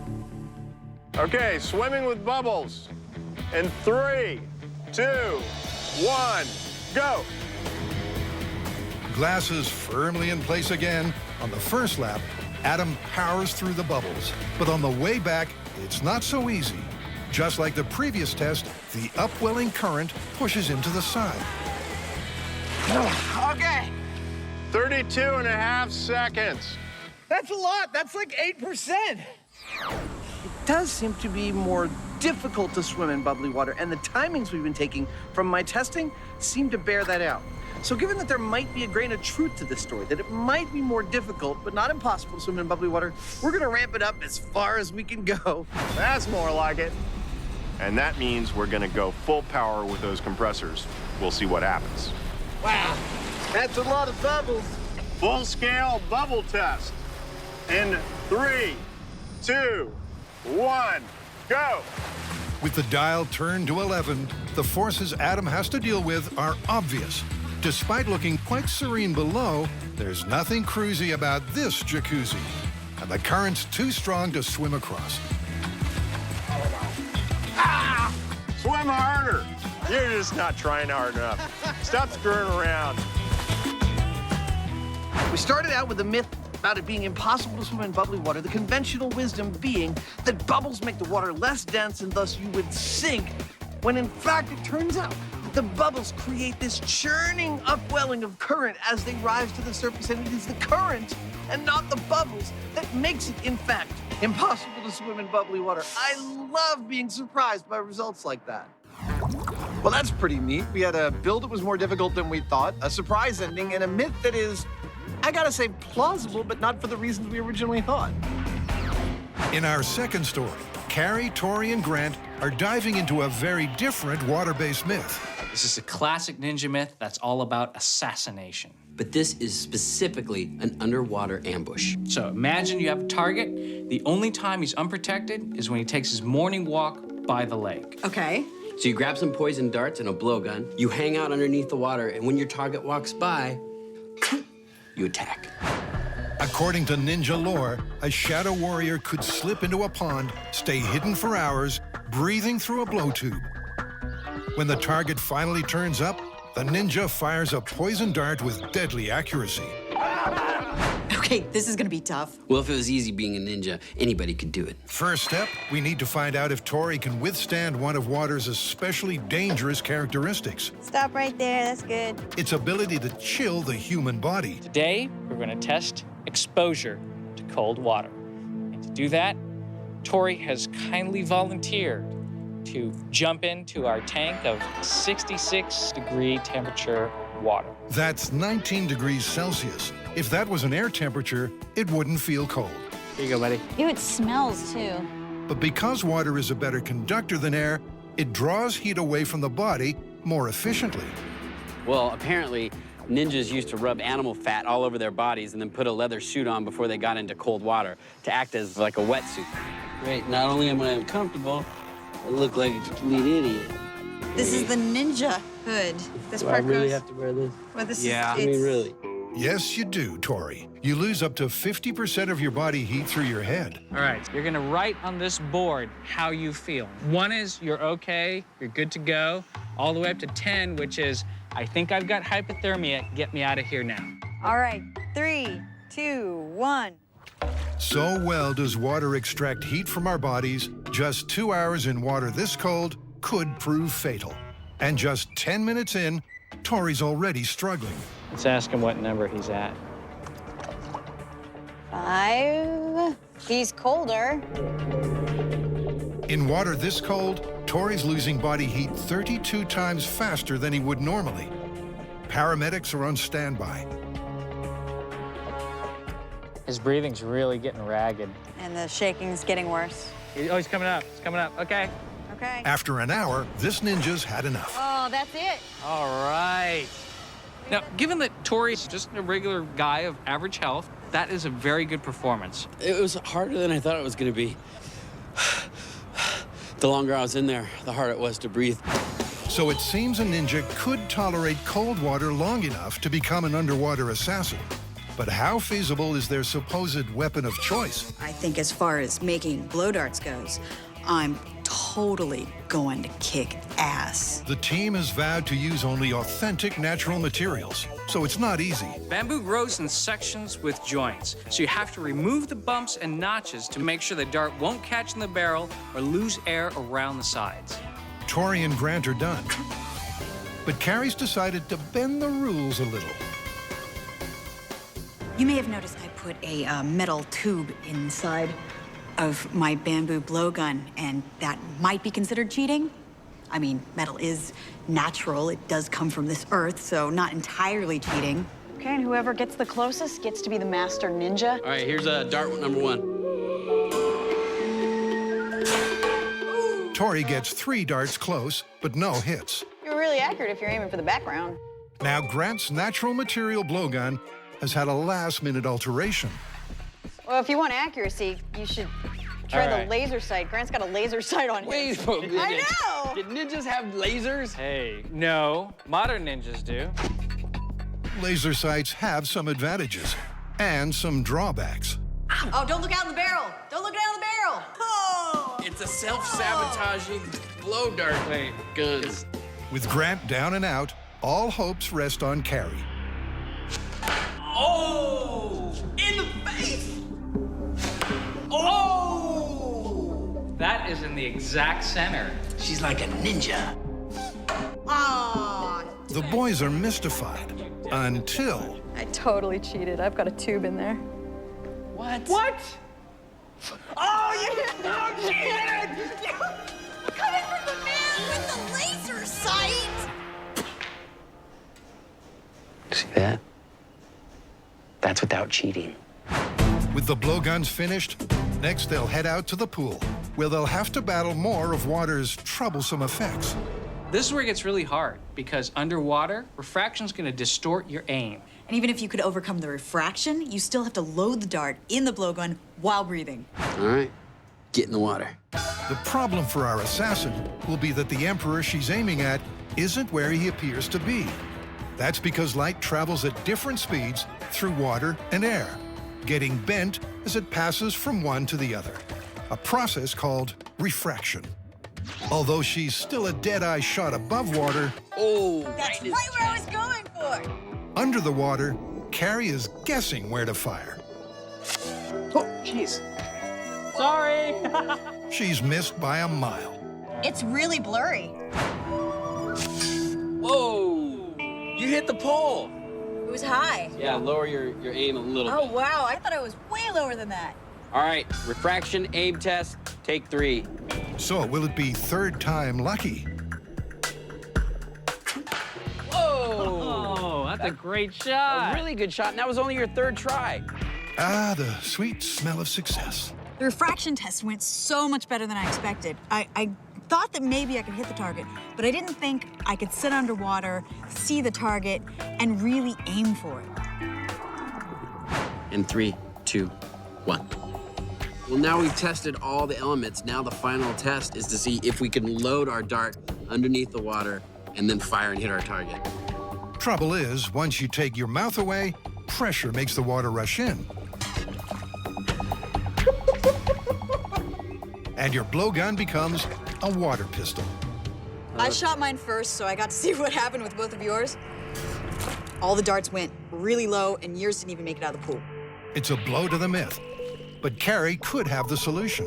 I was thinking of this. You've only got poison at the tip, right? So what if you have the end in your mouth, and you kind of hold on to it like this with your teeth, and then you breathe through your teeth, and then you load it. That way there's never a water transition. Sure, whatever works. You wanna try that? We need to assassinate this guy. Okay. So let's pucker up and see if breathing through clenched teeth is the ninja way to liquidate. Oh, yeah! He did it! Yeah! And it's not long before everyone starts hitting their groove. Woo! He's assassinated! Oh, I hit him in the face! We got him! Yeah! This is totally plausible. We covered all the elements. You can survive the exposure to the cold. And you can overcome refraction. And you can breathe underwater while firing a blowgun. The blow dart experiment was phenomenal. This is actually a plausible ninja myth. I'm completely surprised. While water may be a ninja's best friend, it can be a bridge worker's worst enemy. For our third story, the Mythbusters are at an old Navy shipyard with a giant crane. Wow. Snug as a bug in a rug up here. To test the myth that if a bridge worker falls from a huge height into water, they might be able to survive by dropping a hammer in to break their fall. I guess this is based on the idea that if you fall from a really large height, hitting water is pretty much like hitting concrete. I mean, it doesn't move out of the way like we expect it to. It actually resists impact at that speed. Yeah, and so by throwing a weight in front of you, you're going to break the surface tension or possibly simply aerate the water to where it slows your deceleration down. You don't stop so quickly because that stop is what kills you. So we'll take the dummy to the top of this crane and drop him into the water a bunch of times? That's it. Dummy's going to go swimming. Adam is about to fit the crash test dummy Buster with a device that measures the energy generated by sudden stops. We've got to put this in his head or in his torso, wherever it will fit. This is an accelerometer. This will measure the G-force when he hits the water. Do you want to get hit in the head? You're going to anyway. Poor Buster. The torture for him begins with Adam carving out extra room inside him to fit the accelerometer. I like this. I'm quite pleased with this. I just tested all the systems of the accelerometer, and they're all a go. So it's now recording events. It's probably recorded more than a few jostles on the way out here. Although not as dense as the ground, water is still dense enough to create a fatal impact. They're going to drop Buster from 180 feet. He looks good. Take him all the way up. First, they're going to drop him without the hammer. A guide wire will keep Buster on target. And if Buster's having second thoughts, it's officially too late. Okay, I'm ready. 3, 2, 1, go. Oh, no. Poor guy. Oh, no, no, no.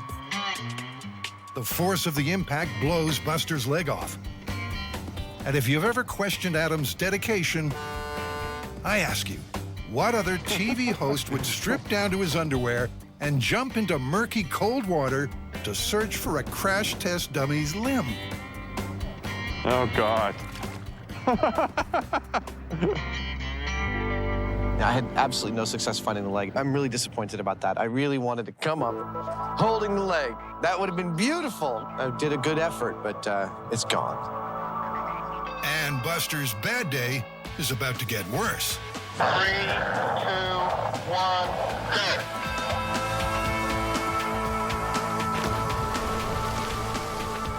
When, on the next drop, his remaining leg abandons ship. Whoa! He's completely trashed. The cast aluminum of his thigh bone right here absolutely just shattered in contact with the water. It's pretty obvious that from that height, you're completely screwed. But for a consistent experiment, they need a consistent weight. So they decide to start the whole thing over, this time with a legless Buster. We'll do a control without legs and without a hammer, and then we'll do another one with the hammer.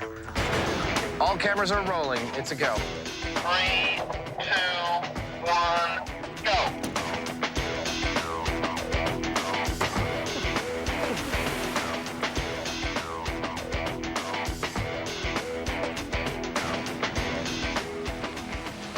That's so radically hardcore. Now it's hammer time. Will the froth it creates reduce the water density enough to prove the myth? We're ready on your count. 3, 1, go.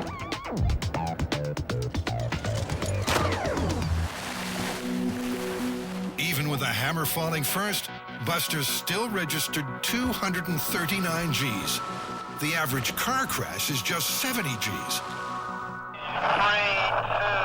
1, go. The Gs increase on the next drop. You know, if I was to crash this dummy, I think that would have hurt more than any of the other falls. Go. And an almost identical result for the final hammer drop. Go.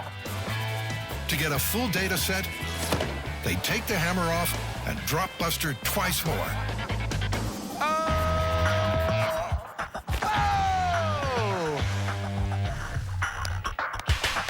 It's not looking good for Buster or the Myth. We got a good control of 3 drops without the hammer and 3 drops with the hammer. That's a reasonable data set to make an assessment. Yeah, there's effectively no difference in the length of that curve, just between 200 and 300 Gs. Even if the hammer helped a little bit, when he hits the water, he's going 60 miles per hour plus, which is like twice the speed that they test auto crashes at. And then bottom line, our data doesn't show any effect of the hammer at all. No, it doesn't. I would say that this myth is busted. I'd agree. While water can definitely make an impact, that would have been beautiful. For a true disaster, you need meteorological mayhem. Cue the first of our weather-related myths. What do we got? All right. So the myth is that during a tornado, glass can get sucked out of a window and travel so fast that if you're in the wrong place at the wrong time, Let me translate. Could glass whipped up by a tornado really cut off a person's head? Don't worry, they won't be using a real human neck. Instead, they get a pork neck and sew on a fake head. Meet Neckman. So our plan is pretty simple. We're gonna take turns flinging panes of glass at Neckman. And this is the glass. It measures 12 inches by 12 inches by 1/8 inch thick. But most importantly, it conforms to the residential building code of houses that are actually in Tornado Alley. The only thing cruder than this test is Carrie's aim. That was not anywhere close to the net. Holy crap! Are we gonna need to order some more glass?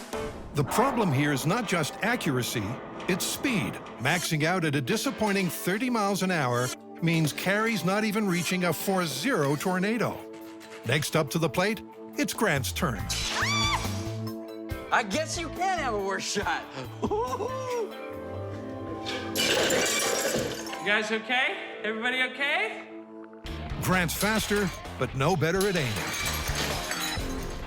If he can just get focused. Whoa,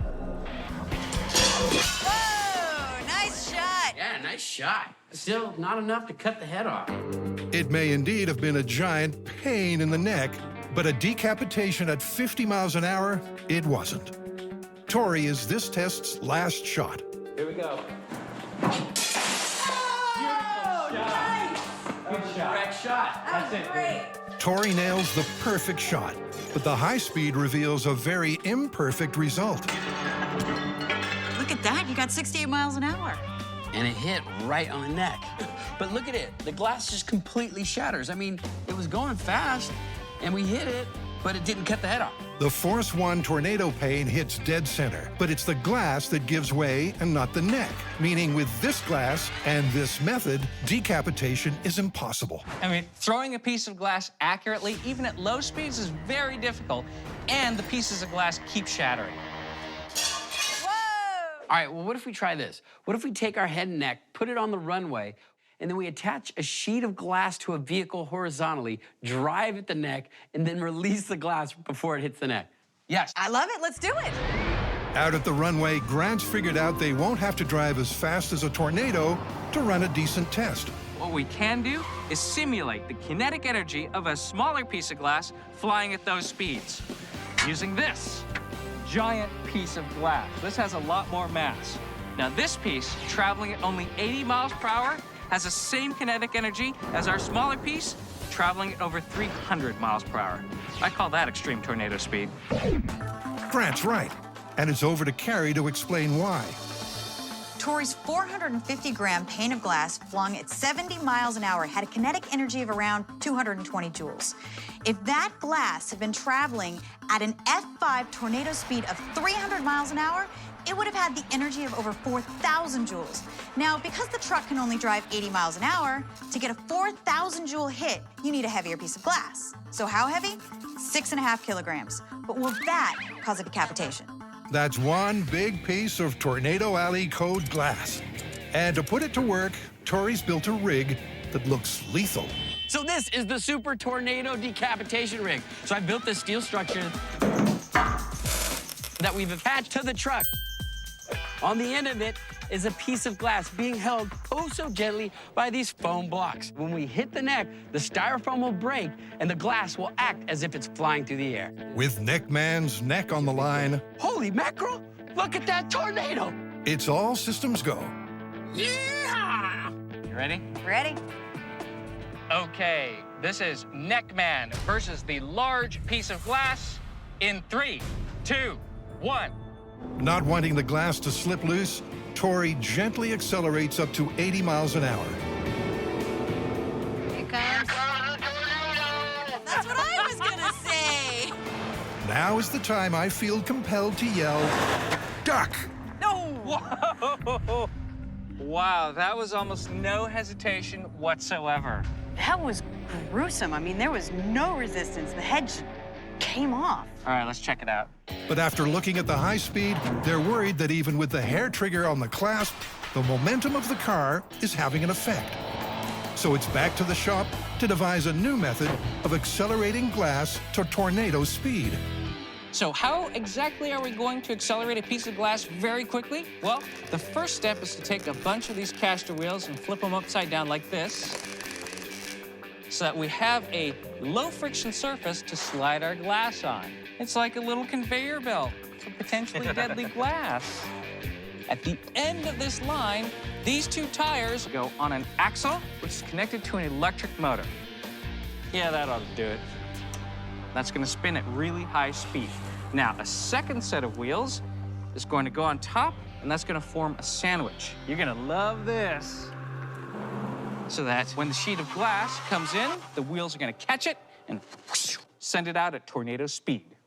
Now, we're hoping that this machine is going to actually help us with our speed and accuracy. But like most of Grant's truly intimidating-looking rigs, we don't know what it's going to do until we do a few tests. And that glass is going to be twice as thick and twice as heavy as the glass the guys first threw.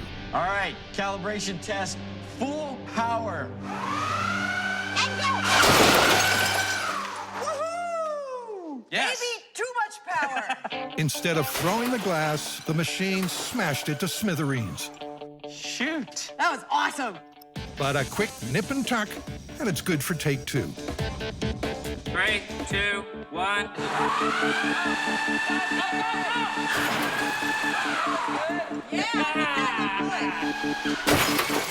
The machine worked like a charm, flinging the window wannabe at 70 miles an hour. And that means it's Neckman's curtain call. Chin up, buddy. It's very important. Keep your chin up for this one. You ready to get your head cut off? All right, fire it up. Okay, here we go. 3, 2, 1. I think we've got decapitation. That is unquestionable. We did it. We confirmed this myth. We got decapitation. It's incredible to think that a small piece of glass with hardly any mass at all, going only 70 miles an hour, which is a mild tornado, is enough to cut your head off. Now, we know one of the ways strong winds can kill you.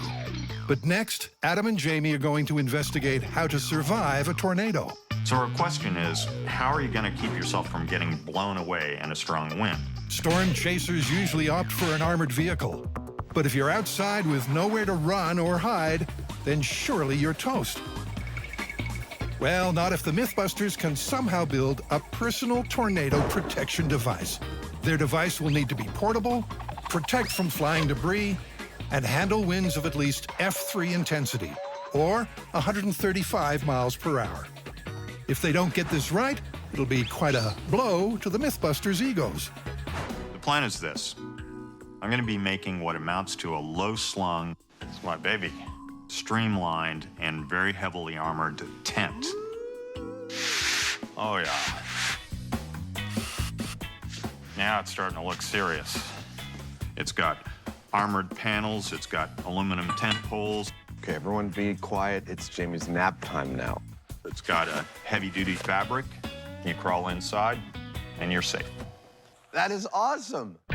And with the addition of a spike base that will secure it into the ground, That is what says I'm not going anywhere in a few 100 miles an hour wind. That works. it's ready for some testing. Well, not quite now. Before we test our tornado shield, we need something to compare it to. That's called a control, and that control is called Adam Savage. I'm going to stand here directly in the wind stream until I can't stand no more, and that will be the point at which we test the tornado shield. But with no tornado in the forecast, Adam has an intimidating alternative. It's not every day you stand behind a freaking jet! However, I can step out of the wind stream of the jet's engine at any time, and they can cut it in a moment's notice or a second's notice, so I guess there's nothing to do but proceed. Okay, fire that puppy up. For safety, the pilot starts the thrust at just 20%, which allows Adam to heave himself to his start point. Once there, the pilot ramps up the thrust. 30% is 100 miles per hour for our fearless Mythbuster. 40%, 110. 50%, 120, and he's still holding. But when the wind hits 130, he gets a knockdown blow.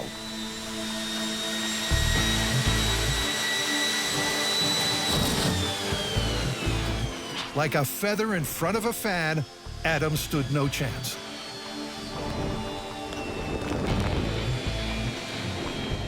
How you doing? I'm good.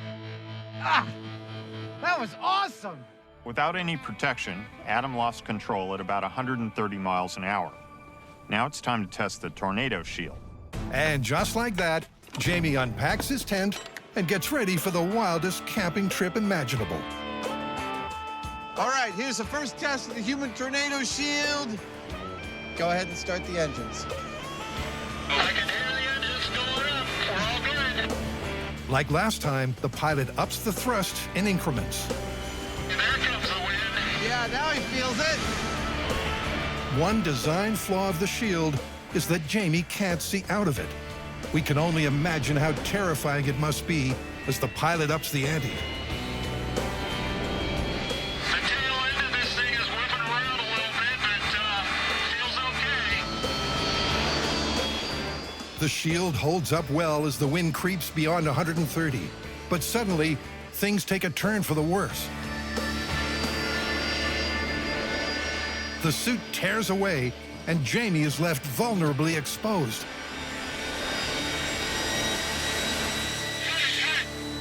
The pilot cuts the engine almost immediately. But like some sort of cyborg, Jamie survives intact. I was fine. The tornado shield wasn't. They just like all the... As the wind hit 135, the suit went AWOL. But the pilot cut the engines before any real harm was done. Problem comes when things start to flap a lot. And at that point, it started to kind of move around to where it actually moved away from me. But once Jamie collects the shield from the other side of the airport, It's still all there. Looks like a pin fell out. it seems all is not lost. Jamie's gonna make some modifications. He's gonna get right back on that horse and get in front of that jet. That's the spirit. This was the problem. These things right here, I made pivots so that the whole thing could fold up neatly.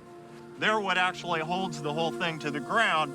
Because they pivoted, they were allowed to move and they let go of the actual shield. So we're gonna actually bolt them in place and bolt them to the shield. They won't let go this time, and I think I'll stay in place. So Jamie's going to repitch his tent, and he's more optimistic than ever that his design will use the wind pressure itself to keep him from flying away. Okay. All right, ladies and gentlemen, back by popular demand, it's Jamie Heineman in Tornado Shield 2, the Back to the Drawing Board Tour. Jamie, take it away. All right, start those engines. Jamie sounds really impatient in there. He's like, I'm still standing by, as if we've, like, forgotten about him.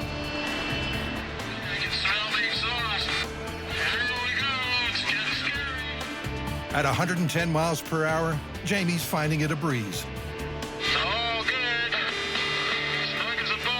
So the wind speeds increased to 130.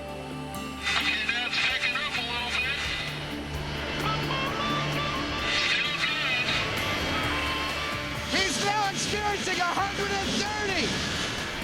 I'm still fine. It's getting like hell in here, With the suit holding up, the pilot puts the pedal to the metal, increasing the speed to 180.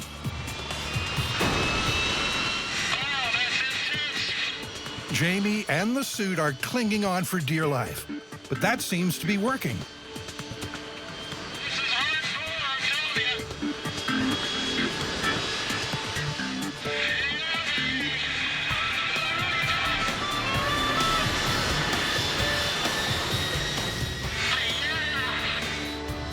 That's 180 miles per hour. I got it. All right, got it. Incredibly, Jamie and his suit successfully survived an F4 tornado. It's absolutely mission accomplished.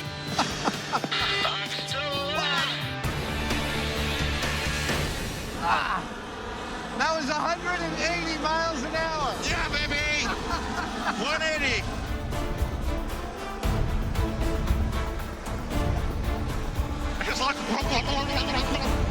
It's just flat out terrifying. There's absolutely nothing you can do with that kind of power, except hold on and hope that the rig holds, and by golly, it held. It held. It held. I was waiting for the claw to let what's going to let go, but nothing did. It just, I was getting beaten by the surface of this thing. Wow. Like being spanked. The high speed shows just how intense that was. With ice chunks hitting and a 180-mile-an-hour wind, the prototype stood strong.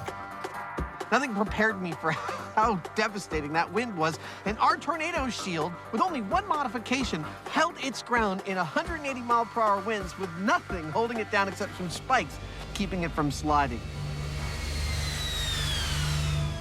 That is amazing. I don't know that everybody in the tornado belt is going to want to carry one of these things around, but we saw what happened to an unprotected person. And the simple fact is that if you had one of these and you got in it in a tornado, you'd be safe. Next, Carrie, Tori, and Grant have hail on the horizon. All right, so this is an old fisherman's myth. Now, the story goes that a hailstorm can be so intense that it can actually sink a boat. Does the hail penetrate the boat and make it sink because there's holes in it? Or does it fill up with hail and it sinks because it loses buoyancy? Don't know, but that's what we're gonna find out. First, they're going to find out if hail has enough mass to punch a hole in a boat's hull.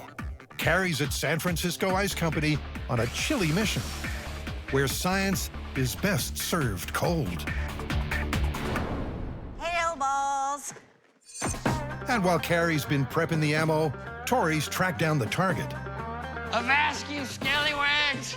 To give this myth a fighting chance, we've opted for a single-hulled boat, and by using all the most common materials, we've covered all our bases. Those common boat hull materials are wood, fiberglass, and aluminum. Will icy projectiles be able to pierce any of them? And that's where the cannon comes in. Oh my God, that is ridiculous. How long is this? 40 feet. But at hailstone terminal velocity of 80 miles an hour, That looks solid. It's like snow glitter. hurricane strength 150 miles an hour, Looked like it did some damage, but did not punch a hole through it. and even at tornado strength 300 miles an hour, What? Good hit, but no hole. they can't get penetration on any of the hulls. Not a hole. Yeah, That is definitely not a hole, and you're looking at a hail ball that's traveling 300 miles an hour. So that method of boat sinking is busted. But could the sheer weight of multiple hailstones sink a boat? Rough seas ahead! They've got a plan for one hell of a hailstorm. We're gonna throw a boat in the water, we're gonna make a huge storm, and we're gonna see what happens. And they'll wrestle up that record-breaking storm courtesy of a freezer truck and a conveyor belt. All right, that looks good. It's time to break the ice.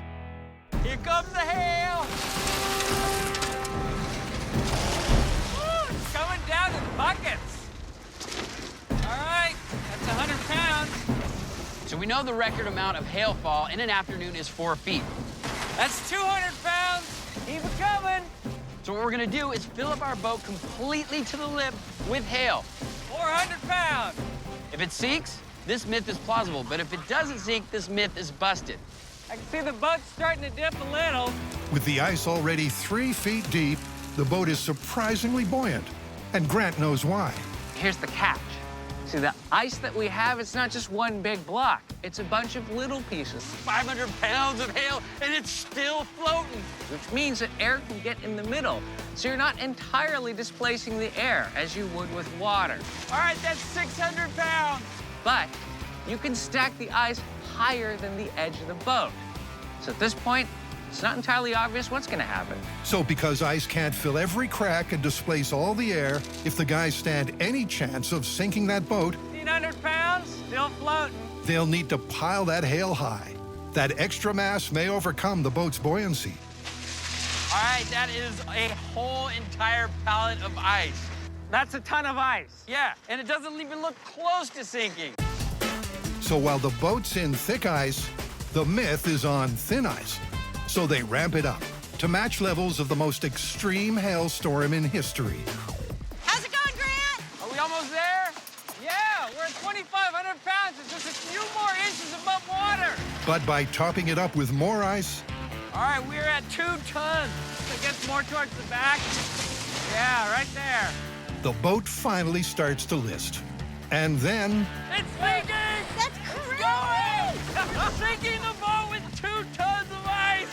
at last, she's going down. And while the scale of the hail may be unfeasibly large, it is, finally, mission accomplished. We sunk a boat with hail!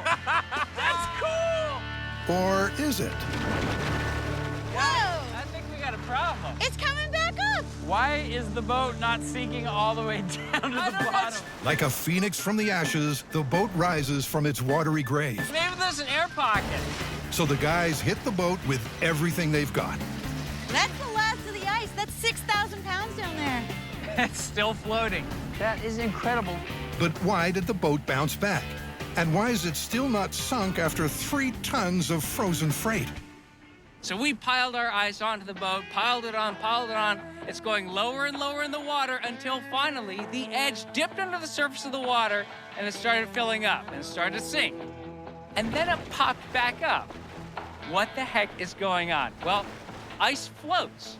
So once it hit the water, the ice actually started to support its own weight and was no longer pushing down. When water flooded into the boat, the ice started to float, which meant it was no longer pushing down the boat. And so it rose from the water, meaning that sinking by hail is a fail. All right, yeah, we did technically sink the boat, but look at how much hail it took. That's a totally unrealistic amount. And even with this salvaged, falling apart boat, it didn't entirely sink. This one's busted. Busted.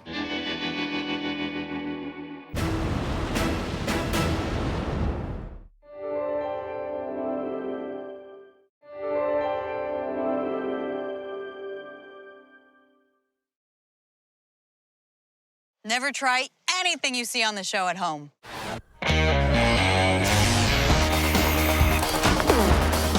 Well, there's your problem. In this special series of Mythbusters, Almost too exciting. the Dream Team tackles their dream themes. It's scientific! Testing myths about everything from electricity to pressure and gravity. This one hurt a bit. Shaking down the science of shockwaves, velocity, and impact. with crazy chemistry. Oh my goodness. Far out physics. Fun for the whole family. And insane explosions. Is everybody okay? Life's burning questions answered.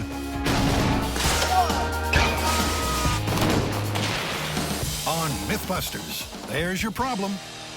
In this episode, we'll dodge deadly dramas with 3 myths about survival.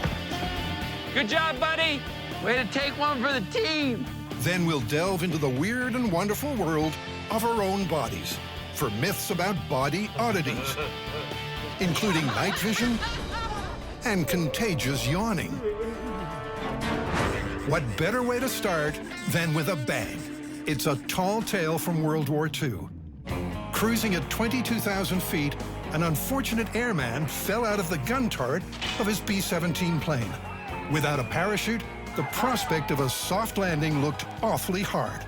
But as he neared the ground, a 1,000-pound bomb blew up in a train station beneath him and sent out a shockwave that actually cushioned his fall. It's an explosive story, but we know at least the first part of the myth is true. B-17 gunners did not wear parachutes, and the reason is obvious. You can see how confining that is. So that's why they don't wear parachutes. Exactly. Dude, that is messed up. Testing the rest of this fable is a phenomenal challenge. There's the casing for a 1,000-pound bomb. So we'll need 6 pieces of that. A train station to build, and a B-17 bomber and airman. Oh, and getting the drop on that 22,000-foot fall. So, in terms of dropping our airmen, we can't drop them from 22,000 feet because, well, number one, we can't get any aircraft to fly over an explosion no matter how high they are, and we can't aim from that height and make them hit such a tiny target. Well, why don't we use balloons? I mean, we've lifted you with a balloon before. Perfect. I'll tell you what, all we need is to get him up to 120 miles an hour. That's a human's terminal velocity. We know that from umpteen myths we've done about people falling. So I'll figure out exactly how high he has to fall from in order to reach 120 miles per hour. And we'll just fly the balloons that high. The key to this myth is terminal velocity, the maximum speed at which an object can fall. It's reached when gravity is matched by the force of wind resistance, which for humans works out at 120 miles per hour. So all Adam has to do is work out the minimum drop height required to reach that magic number. Basically, he's got to fall for 5.5 seconds to reach 120 miles per hour, and that puts him at 487 feet in the air. That's totally doable. So that's the plan. Instead of a B-17 bomber at 22,000 feet, they'll drop Buster from some weather balloons at 500 feet. Just enough for him to reach terminal velocity as he lands on the exploding train station. To blast off with this experiment, Carrie and Tori have been trying to work out if a smaller scale explosion from a car airbag could slow a falling ball of lead. And Tori's about to add the finishing touch, a glass roof. If I can time it right, hopefully, when the ball just touches the glass, I'll set off the airbag and break the fall of the ball. In 3, 2, 1.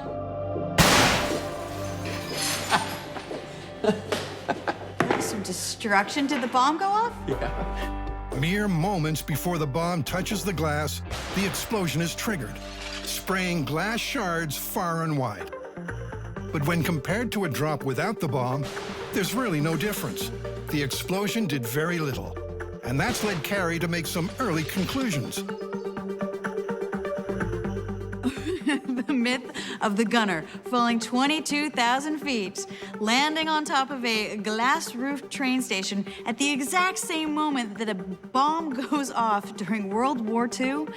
I can pretty much, for myself, definitively say it's busted. If I was gonna fall on a glass roof, I would not want a bomb going off underneath it.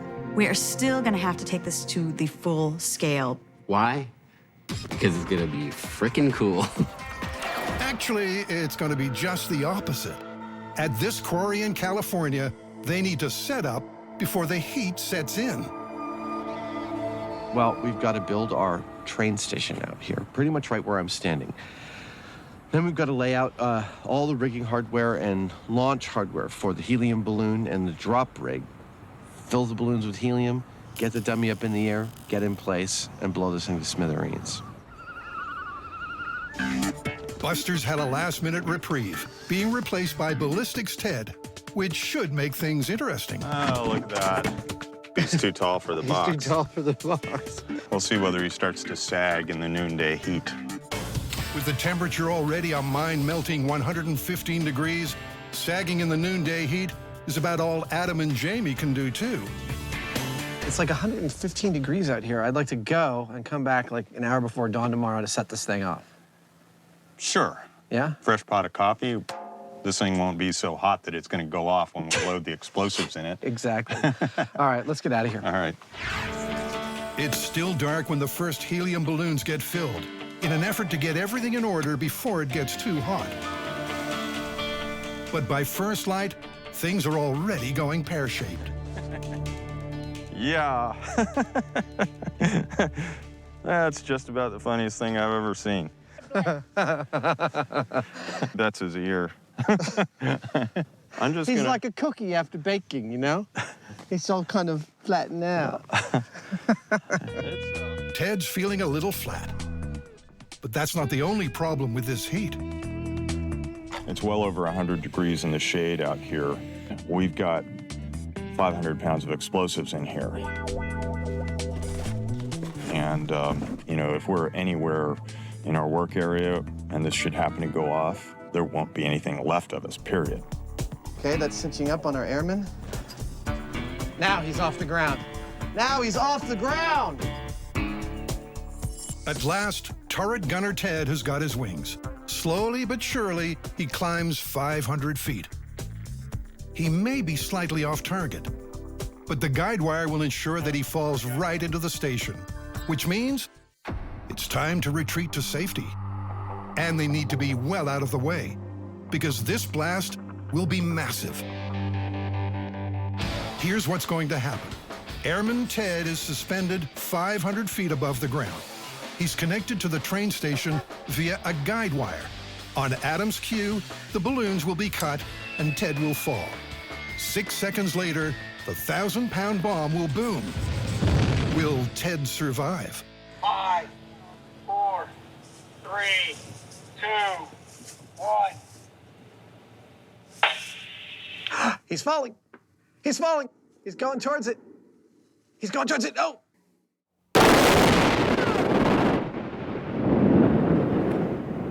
Wow, here comes the shockwave. The booms created a mushroom cloud of frightening proportions. And it's also set the surrounding hills on fire. Oh, look at that! Fortunately, the county fire department are quick to respond. And there's This day's just getting better and better. In high speed, you can clearly see the cushioning shockwave. But did that save Ted? Well, unfortunately, there was a malfunction in the guide wire, which meant he fell way off target. But there was so much shrapnel that if Ted had fallen into the station, our gunner would have been a goner. Here's the body. There's the steel.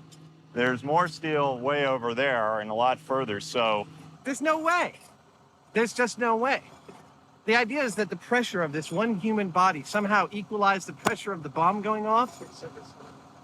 That's just not going to happen.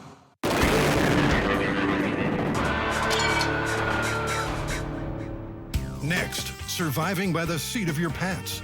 Can you use a pair of jeans as an emergency slide from a chairlift? The idea behind this high wire stunt is to remove your denim duds and sling them over the cable, using them like a zip wire. To unzip this myth, the team head to Trapeze Arts, where they have everything they need, including 75 feet of steel cable similar to the kind used on ski lifts. So we're starting out at a fairly shallow angle of probably 5 or 10 degrees. But in order to get a really accurate measurement of what the true angle is, we have this. It's a little magnetic base angle finder. Now, the question on everyone's lips. What's Tori's technique? I'm gonna wrap one pant leg around my wrist, toss the other one over the cable, and then wrap this one around my other wrist. And then I'm gonna jump out and slide down the cable. Piece of cake. All right, here we go. Come on, dude, like your life depends on it. 3, 2, 1. Whoa. Your legs. I hear the pants ripping. Nice landing. Yeah. So, in a real-life escape on a ski lift cable at an angle of 10 degrees, you simply wouldn't slide. I kind of tried to move a little bit while I was on the cable, and I could hear stitches snapping. A sound you don't want to hear when there's only that stitch between you and a plummet to death. What the guys need is more angle on Tori's dangle. Now, we've increased our angle to 20 degrees, double what the first test had. So with the maximum incline possible on this rig, will Tori slide or stick? 3, 2, 1. Yes! I guess if my life depended on it, it might take me slide, but some it's a time. pretty good crawl. This time around, Tori does get further down. I wouldn't fall and die. But remember, this myth is about an effortless glide to freedom, not a jerky bunny hop. Could cable grease be the missing element? One thing that we're missing is lubricant. So I was looking it up online. Turns out they use a light oil. Now, we don't have exactly the same thing, but we have something that is the same consistency, castor oil. But is it the secret to the swift slide to safety described in the myth? Slide! I didn't think it was gonna happen. I really didn't think it was. Tori made it down, but friction has caused his denim a little distress. Totally ripped right up the crotch. Tori would meet his death if he tried to use this method to get down from the ski lifts. Those ski lifts are really long. He went down maybe 20 feet before those jeans split in half. I'm not seeing this being the most reasonable way to get rescued from being stuck on the mountain. There's only one way to find out for sure. Full scale, on a real ski lift. The guys head to the Sierra at Tahoe Resort, where the cables get some serious elevation. That's a lot steeper than I thought it was gonna be. Yep, and we're doing it all the way from the top. It's going to be a nervous ride to the top. Just to hedge our bets, we've found a section of line close to the top that's at 25 degrees. If I get quiet, don't take it personally. I'm not mad, I'm just freaking out. Try and avoid the rocks. Yeah. At the summit, Chief Rigger Lawrence and his crew are putting together a safety system of ropes and pulleys. These guys are here to make sure I don't fall to my death. Tori and Grant strap on their harnesses, secure themselves to the chair, hoist in Buster, and head downhill. Are we nuts or what? Oh my God. So what's the denim divination? The best case scenario for Buster is that he and his jeans will take a very quick ride down the line, slam into the rollers at the end. And the worst case scenario is that he will rip through his jeans and probably plummet to his doom. When they reach the 25-degree mark, they sling over the jeans and secure them to Buster's clamp hands. Buster is ready to go. All we need to do is unhook him from the chair and release this ratchet strap. It's a long journey to the bottom, Buster. Don't forget to write. Here we go. Dropping Buster, Jeans Myth, test 1. In 3, 2, 1, go. Sit down there.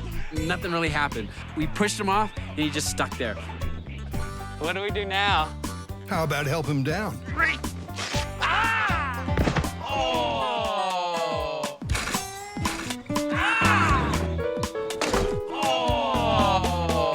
Although Buster never lost his grip, he's a bit of a dummy and couldn't follow Tori's lead in creating his own momentum.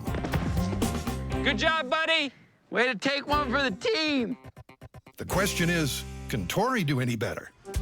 Or will his jeans turn into denim hot pants? In 3, 2, 1. Get that weight on those jeans. Nice, nice. Very nice. But it's not easy. My hands started cramping up because I was holding onto the jeans so tight. But then I had to lift my weight off the jeans so that I could shimmy down the cable. And then my arms started getting tired. Our little dungaree-clad flying squirrel is plumb tuggered out. And not only that, stuck. I can't, I'm stuck. See that? Okay, I see it. I'm let go. Ugh. It's so much work trying to get down the cable that it's like, it just doesn't seem like a great way to get down. For me, when I think about a zip wire, it's like, whoa, you know, all the way down. This was not like that. This was like, The jeans themselves actually starting to roll up as they grab onto the cable. There's way too much friction in the system to be able to slide. This myth is busted.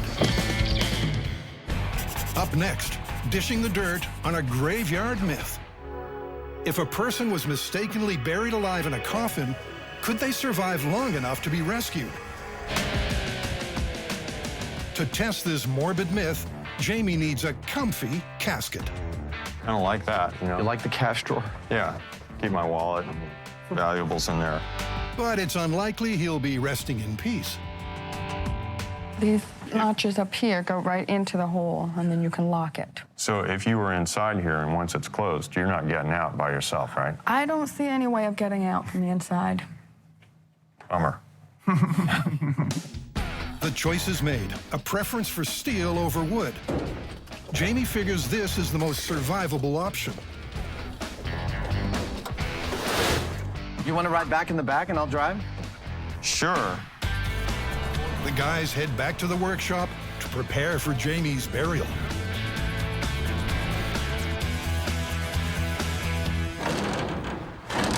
He'll be inside the casket under 6 feet of dirt inside this transparent chamber. It's constructed to come apart for emergency access. And he'll be closely monitored via Coffin cam, along with instruments to measure carbon dioxide, oxygen levels, and heart rate. If he runs out of air, there's an emergency supply. But first, they need a safety run. How long can he last in a sealed casket minus the dirt? Pulse is 81, and his blood oxygen level is 98. Are you okay for another 7 minutes there, Heineman? Feel perfectly fine. It's hot. That's the only thing that I don't like. At nearly 50 minutes, the team calls it quits because Jamie's blood level of carbon dioxide is getting dangerous.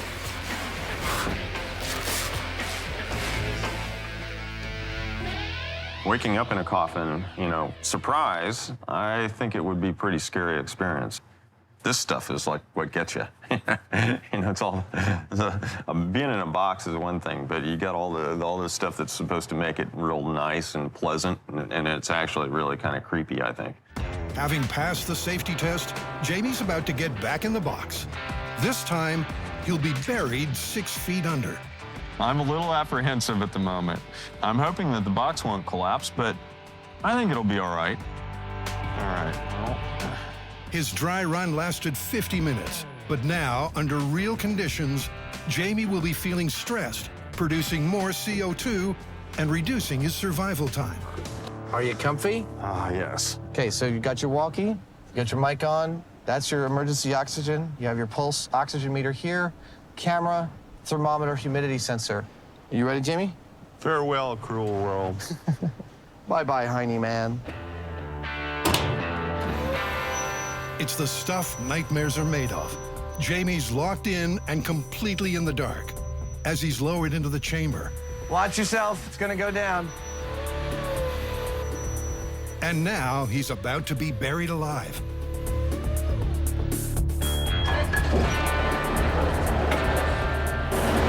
To match a proper burial, his temporary grave will be covered by several tons of earth. But even after the first load, survival in this coffin starts to look doubtful. I got a fair amount of dirt in here, and it actually crushed the container a little bit. Roger that. Are you nervous about it? Over. No, I think I'm fine. It definitely had an effect on the casket, though. The medics are watching his vital signs closely. Any sign of distress, and Jamie will be exhumed. Oxygen levels? Oxygen, he's at 98%. It's become obvious that he's more than a little tense. I imagine my heart's beating a little faster than it was on the test, over. You'd be correct about that. It's at 95 right now, buddy. You are almost officially completely covered now, Jamie. The casket is getting so warped from the pressure that it's popped up the corners a little bit. Suddenly, the major worry is the very real possibility of Jamie being crushed inside the metal box. This thing's really starting to creak, and it's feeling like it's changing its shape. It's just too risky, and Adam pulls the plug. The thing is buckling and changing shape on him. Truly. That's the last one we're doing. Because it's, I can feel it coming in. Want out? Roger that. We're gonna get you out.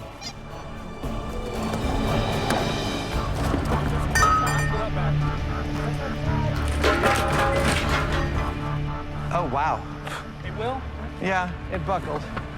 Here we go. Hey, Jamie. Hey. Here he is. Oh. And he's still alive. Did it do anything, or is that all my imagination? No, it definitely was crushing it in. Jamie persisted inside the casket for 30 humid minutes, breathing only the available air. I started to panic a little bit there at the end. I mean, it's pretty scary. I mean, I don't have any particular fear of enclosed spaces at all, and you know, feeling those walls starting to cave in, it really gets you going. As I'm sure my pulse rate will testify. Here's where your pulse started. And with the point you asked us to get you out, you were off my chart. Your pulse was about 115. Okay. Which shows, I mean, because of your pulse, you were using up a lot more oxygen. So what are the chances of surviving 6 feet under? I think the myth is sufficiently busted. I don't think it's possible for someone to survive a couple of hours in the panic state of being buried with their coffin crushing and all of that stuff, let alone a couple of days until they're exhumed and found to be alive. That's just patently ridiculous to me. Well, there you go. Myth busted. Our 3 survival stories have been put to bed.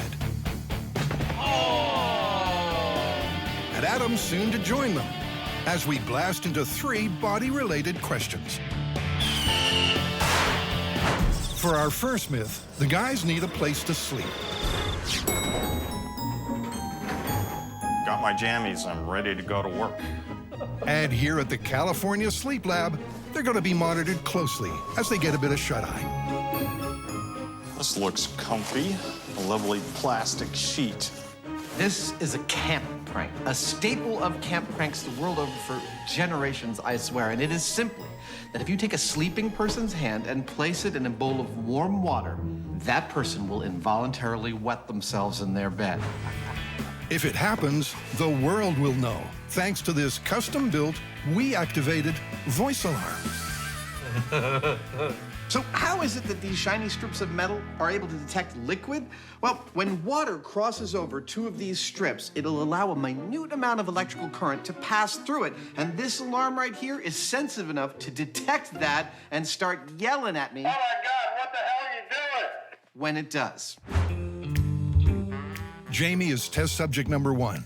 When he reaches the correct phase of sleep, Adam's going to sneak in with a bowl of warm water and see if the myth is true. Do I think this is going to work? Well, in my case, not so much.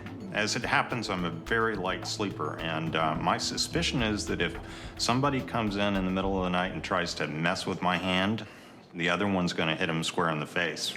Oh, a major stumbling block for testing this myth. Is he sucking his thumb? Unless Jamie is out for the count, getting his hand in the water without waking him up will be tough. But that's where clinical director Michael Salemi comes in.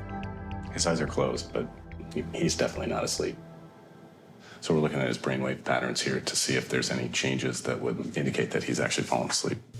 Basically, by monitoring the brain's electrical activity, we can tell how deep Jamie's sleep is. Stage 1 and 2 are light, transitional stages. That won't be ideal for this test. Stage 3, called slow wave sleep, is the goal. Here, brain activity is significantly reduced and the sleeper is less likely to be woken. But Jamie's playing hard to get. He's not sleeping. He's waiting. Adam, geared up with night vision goggles, loses patience and goes in. Oh, you're totally awake. You've had like 2 hours, man. Sorry. Nice get up. Thank you. I think your time is up. I think it's my turn. Okay. As soon as Adam's down, he's out. And finally, things are looking up. Or are they? Although Adam dropped to sleep really quickly, he may not be a very good candidate for this either because Adam has sleep apnea, which means that he's struggling for air from time to time and it's waking him up. So he may not be able to get down into that deep sleep that we need him to be at to do this trick. Just before the team runs out of patience, Adam descends into stage 3 sleep. However, there's another complication.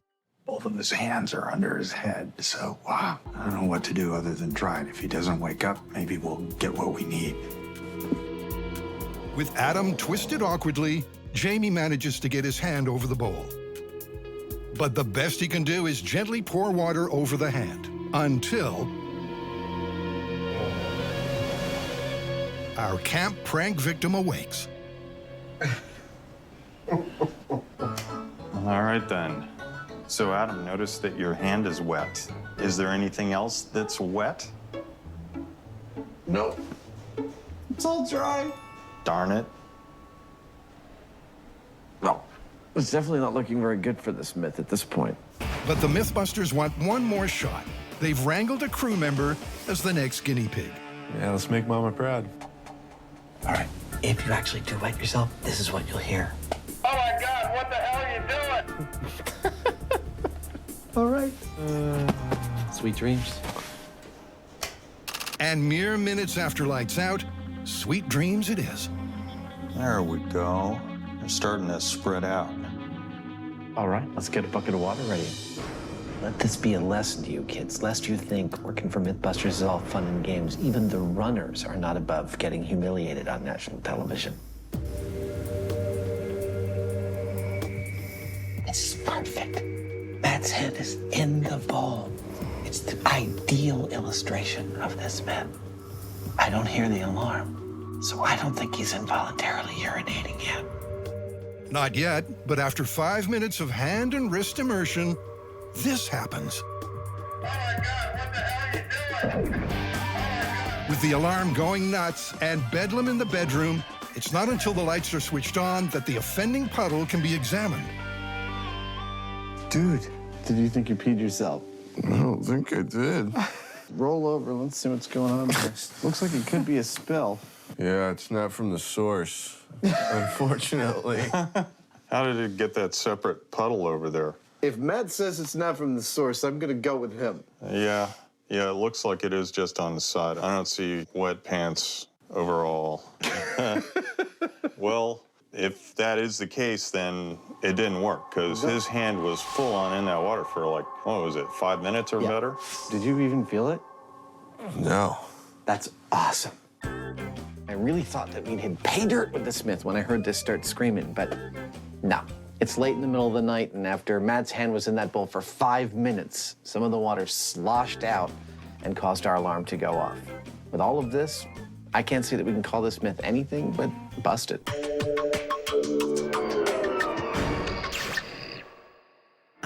Next up, testing the myth that yawning is contagious. For this experiment, the Mythbusters are building a chamber of yawns. They want to find out if one yawner could trigger another by spying on a group of unsuspecting volunteers.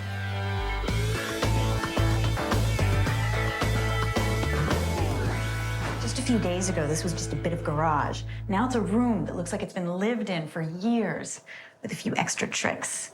Behind our Jamie and Adam picture, there's a secret microphone. And would you ever believe that this right here is a camera? Not exactly James Bond, but they won't miss a dull moment. If anybody yawns in this room, I'm gonna catch it. Our test subjects are here. We're about to bring them in. These poor souls are about to be bored within an inch of their lives. First, the control. The group's left in the empty room for 10 minutes. Nothing to read, no talking aloud. Here are some of the highlights. She's like,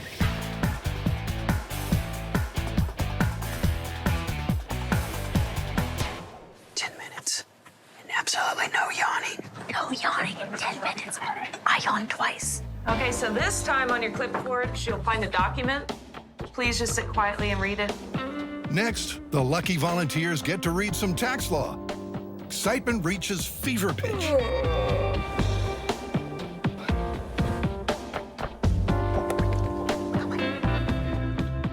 People, we have our first yawn. Now, will it travel around the room like a Mexican wave? Another one. Sure. 4 real yawns and 2 half yawns, but I think they're all out of the same person, so it's too early to tell. The first 2 tests are inconclusive. So for test number 3, Scotty tries to infect the subjects. But they appear to be totally immune. Unlike Carrie. Then at Yawn Central, sudden panic. The watchers think they are being watched as their cover been blown. I swear that guy's looking right at me. Or is working in a confined, dark space starting to get to them.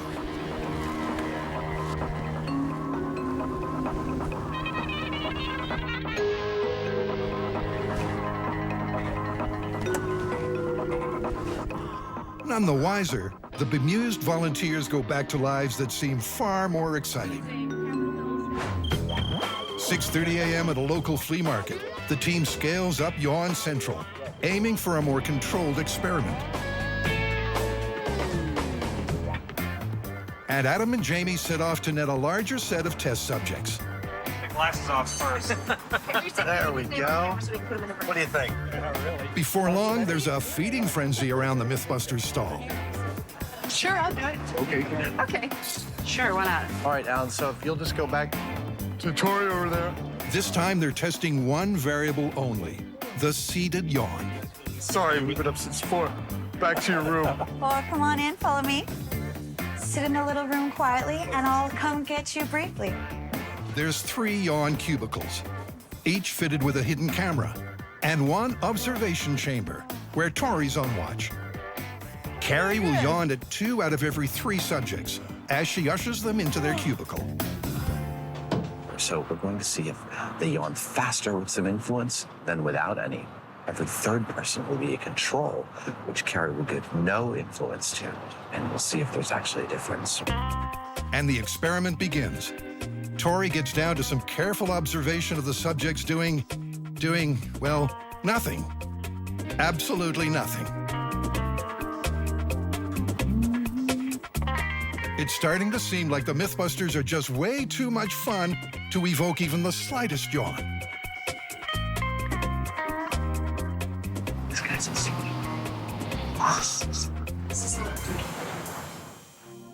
Then a breakthrough.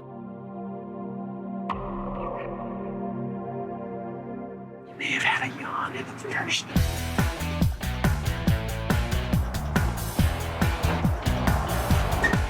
And after the drought, a flood of yawning is unleashed.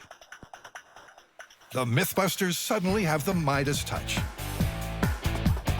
Even the local dogs get caught up in the current of yawns that's sweeping the market.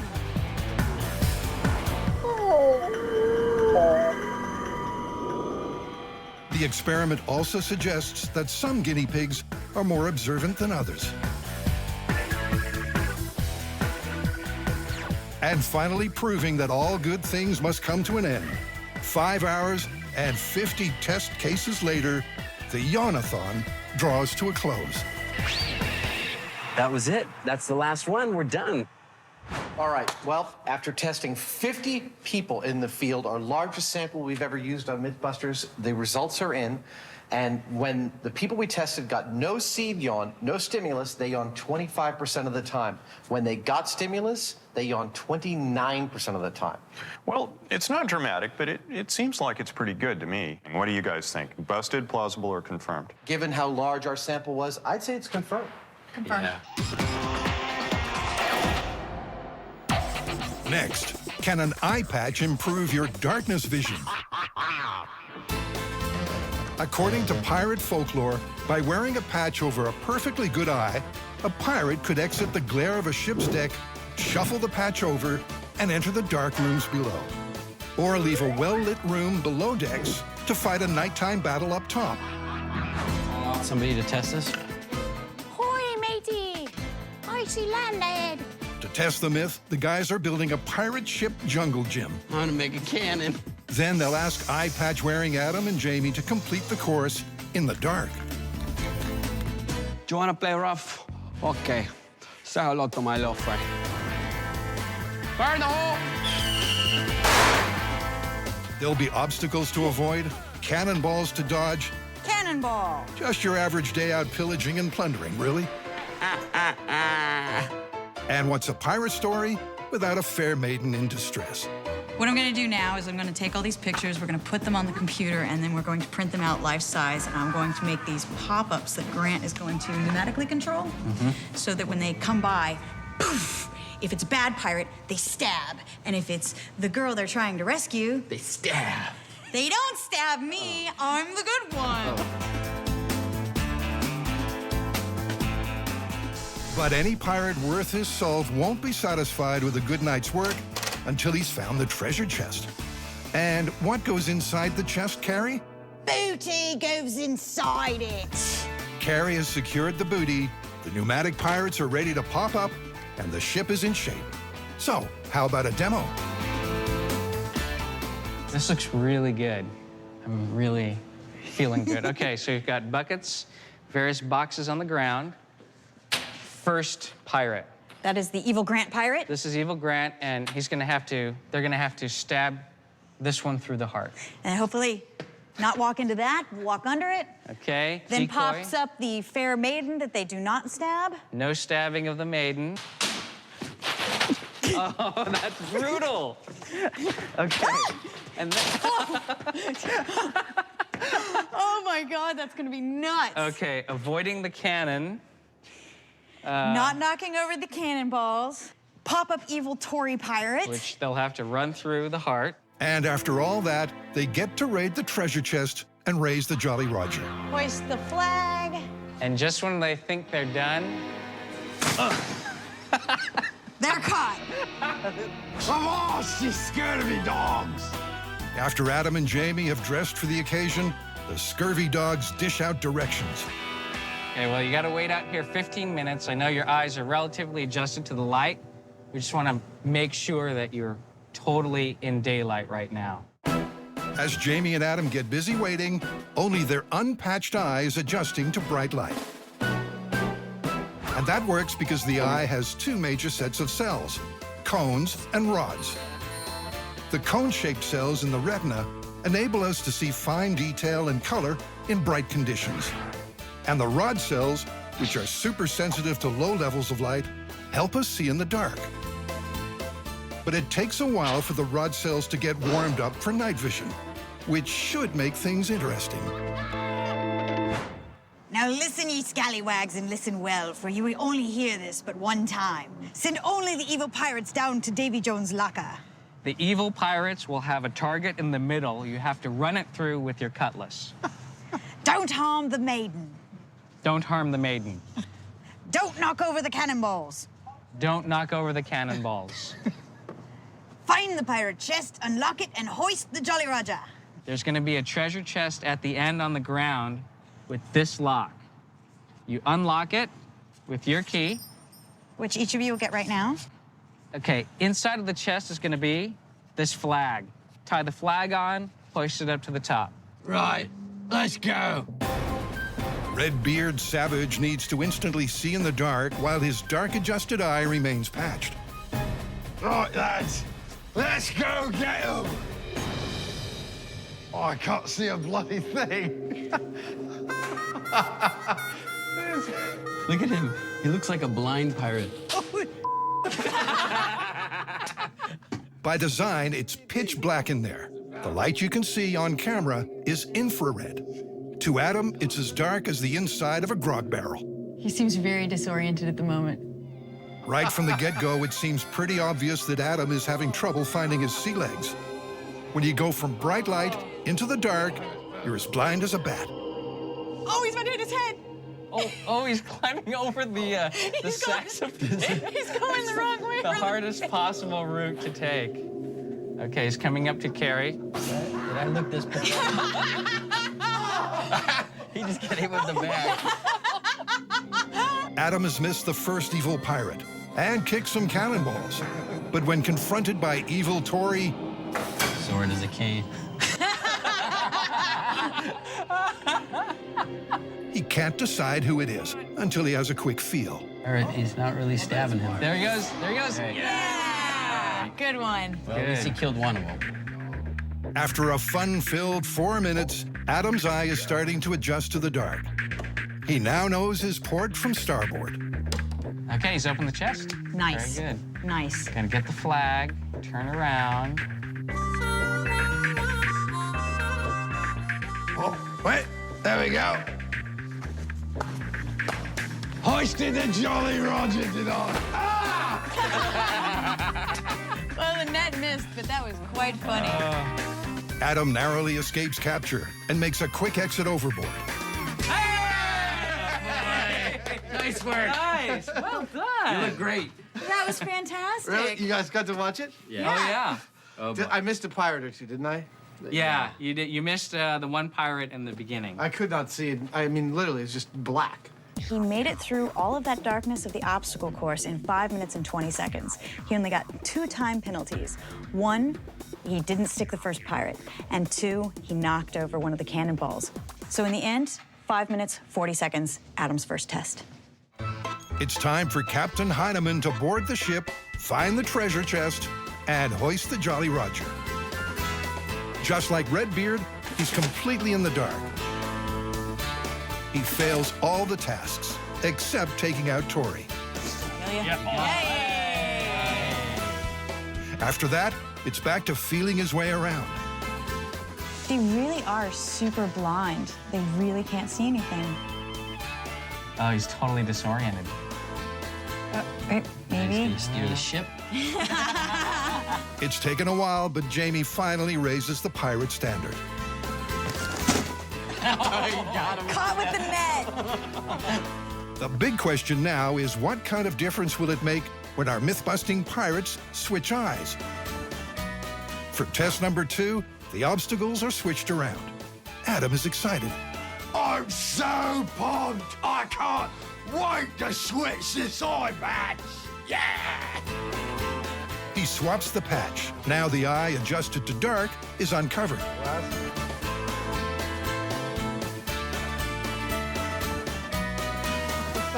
Like night and day. And it's immediately obvious the switches work. Wait, is that a pirate? Oh! Wait, is that a pirate? Oh, it's a lass. Before the team can say, walk the plank, ye landlubber, Redbeard is almost done. Looking at 1 minute, 12 seconds. Oh my I know, he's already killed his time. There's my Jolly Roger.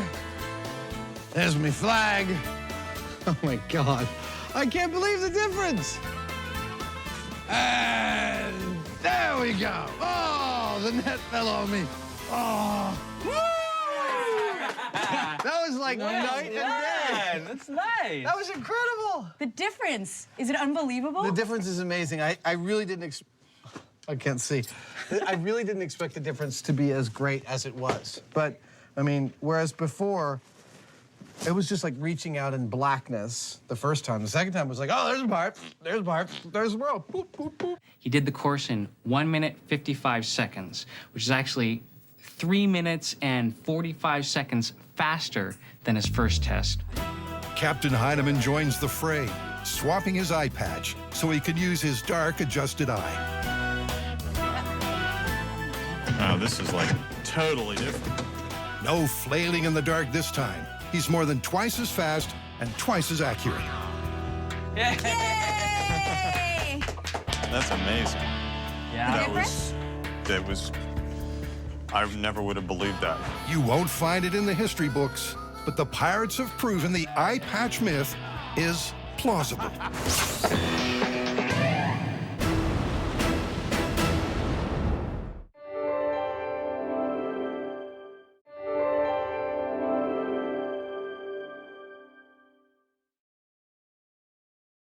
Never try anything you see on the show at home.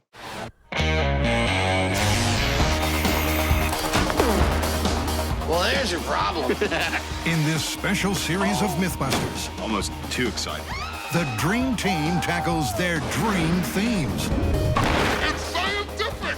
Testing myths about everything from electricity to pressure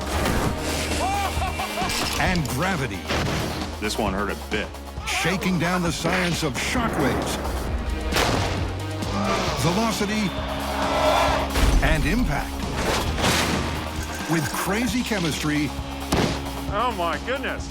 far-out physics, Fun for the whole family. and insane explosions. Is everybody okay? Life's burning questions answered.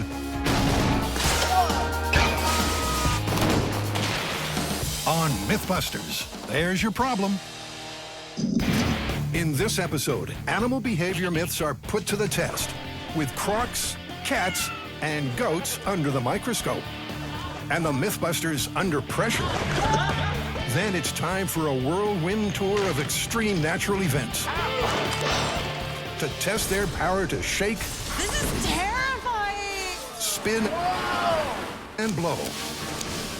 I love this job. Get set for nature at its gnarliest. Oh. All right, you guys, get ready for this one. Crocodile myth. Is it the crocodiles have tears? No. This one is, if you're getting chased by a crocodile, you can easily escape it by running in a zigzag pattern, because they cannot turn corners. Crocodiles attack with a lightning-fast lunge, but are they biologically challenged when it comes to turning corners? How do you think we should test it? Let's use Buster first.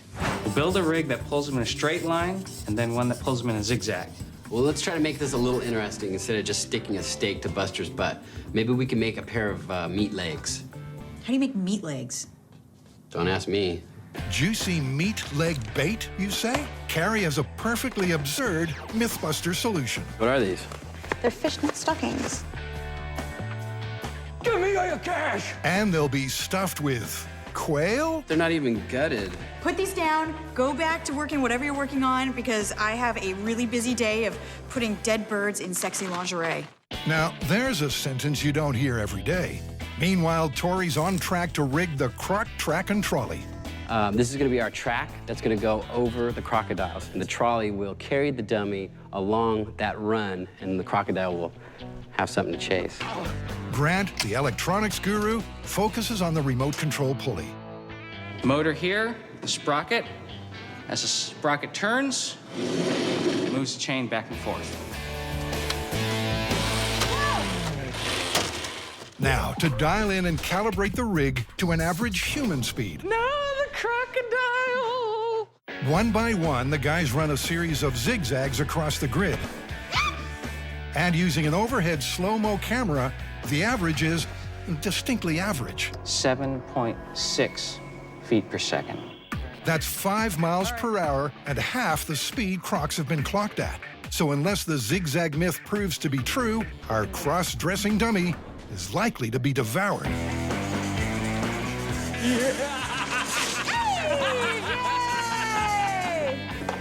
That's great! I'm happy with it. It's time to crock and roll.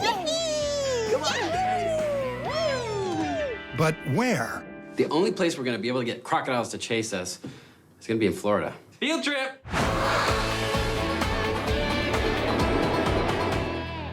We are now here in Florida at St. Augustine Alligator Farm, and they're crazy enough to let us try our buster rig on some of these alligators and crocodiles. What does it mean when they hiss? When they hiss, they feel a little threatened because you're getting a little bit too close to them, so they're kind of unhappy with your presence right now. They're unhappy. With that less than comforting knowledge left hanging, the rig is assembled. Fishnet-clad meat legs and all. These are very dangerous animals, so it's important that you're listening to the keepers. They'll tell you where to be. If something goes wrong, they're gonna tell you to get somewhere quickly. I've been watching a lot of professional wrestling on television, so I've learned some wrestling moves, and I'm gonna try them out on this crocodile. The Cuban crocodile is one of the quickest and most aggressive crocodiles on the planet. We'll get the animal secured, hold the mouth shut, and then you'll actually tape the jaw shut so it's no longer able to bite us. What? You're gonna tape the mouth shut. That's what he thought you said. Wow! Okay. He's gonna submit in 2 seconds. Tap out! Tap out, sucker! So is that better than playing with robots? Oh my gosh, this is my new favorite job. How do I sign up? I think you just did. Okay, here we go. Can the Cuban croc catch those zigzagging quail legs? Using the remote control, Grant twitches Buster's delicious legs.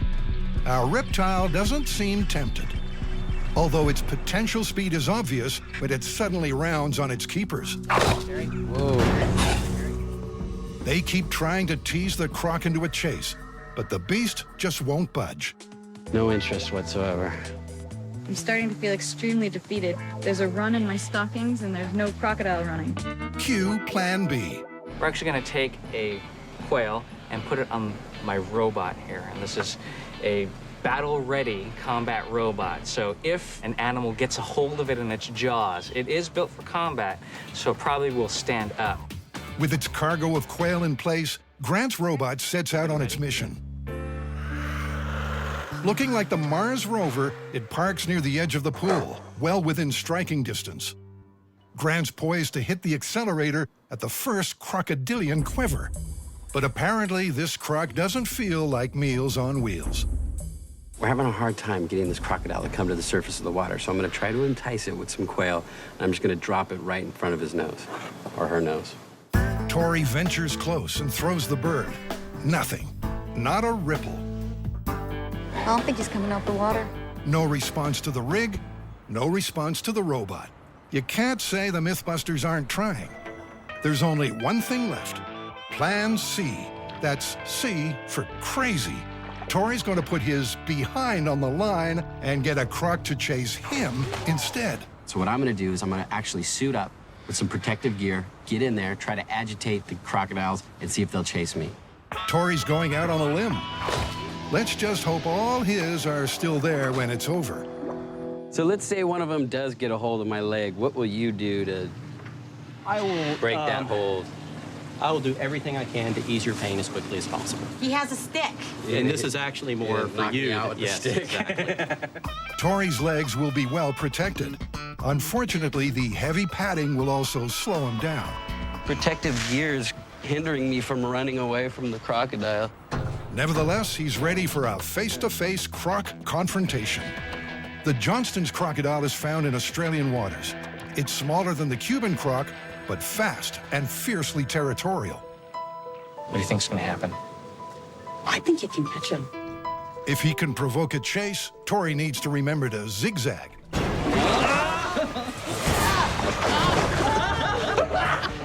The crocodile lunges, but doesn't continue the chase beyond that initial strike.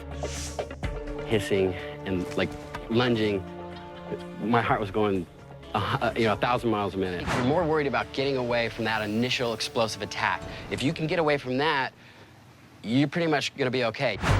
Even so, the team wants to try one more experiment, swapping crocs for alligators.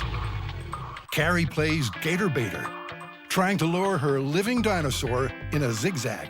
Oh, yes, you're just freaking me out now, Smiley. Yay, yeah, this way. All right. I don't know if she's more afraid of the alligator or the bird. Come on, The alligator slowly changes direction to follow Carrie. But is that a zigzag as defined by the myth? I did a zig, I did a zag. He could follow me, but only sort of in a curvy motion, not really sharp turns, and it didn't make me get away from him any better. Let's face it, this myth is looking more and more like a crock.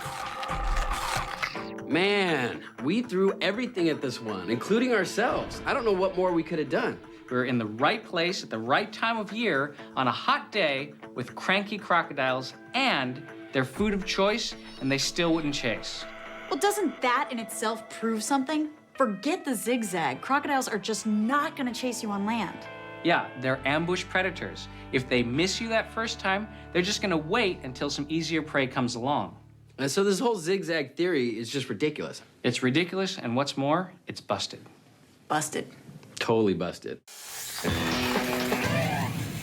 Next up, Adam and Jamie let the cat out of the bag with a feline fable. Over the years on this show, we have done many, many things formerly considered to be completely impossible. So we're about to do herding cats. Seriously? Seriously. Okay. Felis catus are famously aloof, independent individuals. So much so, the phrase herding cats is synonymous with impossible. But does the phrase match reality, or can you in fact rustle up a flock of felines? Our task here is pretty straightforward. We have a pen that's 35 by 45 feet, and we're going to fill it with 8 cats. Our job is to move those cats from the big pen into the little pen, or as we're fond of calling it, the cat corral. And thanks to the Animal Friends Rescue Project, they've got 8 curious kitties to round up. Okay, now it's safe to unleash the beasts. With the cats contained, Adam is first up to attempt to round them up by using his powers of persuasion. Good luck, buddy. Okay. You want to go this way? Straight away, these cats will not flock together. I guess because it's not natural behavior for them. Come on. So that means I'm trying to cajole them into the pen one by one. Hey, Red, let's go over to the pen. What do you say? Let's take a walk over there, see what's going on. This looks like it could be cool. Maybe this is an exit. No. Wait, no. Even this one-on-one technique, which obviously you can't call herding, isn't working at all. I cannot get these cats to go anywhere that I want them to go. He's like amateur. The cat's instinctive response to Adam is to ignore him. So he tries something a little more hands-on. All right, I'm just gonna put him in the pen, see if I can get them all in. I know this is cheating, but it's all I got. But as the number of cats in the pen grows, so does the caterwauling. Oh, that was a bad idea of mine. I'm very sorry. It looks like Adam is about to close the gate on 8 cats. It's happening. Oh, defeat snatched from the jaws of victory. I give up. I got 7. I'm going with that as my score. It's your turn. Cats are just not social animals. So Jamie's going to appeal to their fear response instead. Right. So I can see this cat's afraid of me. That's it. Go on. Go on. Oh. Go on. So I'm going to gently intimidate it to get it to go where I want. Yay! Jamie, nice. One cat. I got to do it exactly what I wanted. But although the cats are going into the corral of their own free will... Go on. I'm gonna get you. I'm gonna get you. That's it. It's a tactic that only works one cat at a time, so I'm not so sure this counts as herding. You're killing it. 3. It's actually sort of working. Jamie's one-on-one approach has gotten 5 cats into the corral, but he's hit a snag. Go on. Go. He's moving you back more than you're moving him forward. There are still 3 cats to go. Go, go, go. And none of them are afraid of him. I don't think you're gonna get him to move, Jamie. Okay, well, I got 5 in the pen. I got 3 that just wouldn't play ball. That is very respectable. Nicely done. Well, Jamie's technique worked far better than mine. By stamping his feet and clapping his hands, he was able to control 5 of these felines into the pen, but that still gives him a 36% failure rate. So now, in order to proceed, we're going to reduce the number of cats we have to herd to the smallest number we can still call several cats, and that is 3 cats. We are also going to enlist the aid of some kitty interest aids, colloquially known as cat toys, to help us. Being social may not be in a cat's makeup, but being a predator is. So the toys will appeal to their hunting instinct. So with a buffet of cat tempters, Adam selected a famous feline lure. But he's adding an irresistible twist. On today's cooking show, we're going to be infusing a feather-tailed mouse with catnip and attempting to lure some cats to a corral with it. I start with a simple zip closure bag and add a little bit of catnip. This stuff is like catnip to the cats. Hopefully that's going to be one desirable mouse. Hopefully. But will this trio of mischievous moggies take the bait and end up behind the gate? Time to go catfishing. Adam casts his line and waits for a bite. I've got some interest. Defying expectations, Adam's catfishing looks promising. Yes. Well, you got 2 cats at once moving their way towards the trap. Totes. But they quickly lose interest. And, adding insult to injury... Oh. He broke my fishing line. And he never even stood up. Cue the cat kryptonite. Lasers. Oh, yes, okay. No cat can resist chasing a laser, right? No. Nope. Cats never miss an opportunity to be contrary. None of them are guided by the light. They can clearly see the lasers. They notice them. They just don't seem to care. All of the tricks that I have employed have not worked at all. I am not hurting cats. Adam's defeated, so Jamie's contenders enter the ring. Adam tried to attract the cats. That didn't work. So I'm going to try to repel them. Jamie's plan B utilizes the cat's startle reflex. That's it. You've got them into one corner. That's pretty good. The Heineman ups the ante with umbrellas and a maraca maringa. And for a moment, he's tantalizingly close to maneuvering the moggies.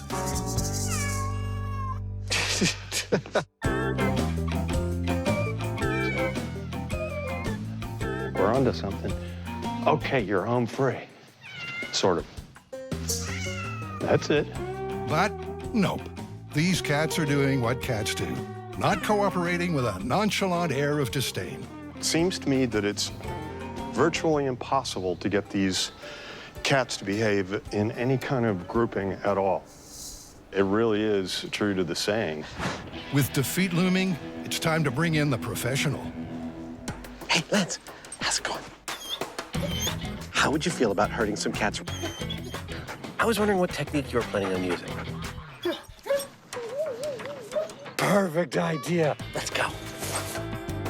Yep, this myth is going to the dogs. And if it can't herd 8 cats into the corral, nothing can. All right, here we go. 3, 2, 1, and go. Immediately, it's clear these cats are standing their ground. Arched backs. Oh, all the backs are arched here. Yep, they switch from defense to offense. Their body language, a less than subtle reminder they know who's the boss in this age-old feud. Despite following its handler's commands, the dog steers well clear of the hissing balls of fury. He's like, I'm really not sure about this, boss. This is one of the most bizarre things I've ever seen. After 6 minutes of feline resistance, it's clear not even a sheepdog can herd cats. Get out, lie down, calm down. Yep, it was a catastrophe for the dog. So what do you think was going on there? I think he was out of his game, and he's not used to animals that don't come together, and he wouldn't face off something like that normally. He's not used to dealing with predators in that sort of situation, and they all know the relationship, I guess. Right. I think they thought he was lunch. Oh, good job, buddy. Good job, buddy. Hey, Lance, how did that go for you? I totally know what you mean, buddy. You did a great job regardless. Good boy. That was rough. There's only one way to call this myth. Confirmed. In the next story, we'll investigate goats that supposedly have a peculiar habit.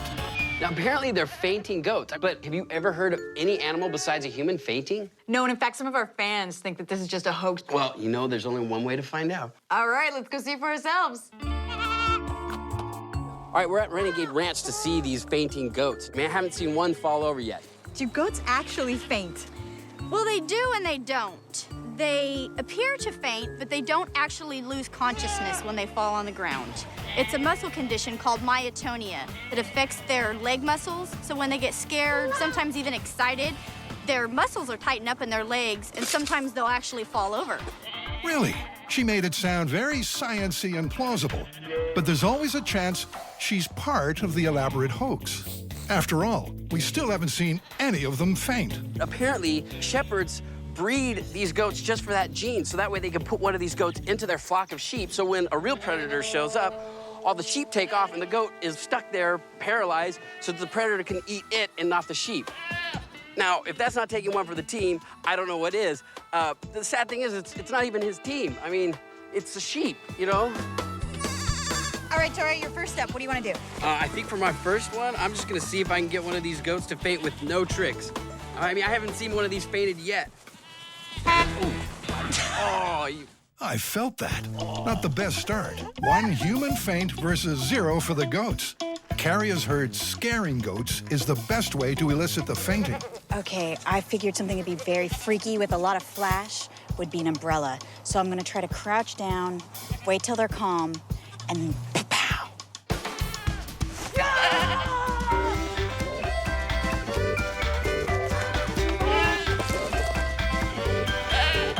But it's not working. They're laughing at us, Carrie. They mock us. I don't think this is as easy as I thought it was gonna be. Every failure to faint casts more doubt on the myth. But Tori needs to prove that he's smarter than the average goat. Thinking maybe I'm gonna lay down in that trough right there, cover me in hay, let them come up to the hay, eat for a little bit, and then I'll spring out. All right, Tori, go now. Not one? Not one. You kidding me? Dude, that would scare the heck out of me. I can't tell you how frustrating this is. I mean, they're called fainting goats. We can't make a fainting goat faint. Seriously. Then, out of the blue, goats really do start fainting. But not because of Carrie or Tori. You wanna know what's frustrating me the most? Everybody seems to be able to get these goats to fall except Carrie and me. Camera guy walks by a goat, it falls over. The runner, he's making goats fall over. The farmer walks by and they're falling over. The myth seems to be heading in the confirmed direction. But Tori is sticking to the basic principle of experimental procedure and doing due diligence. They won't call it until they record a fainting goat on their watch. Cue Operation Shock and Awe. I think maybe we need to blend. Should we use our secret weapon? Camouflage? Camouflage. Yeah.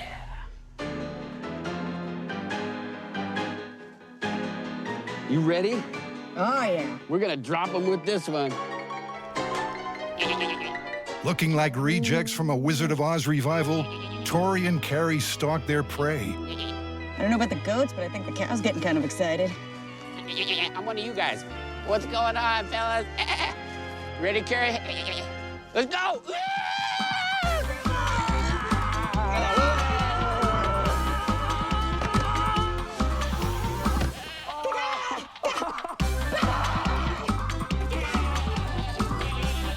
Got him. Totally worked. Yeah, we got a few.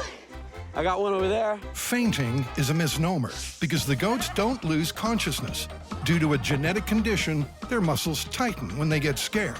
Incredibly, the Tennessee fainting goat can in fact be scared stiff. I am so convinced that this works. It actually doesn't take that much. You just have to know what you're doing, which we obviously don't most of the time.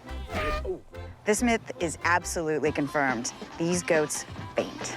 Producers of Mythbusters wish to say that no goats were hurt during filming, though several felt they were made to look stupid. Authorized and spoken by Robert Lee. With the creatures exiting stage left, it's time for 3 myths about the forces of nature. First, the boys are in a spin about whirlpools. It's a story that's been going on as long as humans have been going to sea. The mythical evil vortex that appears in the ocean,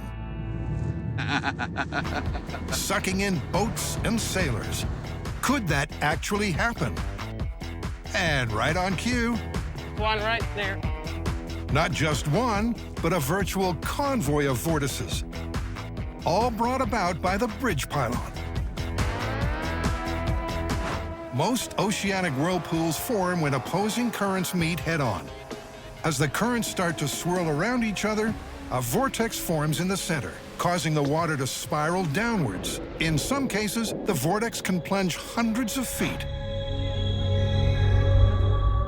Well, I've got no hands on this thing, and it's moving us back and forth. That is a lot of power. You know, these whirlpools may not do anything but make it a little squirrely to steer this boat, but if I was in the water with one of them, I think I'd be in a little bit of trouble. The question is, how much trouble? Back at the shop, the Mythbusters go head-to-head. Adam will try to make a pump-powered whirlpool, while Jamie will work on a paddle to churn the water. Adam has a small pool pump and a tank with a hole at the bottom. When the pump is switched on, water is sucked down the hole, through the pump, and recirculated. The result? A perfect conical vortex. Oh, look at that. That would be a vortex. Here's a little boat, unsuspecting on the high seas, and... oh, no, it's a whirlpool. That would be bad. So the pump works well. Now it's Jamie's turn. He's got 2 metal paddles attached to a cordless drill motor. 330 RPM. The depth of the vortex is 9 inches. All right, let's move up to the medium-sized level. I want to kick it up a notch. Kicking it up a notch means a larger tank, a larger pump, and a bigger whirlpool. But Adam's made an intriguing discovery. It takes proportionally less water to maintain his larger whirlpool. It requires less of the total volume to maintain that whirlpool, which is fantastic. On the other hand, Jamie's paddles are using more power and threatening to take off. Having trouble holding on to it. I'm really using a lot of strength. There's no beautifully shaped vortex, just a violent churning. And between the two, I'd much rather get into the one that I made with the pump than get into a tank with that thing. Famous last words, Adam. Because there's no turning back now. The full-scale custom-built tank has arrived. This is our tank. It's 9,200 gallons. It's 10 feet wide and 16 feet tall, and it was specially made just for us. The tank is set up to utilize Adam's pump whirlpool system. One anaconda-like hose will carry water away from the tank. A second will put it back in the top. And once the water is in, it's time to fire up the pump and give it a whirl.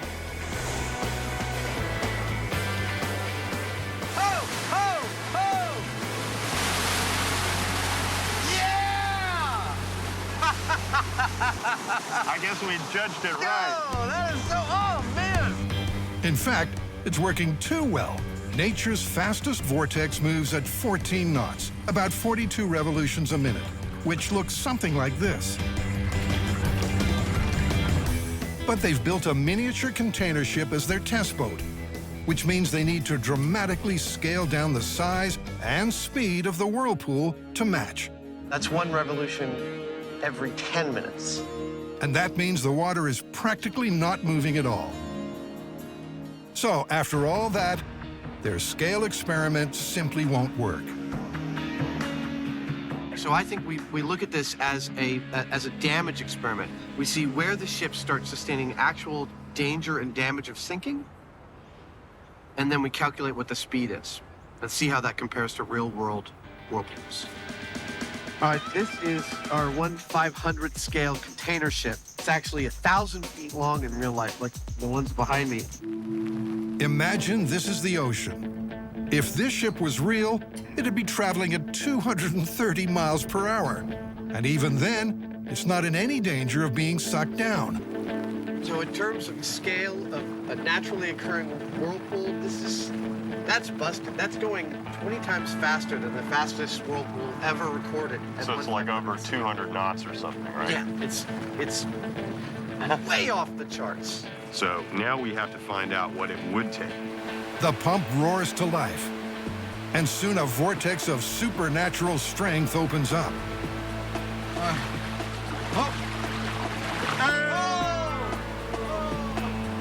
Oh, it's down to Davy Jones' locker, isn't it? All right. That's about like, you know, Mach 3 or something, is it? What do you say? That whirlpool was like a half mile in diameter. The Whirlpool boat myth has sunk without a trace. And it's time for a full-scale human test. Is everybody ready for diving? As excited as he is, Adam won't just dive into the tank. He'll hang onto a trapeze, which Jamie can raise or lower. Even so, it's risky. If he loses his grip and gets swallowed, the air supply will give him just a handful of breaths. All right, I'm going in. All right, be careful.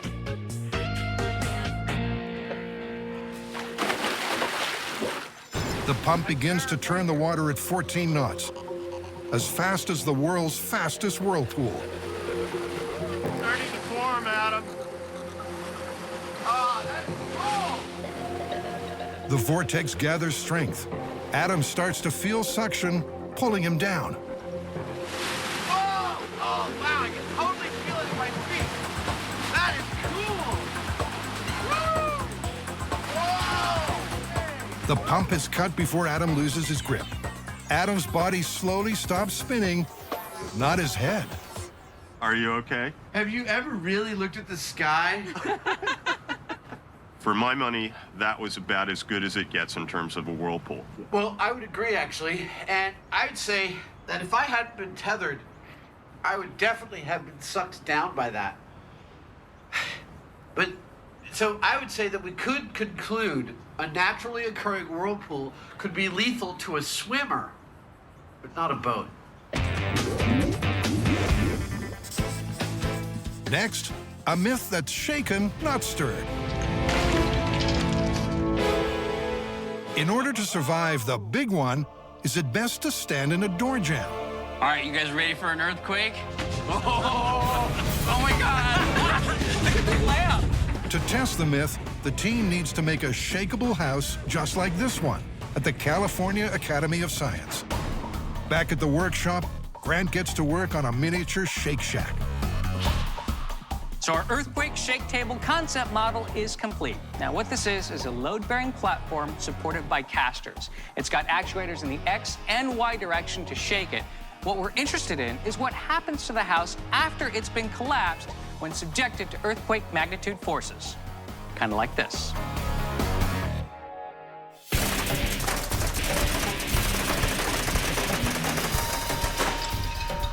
Whew. I'd call that about a 10. There's no doubt their shrimp shaker is the business, but now it's time to build the beast. And that means a ton of heavy lifting ahead. Looking good, looking good. The frame for the platform is made of square steel tubes with half-inch thick walls. I think we're good.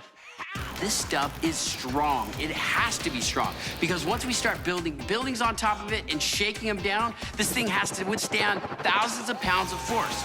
It's clear their steel is the real deal. Now for the shake system. For that, we're building 8 monuments. These are pneumatic springs or air springs. Usually they're used in semi-truck trailer beds so that it can balance loads or provide some extra spring. For us, they're going to be on the edges of our shake table, and they're going to provide 10,000 pounds of force each. With 8 of them, that's 80,000 pounds. That ought to shake things up. And the guys have one more trick up their sleeve. These are the air casters. This is the most exciting part.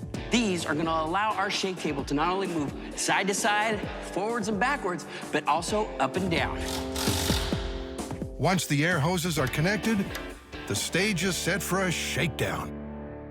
Now, behind me is a fleet of air compressors. Now, it's important that we have a lot of air for this table to work, and I'll show you why. Now, compressed air will be moving through these hoses into this manifold where it will be distributed to 6 separate air casters. Now, once those air casters inflate, the whole table will lift up and it will actually ride on a cushion of air. Our second source of air is going to come through these hoses, through these pipes, and to these air bladders. They're going to control the shaking so the table stops a-quaking. Now, all the valves that control the air bladders are going to this bank of relays, is going to this microcontroller and this computer.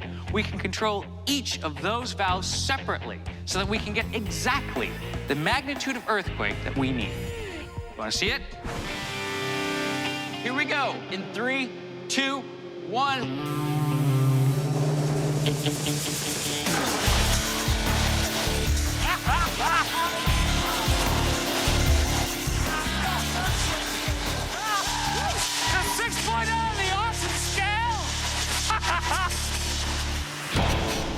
Ain't that the truth? With a perfect test run, the earthquake shake table just needs something to shake. First, they're building an unreinforced cinder block house, a style that was common when the myth originated. Between the lines. These older style homes aren't built to modern codes. To test the myth properly, this building needs furnishings and some tenants. I'm placing 3 mannequins around the room, 1 underneath the table, 1 just standing in the room, and 1 standing in the doorway. Now, for this myth to be confirmed, the one in the doorway is gonna fare the best in the quake. Grant's money is also on the doorway guy, and for good reason. Now, these corners are one of the strongest parts of the building. There's rebar going all the way up to the ceiling with poured concrete. Same thing for the door, all the way around the arch. That's all solid. So by the end of this, my personal opinion is that the only thing left standing is going to be this wall with the front door. Now it's time to shake, baby, shake. 5, 4, 3, 2, 1. Oh, wow. The chandelier is going crazy. Wow. That is a lot of power. It's equivalent to the most energetic quake in U.S. history. The building moves up, down, left, and right, but not for long. Above the window! Above the window! Above it out! Oh, crap! Oh, look at that! That is terrifying. It's quake carnage everywhere.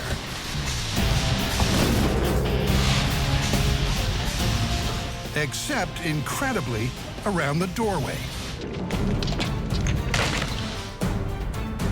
Well, I think it's pretty clear. I mean, the only wall still standing is the one with the door, and the only mannequin that didn't sustain any injury is the one standing in the doorway. Yeah, he looks all right. I think we can call this one plausible for this kind of construction. Yeah, it's totally plausible. But with a timber frame house built to modern building codes, we might see a very different result. Because official advice today is to drop, cover, and hold. And that means the guy under the table is no dummy. 3, 2, 1. It's an 8.0 magnitude quake. Look at the chandelier! The chandelier is swinging around the room! And it's not long before the bookshelf takes out mannequin number 1. Oh my God, everything is falling over! While the insides may be imploding, the guy under the table is injury-free. Time to crank it up. The earthquake hits a 9.5, making it the strongest quake ever recorded.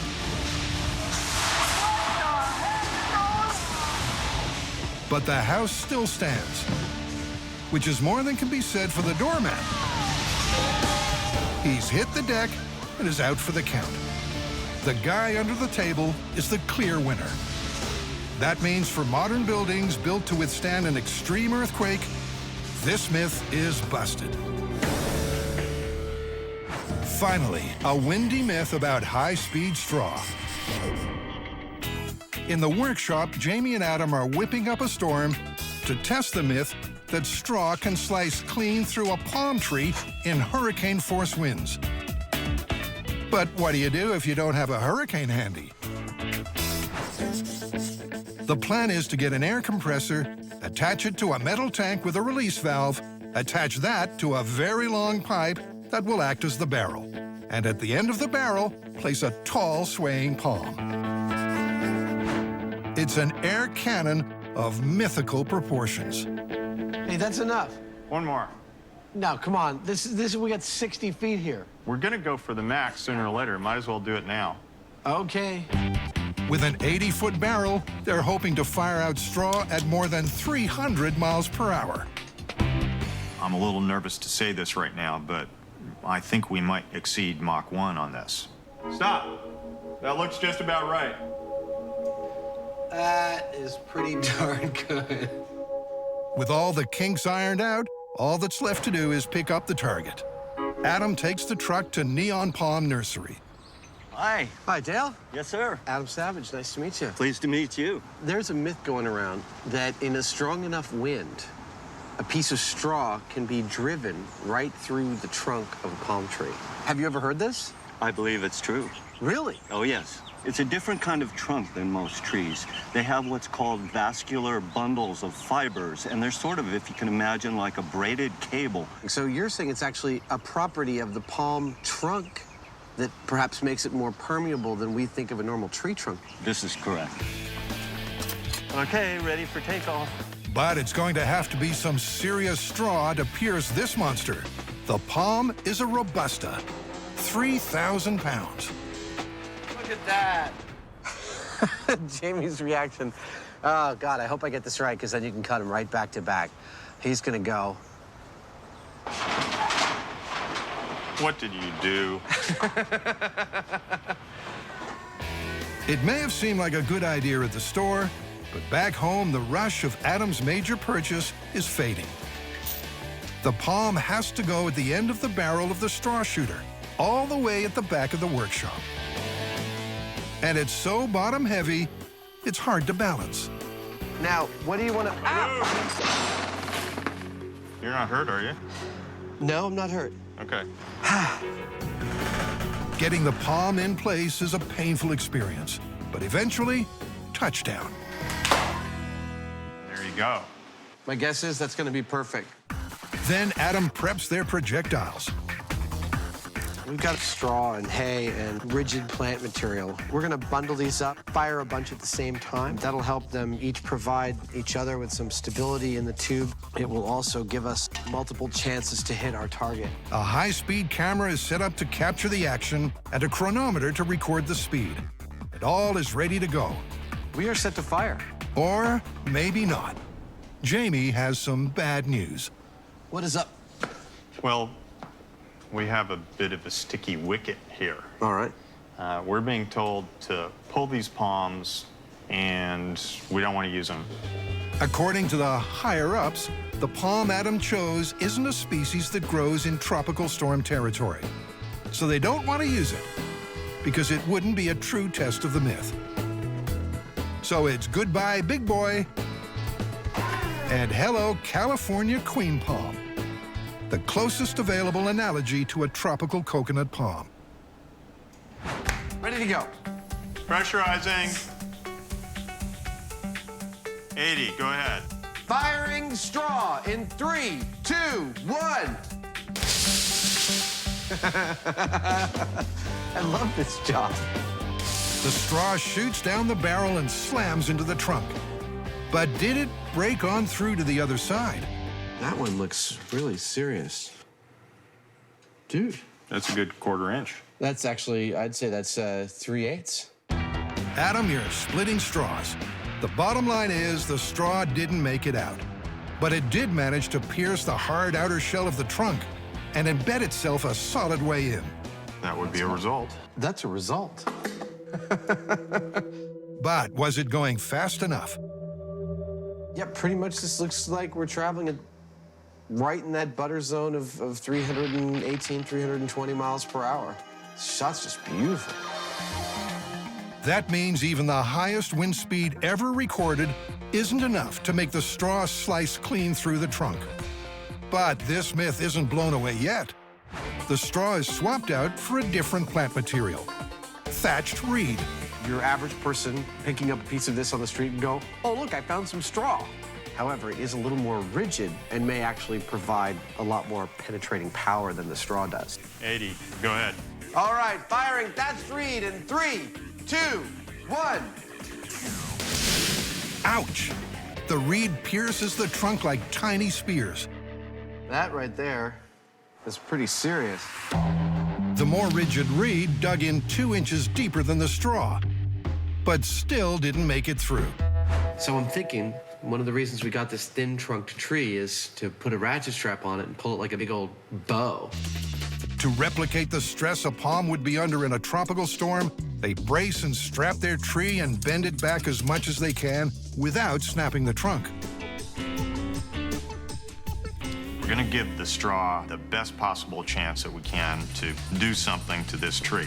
So if it doesn't go through under these absolute maxed out conditions, the myth is totally busted. The straw is loaded. Okay, you're ready. Firing a bent palm in 3, 2, 1. So what's waiting at the other end? We only got about 1/4 inch. Yeah, there's about 1/4 inch. Even in optimal storm conditions, it was nowhere close to coming out the other side. The point is that bending the trunk and shooting it at the stressed point where the fibers would presumably be open, according to that theory that we found, does not have any appreciable effect on the penetration that we're getting. So I'd say we can put this one to bed. Even thatched reed made no difference. So the straw through a palm tree myth is busted.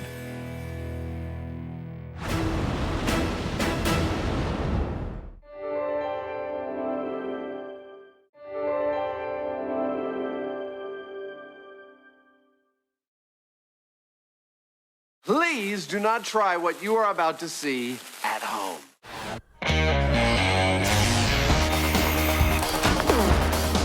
Well, there's your problem. In this special series of Mythbusters, Almost too exciting. the Dream Team tackles their dream themes. It's scientific! Testing myths about everything from electricity to pressure and gravity. This one hurt a bit. Shaking down the science of shockwaves, velocity, and impact. With crazy chemistry, Oh my goodness. far-out physics, Fun for the whole family. and insane explosions. Is everybody okay? Life's burning questions answered.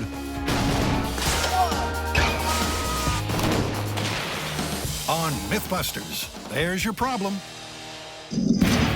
In this episode, the Mythbusters are getting swept up in the science of turbulence, using planes, trains, and tornadoes. Oh dear, here we go. Then they'll put their bodies on the line to discover escape routes that could save your life. It's going down. Here we go. In our first story, the Mythbusters are going to investigate if a vortex caused by a fast-moving train can suck a commuter off the platform onto the rails. I have an original idea. Let's start in the small scale. Let's go find like a model train and build a wind tunnel and do some testing to see if you actually even have any suction. Once a start has been made on constructing a wind tunnel, Carrie and Tori get all steamed up in search of a mini train. What's the scale on this? This is 1/29th scale. People doing aerodynamic tests on trains, 1/25th, 1/29th, around this. This is the perfect scale for wind tunnel tests. They know what scale they need, but with this many trains, getting exactly the right one takes some choosing. Remember the golden rule. What's that? You never have too many trains. Back at Grant Central Station, our station master is busy making a wind tunnel, and it's a breeze. What they use in regular commercial wind tunnels is a honeycomb. It's many densely packed small holes. These holes reduce turbulence from the wind source and smooth out the airflow. And he's found a cut-price substitute for a high-tech honeycomb. Drinking straws, 47,000 of them. And with the wind tunnel ready to blow, it's time to get set for the test. There are 3 areas that we're going to be looking at. There's a high-pressure zone right in front of the train at the nose, the slipstream, which is a thin layer of air going over the sides, and then right at the back of the train, a low-pressure area called the wake. Hopefully with this, we'll be able to see smoke swirling around at the back, which would tell us that it's getting sucked into there. Could this swirling ultra-low pressure vortex, kind of a mini tornado, be powerful enough to pull someone off their feet and onto the rails? I'll turn on the smoke. The team's wind tunnel works a treat. Yeah. Right there, little cyclone. That's good. You see the little vortex. We're getting a lot of vortex at the end here. The high-speed camera confirms that the smoke is being drawn in. This train really does suck. And that's exactly what we're looking for. Yeah. Based on the experiments that we have just seen today, I really do believe it's possible for somebody to be sucked off a platform. But will the results translate to full scale? A little bit of pulling power shows that it'll take around 70 pounds per square inch of force to knock someone over. To translate that force to a gust of wind, they'll use an air pressure cannon. I don't think it's gonna push me over, but then I've been wrong before. Now remember, they're not just doing this for fun. If they can work out what kind of wind speed and air pressure knocks Tori off his feet, they'll have some data to crunch when they get to play with a full-size train. What we're gonna do is set Tori up just as if he were standing on a railway platform waiting for a train. So in other words, he's not gonna be braced and ready to be hit. He's just gonna be standing on his feet just like anyone would be standing. With an anemometer to measure wind speed, Tori is braced for bad news. The 30 PSI gust rustles up a wind speed of 25 miles per hour. And Tori is slightly unbalanced. Now, the guys want to ramp it up. Let's do 100 PSI. Easy, Tiger. How about 50? It blew my cover off. Whoa! Tori's still standing, but only just. That 50 PSI shot of air notched up a wind speed of 46 miles per hour. And Tori struggled to stay standing. It looks like the team have their knockout numbers. But the big question is, can a full-scale train generate a vortex that powerful? Fortunately for Tori, he won't be the one standing on the platform to find out. That job goes to Buster's ballistic gel brother, Ted. 207 pounds. He's a big boy. Now, with a head on Ted, we're back on track. I was very pessimistic about this myth until I saw the size of this train. It's huge. I can't believe anybody's gonna give us something this big to play with. Ted's moved into position, and his expression says it all. The last thing to do before the potentially lethal drive-by is to set up Grant's wind gauges. A honk heralds the start of the test, and as the train hits its legal speed limit of 79 miles per hour, Ted takes a tumble.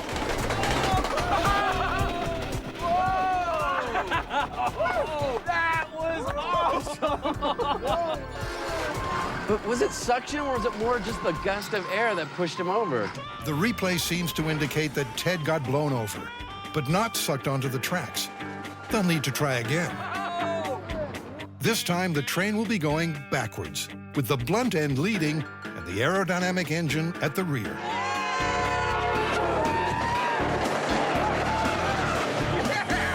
Incredibly, Ted is still standing. He wasn't even blown back, and Grant's battery of wind gauges reveals the reason why. On our first run, with the train coming this way, yeah, and the aerodynamic tip leading, yeah, we had parallel to the train, wind speed of 49.9. The second run, With the flat end leading coming this way, 26.8. Whoa. So the wind speed on that run was actually less. So according to the figures from the cannon tests, both runs generated enough wind to make a typical guy stumble. But it's all blowing straight out or parallel to the track. After it passes, he's not pulled back at all. I'm definitely not seeing any suction. All that turbulence is parallel. Despite some incredible wind speeds being generated, there's only one conclusion. Oh, it's busted. Totally busted. But still really, really dangerous to stand that close. You don't want to stand very close to the tree. Do not want to be there. In our next story, the Mythbusters are going to test if vehicles used by storm chasers can really handle tornado-strength winds. This season specifically, they're expecting to encounter higher winds than they've ever found before, and they want us to help them determine just how tornado-proof their vehicles really are. Can we break them? No one has yet told me that we can't. Well, if first impressions are anything to go by, this one looks like it's unbreakable. This is a Tornado Intercept Vehicle, or TIV for short. Specifically, this is the TIV 2. It's built on a modified truck chassis, and it has 10,000 pounds of composite armor. Its 2¼ inch thick skin is composed of layers of aluminum, Kevlar, aluminum, steel, rubber, polycarbonate, rubber, and aluminum. Its windows are made of about 1 inch of glass and polycarbonate. In addition to its regular armor, it's also got 4 hydraulic panels, which can be lowered all the way to the ground to prevent high-speed winds from getting underneath the vehicle and creating lift. It has a couple of 40-inch long spikes that anchor it to the ground. And it all adds up to the state-of-the-art in tornado preparedness and research. Vehicle number 2 is the equally intimidating Dominator. But believe it or not, their owners aren't convinced they can handle a full-strength tornado. Well, this vehicle has withstood winds up to 145 miles per hour, but we'd like to know what the outer limits are. So can you guys make us a tornado to test both of our vehicles? Sure. Absolutely. Why such confidence, I hear you ask? That'd be because they already rented a fully operational jumbo jet. This is our tornado. Oh, it may look like a 747 to you, but to us, it's the perfect experimental platform. All we got to do is push on this lever. And this engine spins up, putting out 45,150 pounds of thrust. And out comes a tornado. Before they drive vehicles in, let's see what winds this jet engine is capable of. This first run with the engines is all about data gathering. What kind of wind speeds can we expect? And that's where this device comes in. These gauges are wind speed indicators from airplanes, and they're connected to a pair of pitot tubes that are also normally bolted to airplanes, like the one behind me. When we turn on the one behind me, these pitot tubes connected to the wind speed indicators monitored by the camera are going to tell us precisely what wind speeds we're getting from that engine at 4 feet off the ground and at 4 inches off the ground, at 140 feet from the engine and 190 feet from the engine. Once the guys know the wind speed at certain distances from the engine, they can put the storm chaser vehicles in place with a degree of predictability. Let's see what kind of wind speeds these things can produce. All right. The pilot puts the pedal to the metal. The noise goes through the roof, and the 45,000 pounds of thrust equals instant blizzard.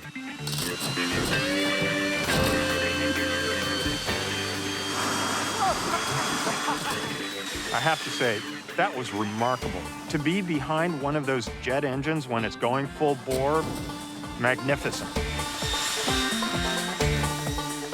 At 140 feet, the wind speed measured 200 miles per hour. At 190 feet, it was 130. Now the guys want to run tests at 160 and 250 miles per hour, which translates to 175 and 125 feet behind the engine. They're starting with a regular car to see how that can weather the weather. So Reed, right about here, it's going to be going 160 miles an hour when they fire that jet up. Can you put that in context, what that means? Yeah, that's about a mid-range EF3 tornado for us, and that's the enhanced Fujita scale, and that's a strong tornado, and it would cause serious damage to a house, likely lifting the roof off. Let's see what it does to the car. Okay, turn to number 3. The pilot flips the switch marked Unleash Hell. And a couple of seconds later, that's exactly what happens.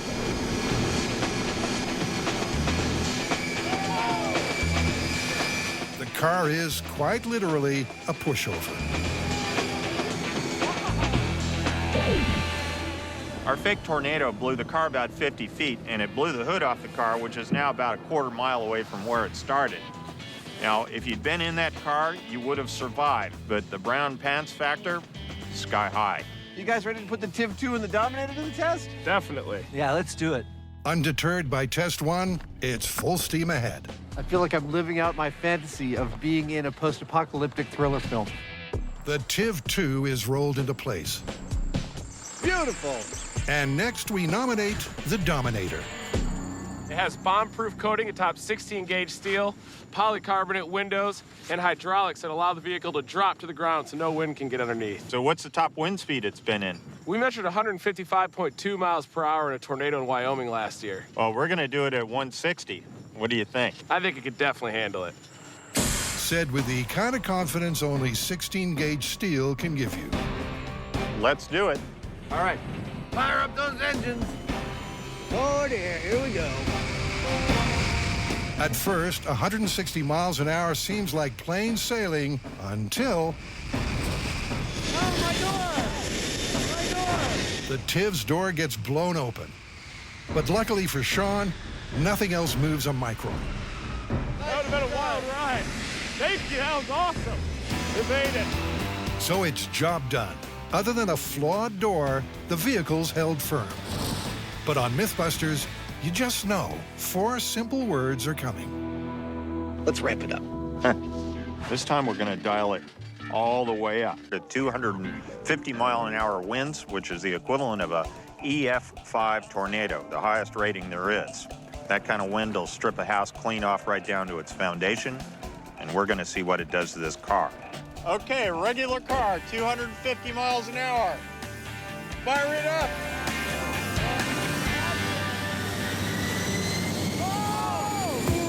From zero to hero, the jet soon reaches full throttle, whereupon the car tumbles like a toy. It's a case of now you see it, now you don't. Since just 2 seconds after takeoff, the car is 250 feet away. Oh, it picked that car right up and took it quite a ways. It did. You think your cars will fare a little better? Definitely. But as their cars get into position, there's a sense that unshakable confidence is finally beginning to crack. This has never happened to this vehicle before. And of course, something you spent your life working on, that being damaged in front of you, in front of everybody, it's horrifying. He's right. This could be horrific.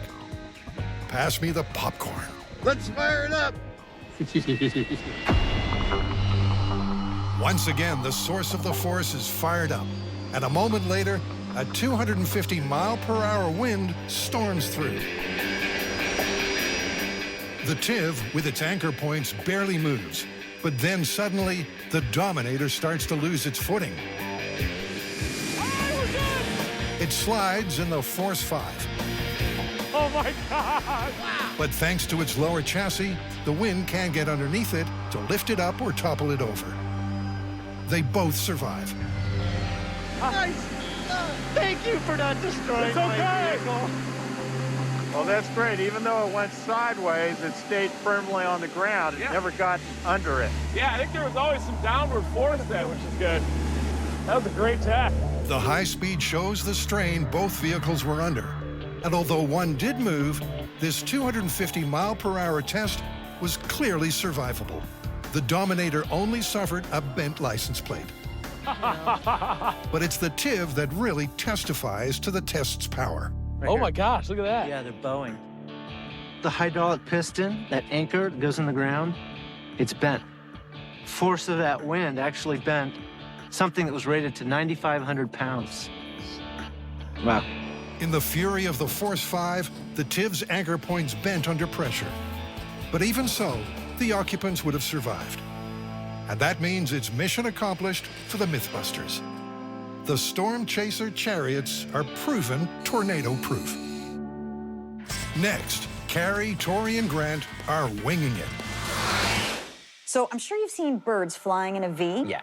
Okay, well, supposedly they do that because it's more energy efficient, which leads into our myth. If it works for birds, can it work for planes? So do you actually save fuel by flying in a V formation? Exactly.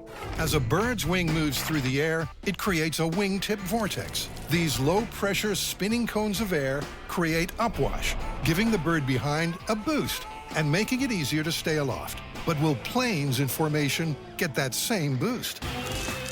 Before using a real plane, Carrie's built a scale model one and is going to test it at a NASA water tunnel to figure out the aerodynamics.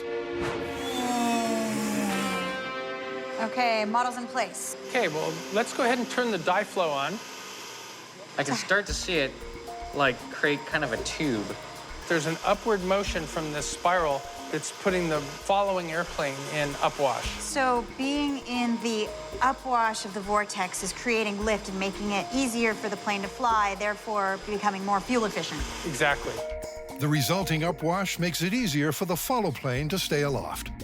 So look at these planes in formation. This myth is looking really good to me. It's time to play Top Gun pilot, with a golden opportunity for Tori to say something really cool. Let's conserve some fuel. All right, we're gonna start with the control test. We have 9 planes that are gonna fly in a random pattern at different altitudes. We're gonna establish a set speed of 110 knots. Now, we're gonna fly for 10 minutes, and every 30 seconds, I'm gonna write down a data point for their flow rate, and we're gonna establish a baseline, and then we can compare all our other results to it. I feel the need for data. And we are off the ground.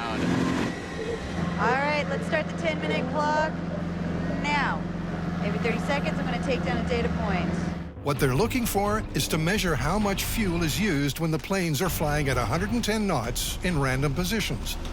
Flow rate holding around 7 to 7.9 gallons per hour. This is a great control test. There's a lot of sexy data we got going here. After 10 minutes, the test is over. We made it! Back on solid ground, the results of the control are in. So for the control test in my plane, cruising along at 110 knots at an altitude of approximately 4,000 feet, as you can see in the graphics, we get an average fuel consumption of 6.6 gallons per hour. And the data for the other planes is similar. Fuel rate varies, but what's key is that the formation results for each plane will be compared against this baseline. Now it's time to try out a few formations and see if that makes a difference. This myth is all about the fuel efficiency of the V. But that's not the only formation that could save fuel. For a complete set of results, they'll also test the side-by-side and the conga line. But the first formation for our squad of 9 planes is the mythical V. All right, let's start the 10-minute clock now. Flow rate is now 6.8. Remember, we are flying in the vortices of the airplane in front of us. And although it creates lift, it's also very unstable. We went a little bit too far in, and we started getting sucked in towards the lead plane. And if you're too far out, yeah, you get no gain at all. After 10 minutes, the test comes to an end. And looking at the numbers, it's already apparent that flying in the V formation saves you more fuel than flying without it. So, for Tori's plane at least, it's myth confirmed. But before they properly crunch the numbers, they're trying 2 other options. First, the side-by-side formation. And that's basically wingtip to wingtip. There's some turbulence caused by the planes being so close together. Now in formation, the data collection begins again. About 2 minutes in, and we're using 6.18 gallons per hour. It's unnerving being at such close proximity, and the team are relieved when the 10 minutes are up. Right now, we are moving into position to set up for the conga line. For the final test, the planes move into single file. We just went from a nice, easy, smooth flight to a roller coaster ride. Because we are now flying through the other plane's rotor wash, and it's very turbulent. Oh, oh, whoa, ho, ho. It's a rotor wash roller coaster in the name of fuel efficiency. 2 minutes in, we have 6.35 gallons. But the turbulence of this test is making the others look tame. Oh, my hair. I hate the conga line. After the bumpiest 10 minutes of their lives, the Mythbusters can finally touch down. Good news, we've got some data. Better news, we're still alive. Back on terra firma, it's time to check which of the formations saved fuel. And after a bumper number crunch, the results are in. All the control baselines are roughly similar, but what's really interesting is the formation fly. In the conga line, the fuel usage went way up by as much as 18%. In the side-by-side, the fuel usage was pretty much the same as the control, maybe a fraction lower, but not significantly so. But then there's the V. Now, both mine and Tori's plane saved fuel. We were 5% and 3% more efficient than the baseline. But interestingly, even Carrie's plane, which was the lead plane, saved fuel, which is what studies on birds have also reflected. Good data that can only lead to one conclusion. This myth is confirmed. We saw it work in theory in the water tunnel. We saw it work in practice in the air. In a large scale, that actually translates to a lot of money. This might be the way to fly in the future. It's confirmed. They've survived a flight of fancy. But for our first escape-themed myth, the Mythbusters will have to survive a living nightmare. It's a chilling movie scene. The heroine gets nailed into a coffin and buried alive 6 feet under. Escape seems impossible, unless, of course, you're a trained martial arts assassin. Undeterred by being interred, she uses a series of 3-inch power punches, cracks open the casket, worms through the soil, and lives to take her revenge. But is such a death-defying deed really doable? To test the first part of this myth, the team are going to sock it to a sensor, hooked up to Grant's computer and strapped to a boxing bag. You ready for the fury? Time to measure what power punch the guys can pack. Our very own Italian stallion shapes up first with a full-arm jab. Go. Nice. Ooh, look at that. Okay, stand by. Okay, so it looks like your peak there was 1,430 pounds. Ooh. But remember, the heroine only has 3 inches of punch space in the coffin. Did it register? It did register. 781 pounds peak.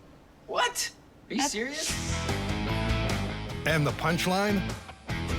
Boom Boom Balachi, 785 pounds. Knuckles Byron, 362 pounds. And Iron Man Imahara, 612. The trio are unable to punch their way out of a paper bag, so they head off to test a real punching pro. Martial arts maestro, John Fitch. Ready, set, go! With a round arm right, John Fitch fetches a healthy result. Okay, so your peak punch force was 7,144 pounds. Holy crap. Not too bad. Fitch throws a fist 5 times harder than Boom Boom's best blow. But the real test has to be at 3 inches while lying down. It's this punch that's key to the myth. And again. So what's the verdict? So check this out. Your force on your back at coffin height, 1,482 pounds. So a trained fighter can short punch with 1,500 pounds of force. And now it's time for the team to bury themselves into this myth with a pine box made to graveyard specifications, except for a viewing window. And on the other side of the ring, Grant makes himself handy, constructing a robotic punching machine. I call it the RoboFist. Here's how it works. First, air comes into the regulator, gets regulated to whatever pressure I want, gets stored in an air tank. The air tank goes to a high-flow valve that lets air go really fast. That gets split into 2 tubes that go down to the bottom of the piston. Now, when those fire, these 2 valves allow air to come out very quickly and goes boom, very fast. 3, 2, 1. think it's working. That means Robo-Fist is ready for a test. Here we go. 3, 2, 1. Yo, beauty!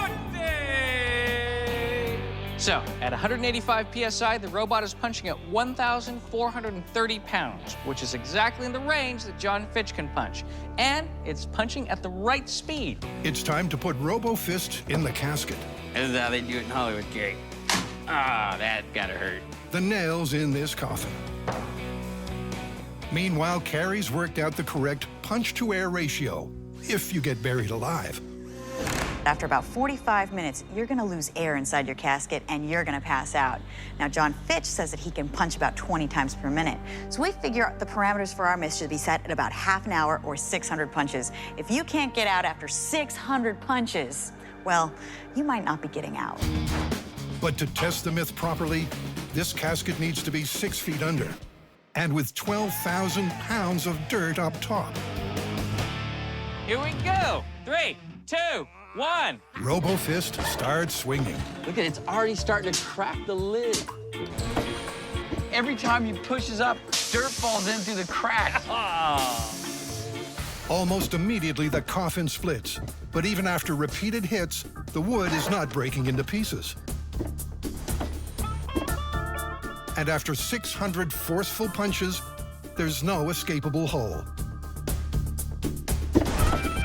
This is not looking good for this myth. It's looking busted. But Tori hasn't thrown in the towel on this myth. He wants to see if he can crawl through the dirt, in the unlikely case of a lucky break. All right, so this is the trap door. It's gonna open like that, and then we'll start digging our way out. In this test, he'll be just 2 feet under. But let's hope he's not digging his own grave. Tori puts on a special crush suit for his best chance of not dying. Try to stop the dirt from compressing my lungs. And most important, a fire brigade breathing apparatus. Go. Is this how Houdini died? Careful in there. Tori slides into the casket and prepares to be buried alive. You ready? I'm ready. All right, I'm gonna open the door slowly. All of a sudden, this seems like a horrible idea. Carrie releases the trap door, exactly as if he'd been able to punch a hole in that coffin lid.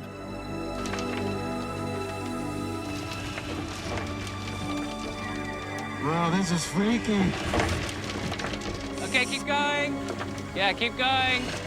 As the trickle of dirt becomes an avalanche, it's panic stations below. Whoa, stop! I'm all right, I'm all right. I'm okay. I'm all right. The 2 feet of dirt has caved in on Tori, but there's a bonus. It's opened up a rabbit hole above. Daylight! Woo!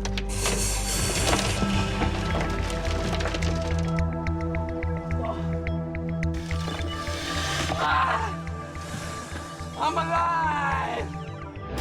At 2 feet under, escape is just conceivable. But what about 6 feet? This time, the dirt's on Grant. And so he doesn't die, his plan is to sit up, not lie down in the coffin. Okay, Carrie, go ahead. And it's a good thing he does. Thousands of pounds of soil rain down on Grant's head. And within moments, he's buried up to his neck, unable to move until the rig breaks under the pressure.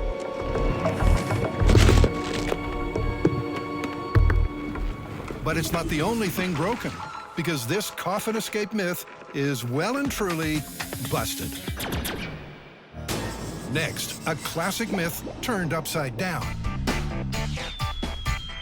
According to Operation Star, that's Submerged Transport Accident Research, cars sinking in water deeper than 14 feet nearly always turn turtle. It's time to sink an upside-down car with me in it.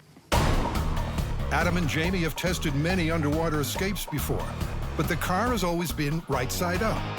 So they're gonna flip this one on its head. And for the myth to be confirmed, he won't make it out without help. That's perfect. We can lower it down. It's as risky a stunt as they've ever attempted. So Jamie is understandably fussing the details. Given that this is a one-shot deal, we're going to weld guide rails onto this barge so we know for sure that the car enters the water the way it's supposed to. Remember, Adam's inside this thing, and so if it goes off the barge cockeyed or anything goes wrong, it might not be pretty. Equally ugly is the prospect of sinking all the way to the bottom. They've welded and strapped tight 2 clusters of 3 empty barrels to halt the descent at 15 feet under.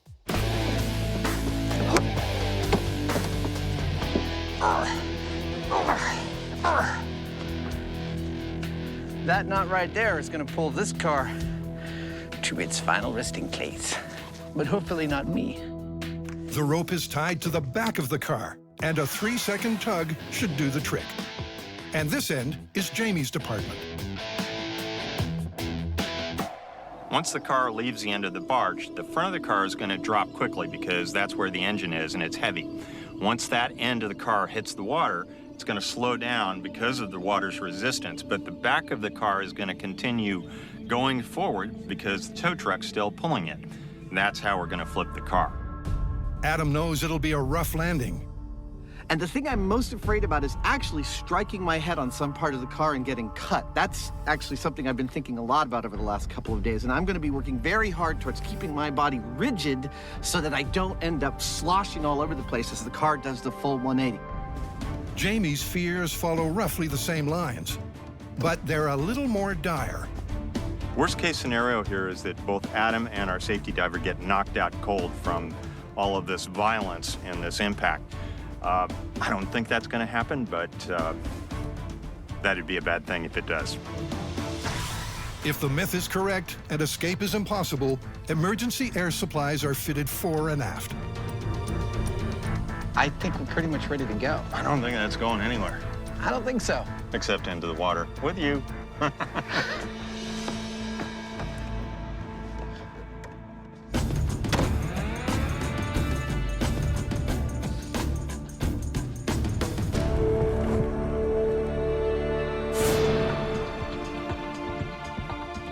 My goal here is to go underwater, turn turtle, and get back to the surface without either breaking the window or resorting to breathable air. Staying calm, maintaining my cool, rescuing myself. Mike, go ahead and start your engine. In 3, 2, 1, go!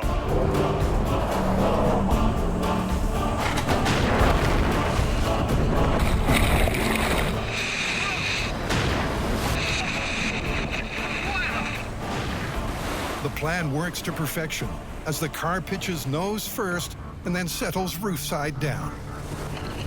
Adam's initial fears are unfounded. Both he and the rescue diver are so far uninjured. All right, the car's filling up.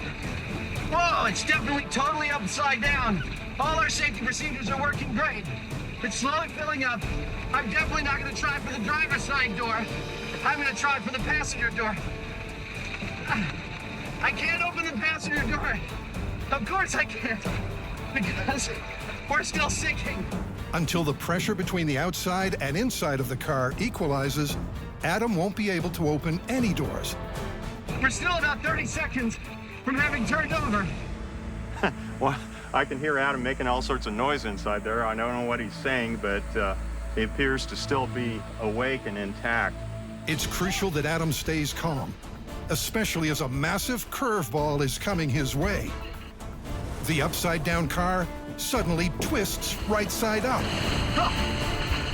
Oh, the car's turned over again. All right, and it might turn over again once we get down because of... Okay, stay calm. Wow, the windshield is totally spraying water out at me. Woo! I have to wait until this car settles down. It is taking a long time to sink. Is that the windshield? To Adam, it's taking forever. But in fact, it's only 60 seconds since the car hit the water. But just seconds later... Wow, okay. It's going down. Here we go. Oh, boy. Oh, boy is right. as the car suddenly drops like a stone. It flips yet again, so it's back upside down. Remember that Adam's not wearing a dive mask, so his vision is even more blurred than this. What's more, there's no air pockets left.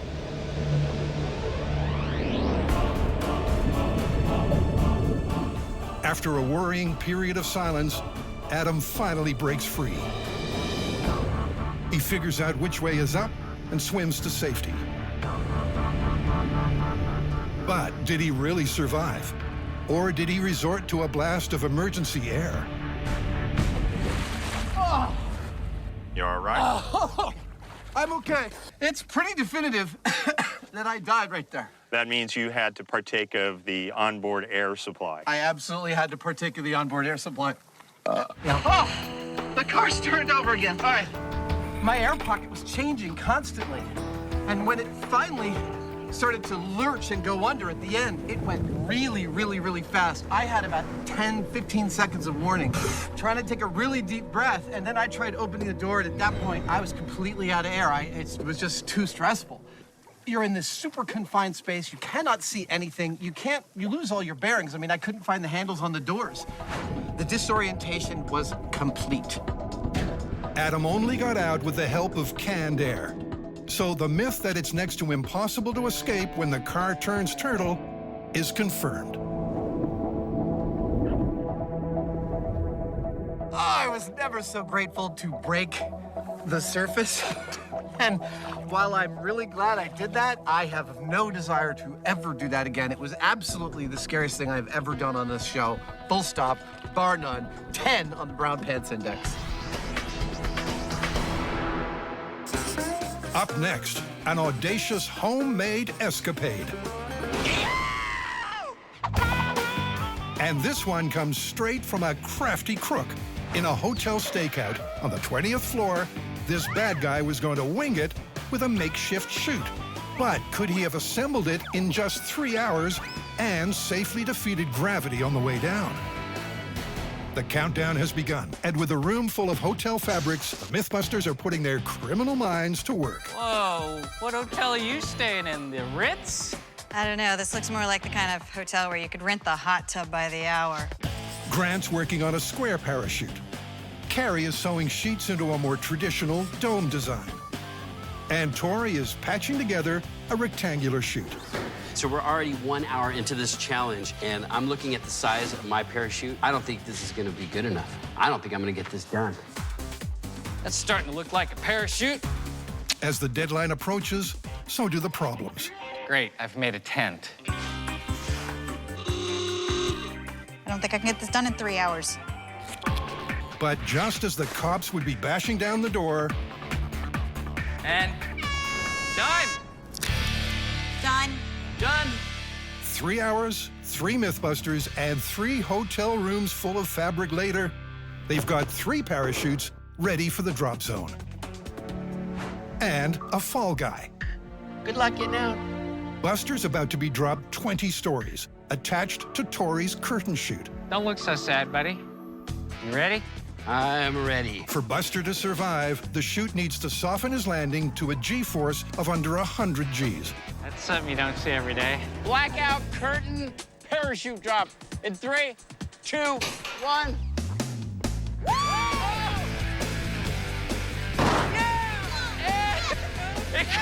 Amazingly, Tori's chute deployed and slowed Buster down, but unfortunately, not enough to head off the impact. So what does the accelerometer say? The bad news, when he hit the ground, he hit it with 160 Gs.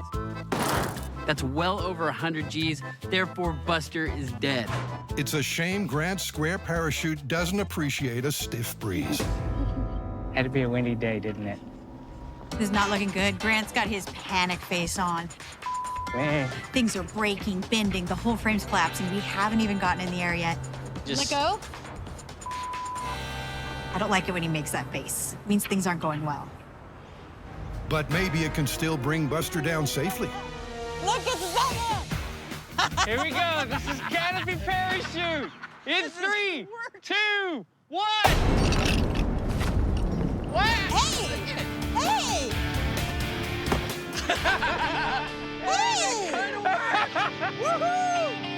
As it turns out, that landing was at 144 Gs, a softer blow, but still lethal. It's time to put Carrie's 6 sheets to the wind. This is curtain parachute in 3, 2, 1. There you go. Oh. He had a little deployment issue. Yeah. Carrie's late deploying chute did decelerate Buster. But he still died. So with this myth looking busted, the Mythbusters want to know if there's any way you could escape with a better-made chute. I'm gonna make small parachutes, put them on top of a big industrial fan, blow it upwards, and see which parachute is actually going to yield the best results. We're at 1.86. After testing all the fabric materials that might be available in a hotel, they settled on shower curtain fabric because of its lightweight and wind resistance. Grants crunched the numbers. Their chute needs to be gigantic. You'd have to steal shower curtains from 24 hotel rooms to pull this one off. If this duct tape doesn't hold, Buster's due. After using a hotel floor's worth of shower shields, this canopy caper is all stitched up. Might work. Shower curtains and duct tape. Who would have thought? Next stop, 30 stories high. Cool. Yep, Buster's dropping another 10 floors. But first, Take it up. with the best chute from test version 1. Oh, boy. In 3, 2, 1. Ah, look at that. Hey! Oh! Look, I'm not a doctor, but that does not look right. Even from 30 stories, the one-room parachute is a flop. But can a 24-room shower curtain canopy do any better? Tori packs in the accelerometer. We've taken everything we've learned from our small scale. We're gonna use our shower curtain. We've made a dome-shaped parachute. We put a hole in the top, and we have a drag chute. This time, we're gonna be dropping from 30 stories to see if Buster will actually survive. Now, I know what you're thinking. Why do you guys have a drag chute? That's no fair. Well, actually, it's my laundry bag, and I travel with it all the time. It's crazy, but a parachute made out of shower curtains and duct tape, I think it's gonna work. Our science is sound, the calculations all work out. It works on paper. I think Buster might actually land safely. Buster will have to find that out the hard way. All right, here we go. Shower curtain parachute in 3, 2, 1. Come on. Open! Open! Do you think that might have worked? I'm thinking, did you see how light he landed? Let's go check the data. Yes! Buster was on a crash course to the ground. But meters from certain death, the shower curtains opened and gently slowed his drop. My God, am I seeing what I'm seeing? Yeah, that's the peak right there. 4 Gs. Our parachute worked, and the best part is Buster received 4.2 Gs, which means not only did he survived without injury. However, the problem here is he had way more shower curtains than the criminal would have had, way more time to build it, and the criminal didn't have the engineering that we used to make this. So, even though Buster isn't busted, this myth is.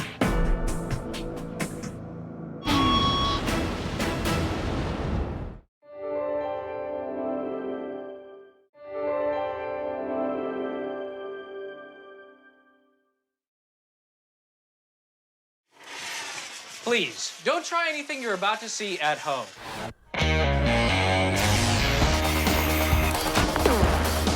Well, there's your problem. In this special series of Mythbusters, Almost too exciting. the Dream Team tackles their dream themes. It's scientific! Testing myths about everything from electricity to pressure and gravity. This one hurt a bit. Shaking down the science of shockwaves,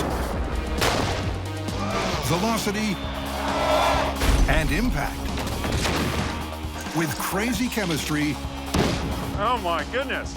far-out physics, Fun for the whole family.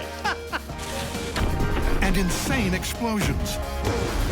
everybody okay? Life's burning questions answered.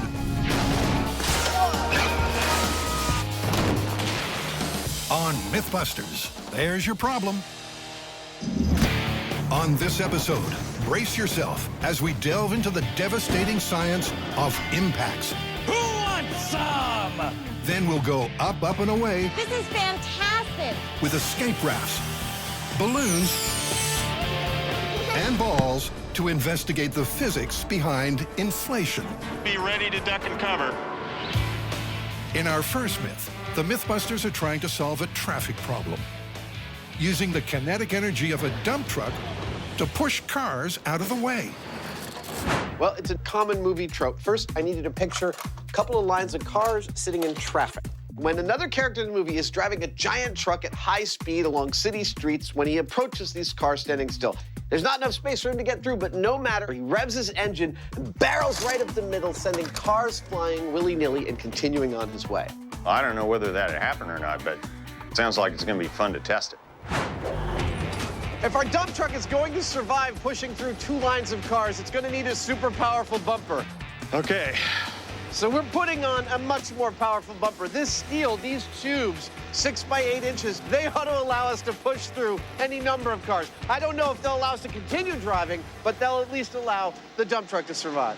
For the myth to be plausible, the truck not only has to shove the cars out of the way, it has to be able to continue its drive. This gives a whole new meaning to driving a car. If we're going to drive our truck into a couple of lines of cars, we're going to need, you guessed it, a couple of lines of cars. That's a nice line of cars. Are you ready to smash into these cars? Did I ever tell you how much I hate traffic? Well, now's your chance to even the score.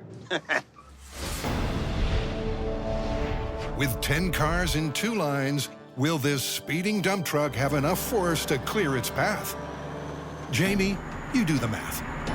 This truck weighs over 30,000 pounds. Those 10 cars over there also add up to somewhere over 30,000 pounds. But the thing is, the truck's going to be moving at around 40 miles an hour when it hits them, so it's going to impart several times its own weight to those cars. And that means the truck is going to win. But whether it also means that it's going to be able to move completely through the cars and keep going like it does in the movies or not, that's another thing. And that I'm not so sure about. Jamie's undecided, but Adam has a very specific prediction as to where he thinks the truck will run out of power. The 4th car. I don't think we're going to make it all the way through this line of cars. I think this is where we might end up. Well, now to find out by tackling this head-on collision head-on. Well, it's time. Mind if I drive? Not at all, sir. Let's get in. With the Heineman at the helm, the guys climb in, buckle up, and prepare for a bumpy ride. All right, here we go. Plowing through traffic in 3, 2, 1, go. 30,000 pounds of truck heaves into action as Jamie slowly accelerates down the runway. And once he hits 40 miles an hour, the boys get set for a truly meteoric impact.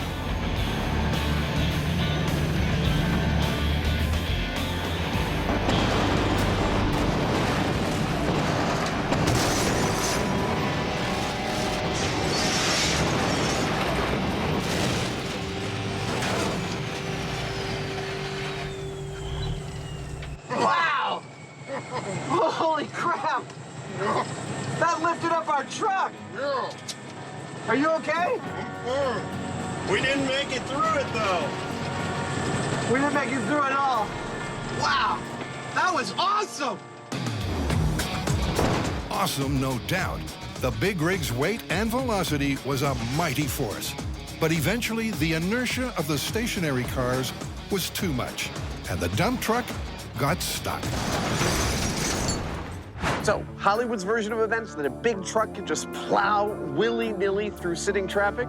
Well, if that truck with that bumper on it couldn't do it, they're not doing it. No, it's totally busted. However, uh-oh, it does start the wheels to turning, though, don't it? Uh-oh, indeed. Because when those particular wheels of Jamie's start turning, The results can be both brilliant and terrifying. So now we are planning to present our truck with an even bigger challenge. 2 lines of cars closely packed, and we want our truck to make it through all of those cars effortlessly. To do that, they need something that will impart the kinetic energy of the truck more efficiently. This is going to be a finger buster. Like this giant steel beak. We mean business. What you've got here is 6 triangular plates attached to a very strong central frame that's bolted to the bumper of the truck.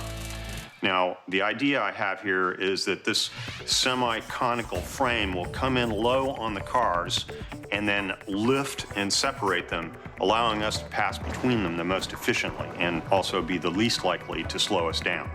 I can't wait to see this thing go. Back at the runway, the dump truck gets a much-needed nose job.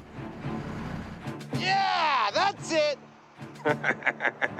Can you imagine sitting in traffic and looking in your rear view mirror and seeing this thing going, Nice. To enhance the performance, they need a secret friction-reducing ingredient.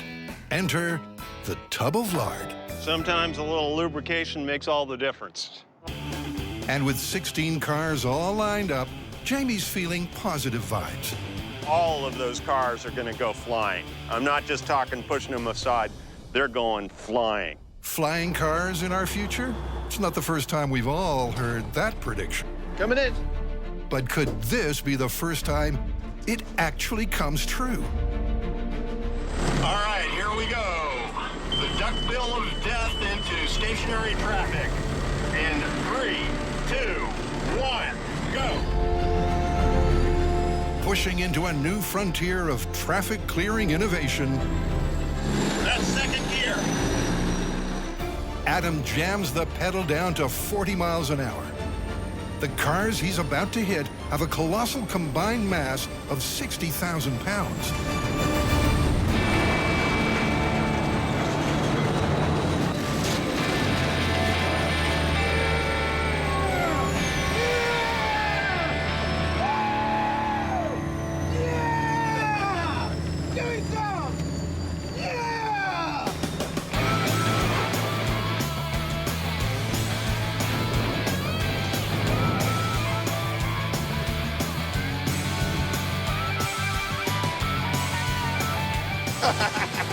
That was amazing! Holy crap! That was insane! Insane is the right word.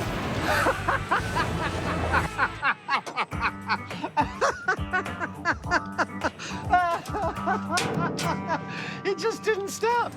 It didn't stop. I kept giving it gas and it didn't stop. If anything, it was self-centering. That was the most incredible thing we've ever done. I've never experienced anything like that. It was just, they're just kind of like flying. We could have kept going through 100 cars. I really feel like we could have. We weren't going that much slower. We didn't take nearly the impact on that run as we did on the first run. I think we just solved my traffic problem. I'm going to put one of these on my car. Oh, my God. It was a thing of beauty as the duckbill of death cleaved cars like water in an uplifting ode to the incontrovertible laws of physics. Well, the myth was busted. Where do we stand on our method for plowing through traffic? That thing worked so well, I'm just waiting for somebody to steal it and put it in a movie. Totally. Remember, kids, you saw it on Mythbusters first. In our next story, Carrie, Tori, and Grant are looking at a very different way to reduce an impact. Now, in ancient times, even up to the 1800s, some armies in China actually made armor out of paper. I mean, paper's the last thing you would think of to make armor. I like this one. And the cool thing is the paper was supposed to perform as well as steel. It sounds like a fact that belongs in the wastebasket. Yet lamellar paper armor really was used in ancient China. But was it really as effective as the steel armor of its day? Now, when you hear paper armor, it seems totally absurd. but it's actually based on the same scientific principle as Kevlar. Kevlar is a fine mesh of fibers that actually slows a projectile down by spreading its load and stretching the fibers to bring the projectile to a halt. Now, paper is the same concept. It's a flexible, layered construction. Now, we know from historical sources that they used a mulberry paper. Look at this. You can see the fibers. This is strong stuff.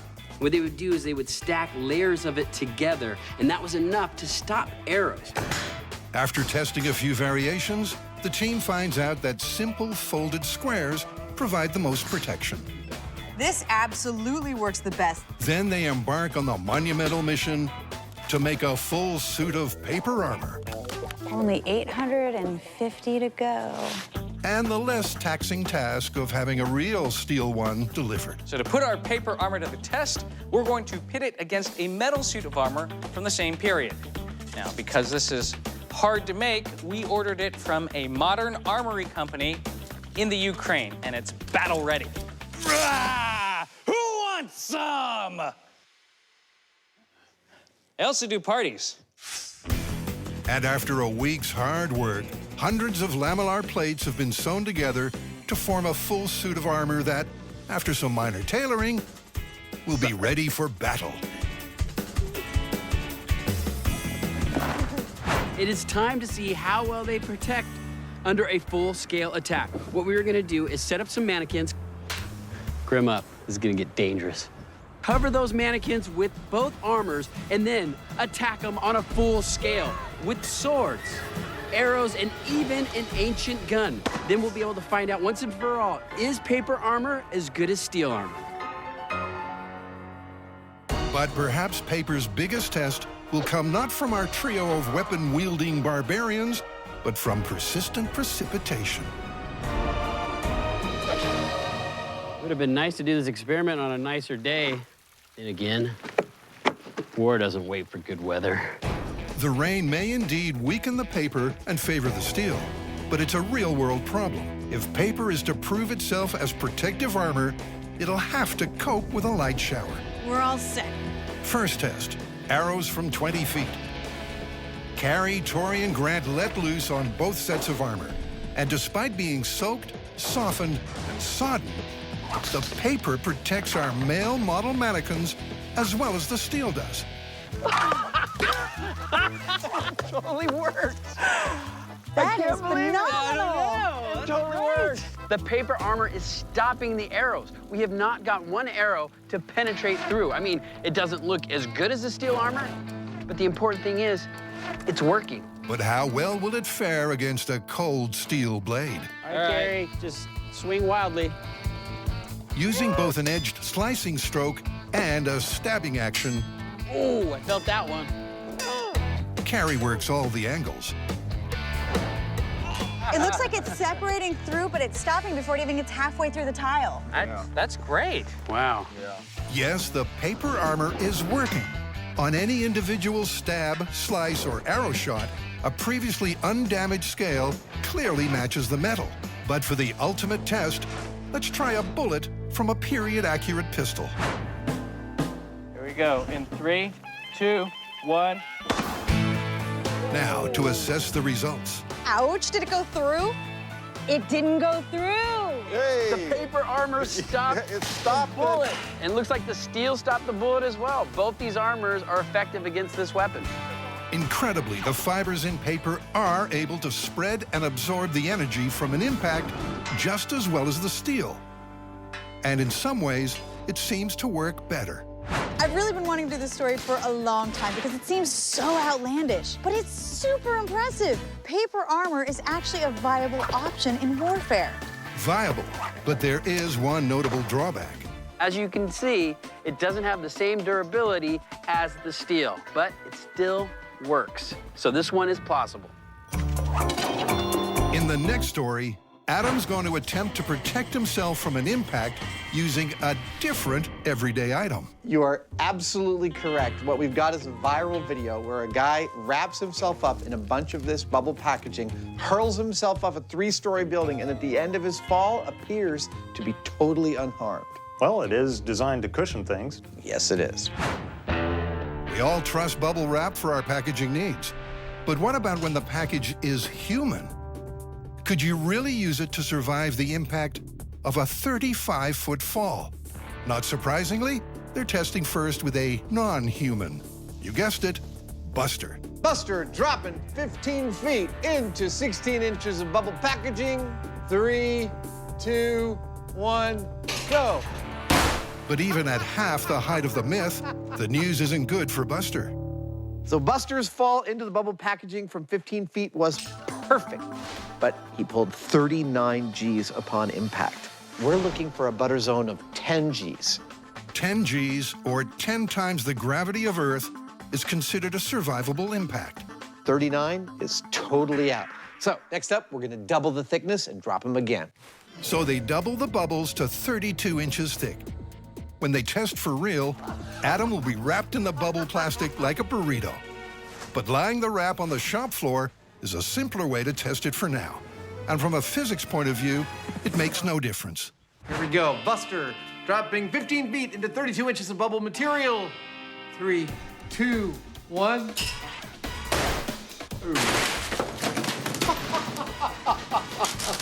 Poor Buster. But doubling the bubbles reduced the load by less than a quarter, and that doesn't bode well. So if layering up isn't working, is there a design that will better absorb the impact? What if we didn't wrap it in tight tubes, but we wrap it in tubes with a bigger hole in the middle? So these would crush just like a coil spring in a mattress. Right, exactly. It may not look like much, but by alternating regular sheets with coiled but hollow bubble springs, the guys have high hopes. Awesome. All right. A few hours of work, the boys have their first prototype bubble spring mattress. They drop Buster first on 2 layers, then on 3. In 3, 2, 1.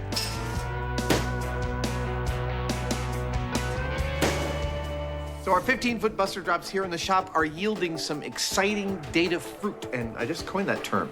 Check out the first drop here.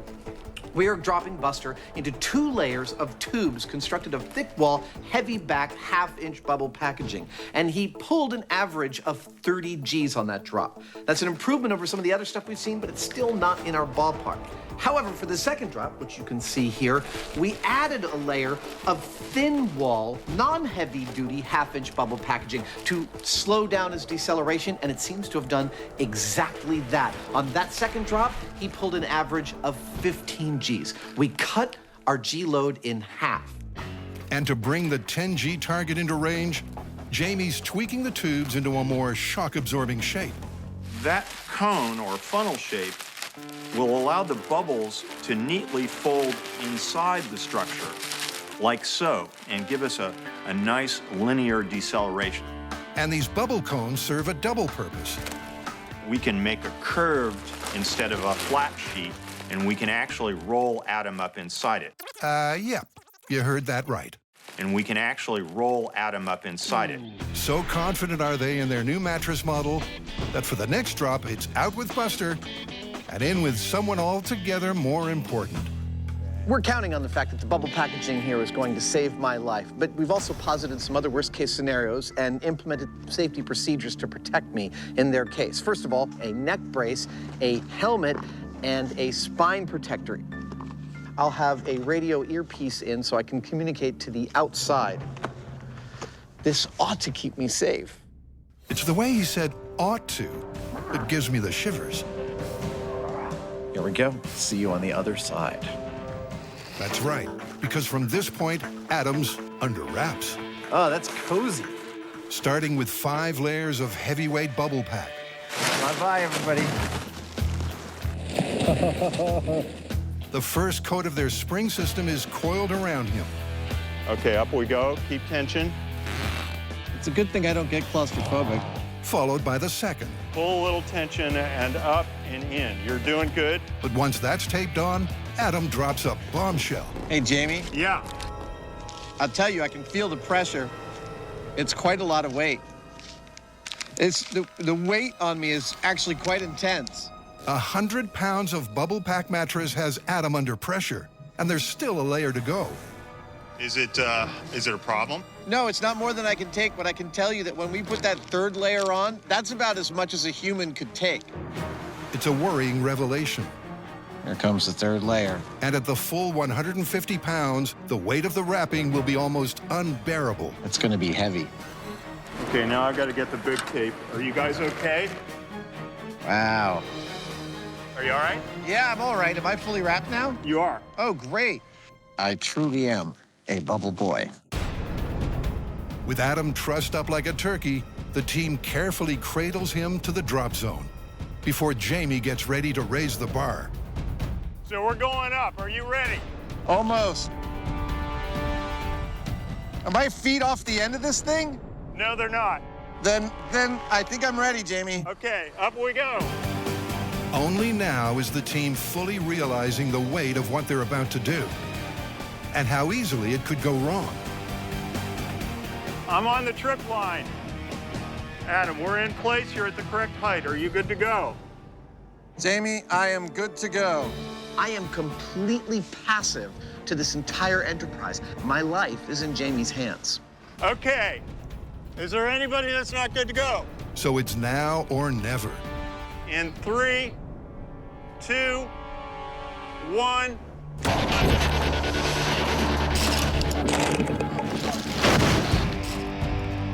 Bubble wrap or not, Adam dropped at an alarming rate. And that silence rings alarm bells. The team rushes in, and Jamie is the first to the scene. Oh, I'm okay. I'm okay. After a free fall of 15 feet, Wow. it looks like Adam and Jamie's bubble engineering has taken the bulk of the impact. That was intense. But the touchdown didn't please the pilot. What happened was the moment you released me, my head came off the board, and then an instant later, it hit the board. Thank you, sir. It's done. Woo! While it came close to crushing him, their bubble barrel did soften the impact, peaking at just 9 Gs. But that was at just 15 feet, not the 35 feet stated in the myth. Yeah, but you know what? I don't think I'd trust something like this at 35 feet. I don't want to go at 35 feet. If I went to 35 feet, I would need more padding, and more padding, I couldn't take it. So how are we going to call it? I think it's pretty clear. We've tested it every way from Sunday. There is no reasonable amount of bubble packaging that will allow you to safely leap off a 3.5-story building. The myth is busted, and the whole idea is busted. Yep, I agree. It's busted. Let's get out of here.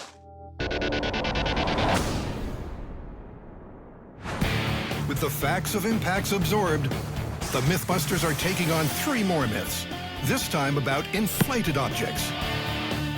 Will they fly into confirmed airspace or plummet into the busted zone? For our first story, please assume the brace position. This is yet another interesting Hollywood approach to physics, and it involves surviving a fall from an aircraft by using the escape slide or a life raft as a parachute. So, what is our plan? Where do we begin? Well, obviously, we have to find an escape slide and a life raft, and we're going to attach Buster to them and haul him up in the air in a helicopter and compare the speed that he falls at with what he would fall if he wasn't attached to anything. And maybe it'll be a survivable speed. Well, one can only hope. Can an inflated raft provide enough wind resistance to save Buster's life? To determine the survivability of Buster's ride, Grant preps the rig for the key metrics. How fast the fall, how hard the landing. We've got the accelerometer in the head. We've got a velocity meter that's actually used by the special forces, frangible bones that we know will break according to human bones. We've got our shock meters that will tell us by visual indication if we've exceeded certain G-forces. Grant, with his radar gun, will also track Buster's ride manually. And speaking of ride,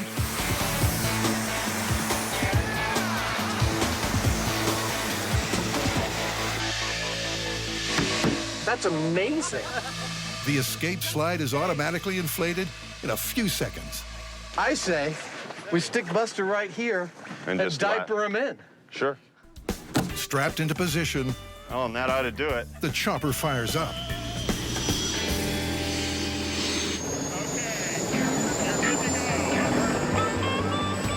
The lines attached to the chopper will be released once they hit 2,000 feet. But disaster. At 400 feet, the rig fails, tipping Buster out.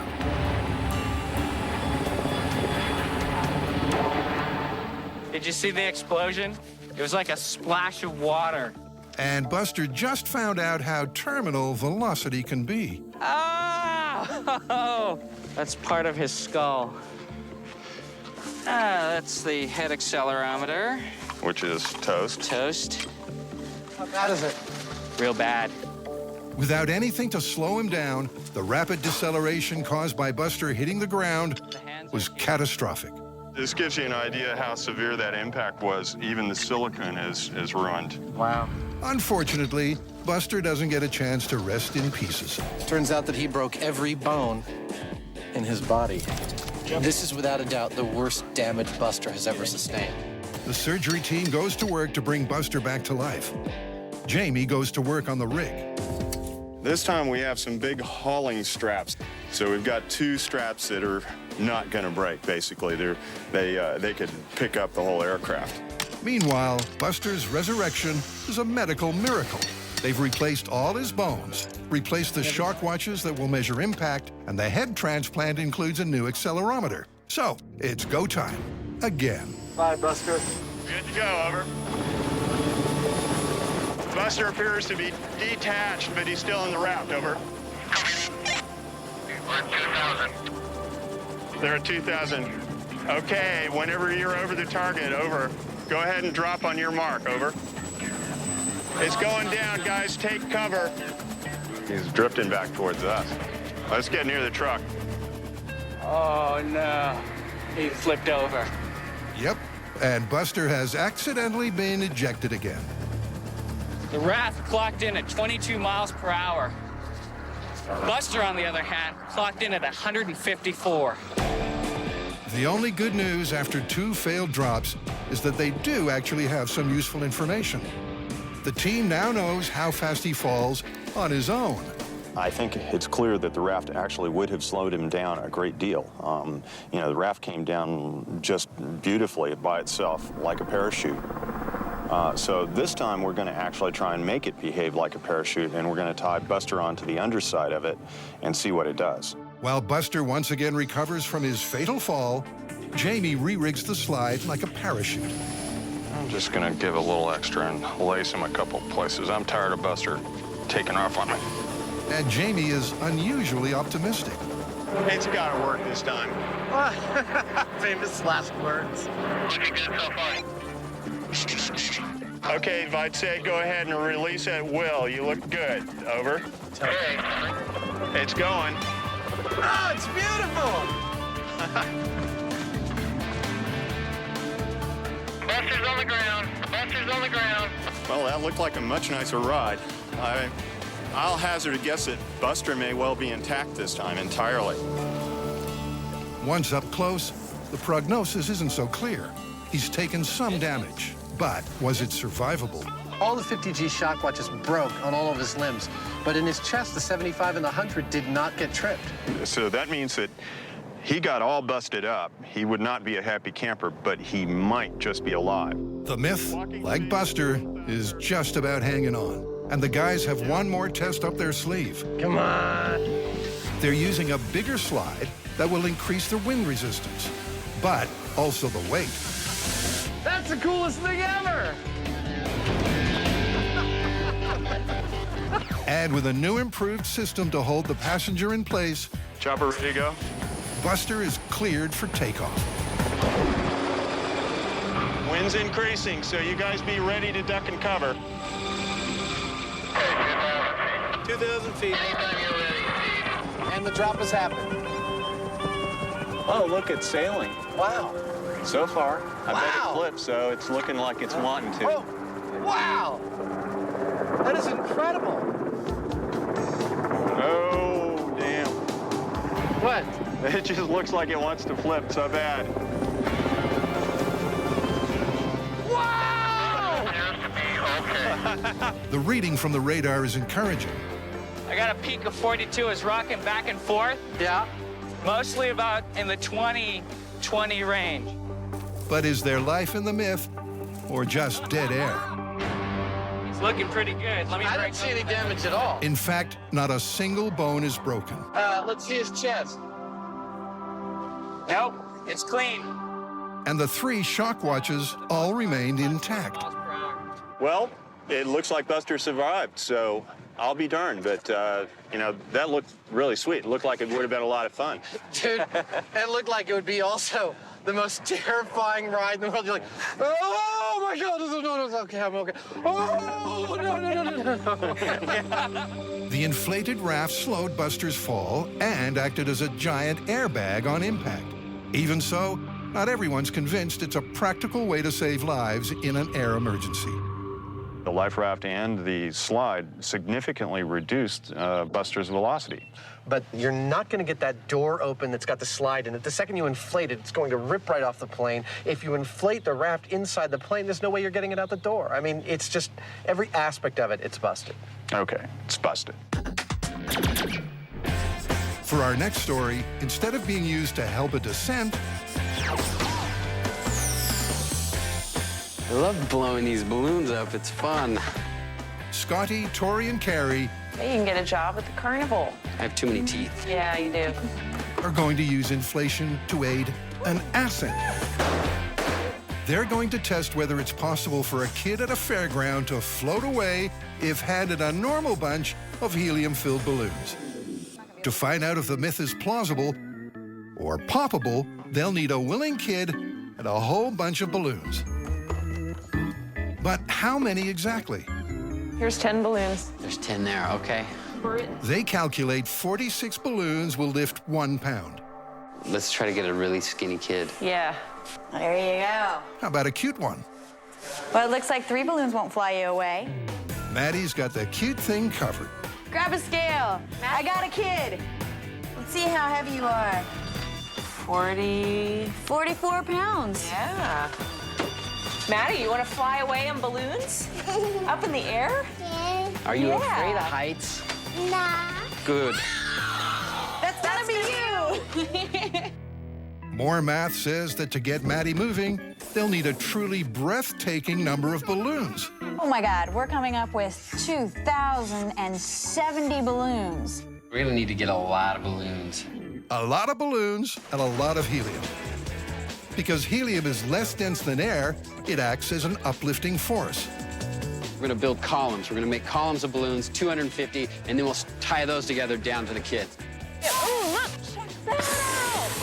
Over several hours, the pillars of balloons begin to take shape. So we're doing all right. We're golden. And it's time for the team to test if they're on track. Before trying it out on real Maddie, they'll use a decoy Maddie. Isn't she cute? She is the exact weight as Maddie.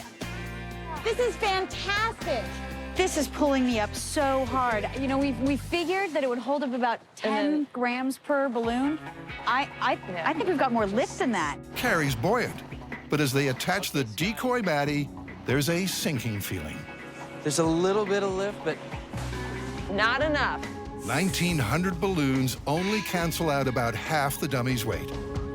Oh, you're kidding me. It seems they'll need to up their calculated number of 2,000 by a lot. Are we sure we counted right on the balloons? What they didn't account for is that helium is an escape artist. Better work faster. With every minute that passes, Oh my God, my fingers can't take it. the balloons that are inflated lose some of their helium and lifting power. Ow, I need that finger. Working faster than ever, the builders blow and tie and curse their way towards a balloon bunch of mythic proportions. Well, if our count is correct, we are now at 3,000 balloons, which is about 1,000 more than we originally expected. I guess we should do another test with the dummy, huh? But once more, Sandbag Maddie has deflating news. 7 more pounds. We only have to lift 7 more pounds. 500 more balloons coming up. It's becoming a bit of a stretch to believe any fairground would have a balloon bunch this big and hand it to a child. This will get us up to 3,500 balloons. Finally, Maddie's moment has arrived. Maddie, it's go time. Woohoo! All right, Safety line in hand. I got a safety line. you ready? Yes.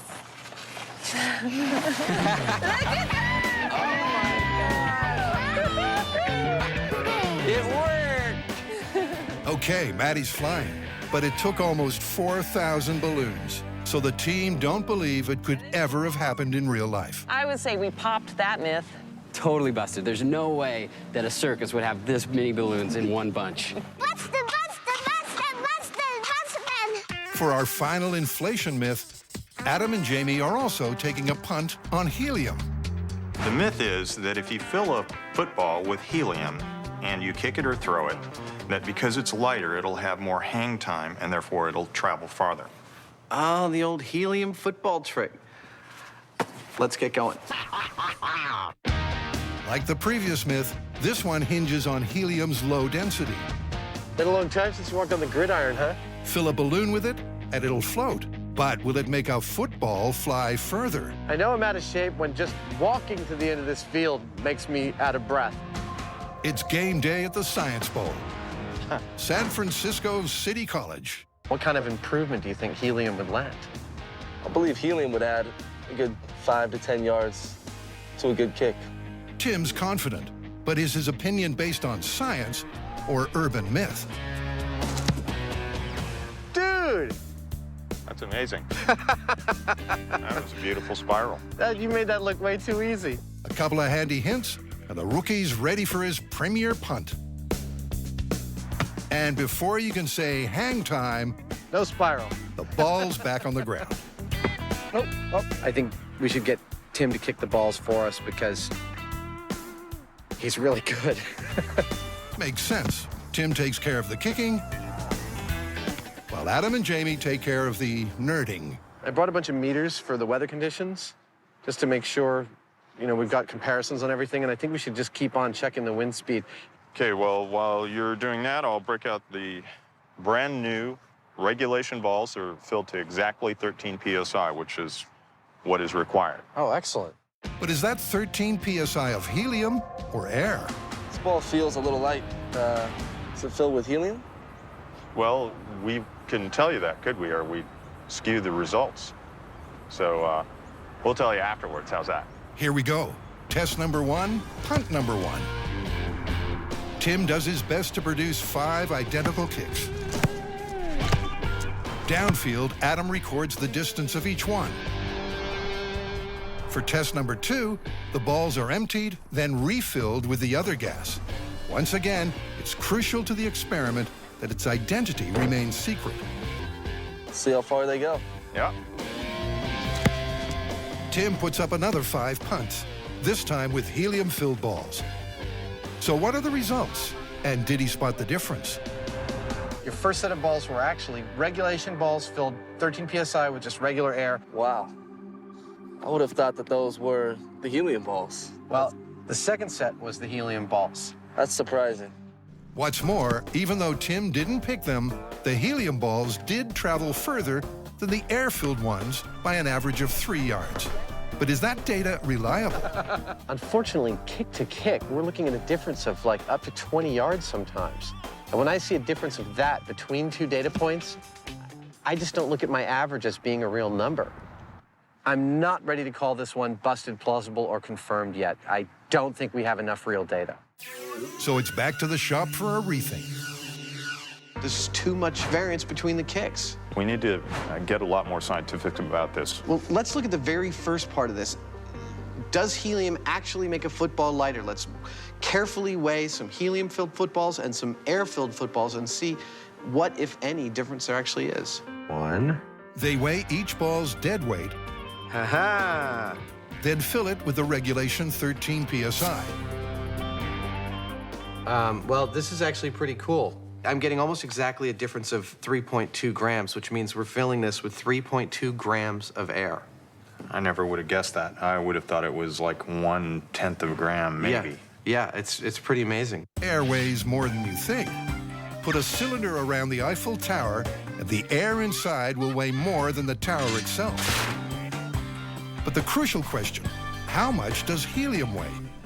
It's actually almost 7 grams different between the helium-filled football at regulation pressure and the air-filled football at regulation pressure. And what's more, it turns out that even an empty ball weighs more than a helium-filled one. Even though I know a helium balloon will float up in the air because helium's lighter than air, I didn't expect that helium, even a small amount like 3¼ psi of helium, would actually reduce the weight of the football by probably almost a full percentage point. With the weigh-in complete, it's time for an indoor test. And maybe we'll get one of those kicking machines to eliminate the human element in the kick, which is probably a really big thing. Oh, yeah. The guys head for an indoor space, away from the weather, and it's got to be big. NASA's Ames facility should do the trick. And this is the largest building I have ever been in. It's about 230 feet to the ceiling. It's nearly 1/4 mile long. And even though a building this large can develop its own micro weather systems, and I'm not kidding, there is no breeze, there's no wind, so it's the perfect place to test our football throwing machine. Cue the Mythbusters mechanical boot, which will ensure a consistent kick every time. It's beautiful. And by jury-rigging a firing mechanism with a bungee cord, they maximize their chances of consistency. Oh, I love it. This is beautiful. These are all landing just where I want. Air 13 PSI. Doesn't get better than that. Hit the 200-foot mark. They fired 20 air-filled balls and measured the distance of each one. Now it's time to fill the balls with lighter-than-air helium. Oh! 13 pounds on the first try. They fire off the first set of 10. Bang!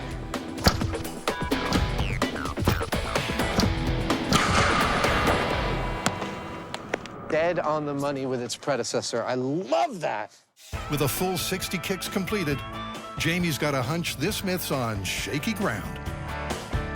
In spite of what you might think, a lighter ball is going to be easier to travel farther. Physics determines that if we launch the ball at the same speed and it has more mass, that's actually going to go further. It's all to do with inertia, which, according to Newton's first law of motion, states that the heavier an object, the more inertia it has, and the more resistance to drag. In other words, a helium-filled football should not fly as far as an air-filled one fired at the same speed. But once the numbers have been crunched, surprisingly, there's no substantial difference. Jamie thinks he knows why. The machine we were using in the hangar seemed to me to replicate more of a throw than a kick, so maybe it's about time that we actually build a kicking rig. So this myth goes into extra time. And to nail it once and for all, they're going to use a hammer. There's your kicker. And soon the sledgehammer is ready to crack this sporting nut. All right, let's try that, Jamie. We've got the camera cranked up to 1,000 frames per second. We're looking for how fast that ball takes off, what the exit speed is. If it's faster, it means there's a better transfer of energy, and we're going to try and find that out. So, first test, this is an air-filled ball to 13 PSI. Okay. And 3, 2, 1. Let's bring the hammer down. By studying the high-speed footage, they can calculate the speed of the ball as it leaves the frame.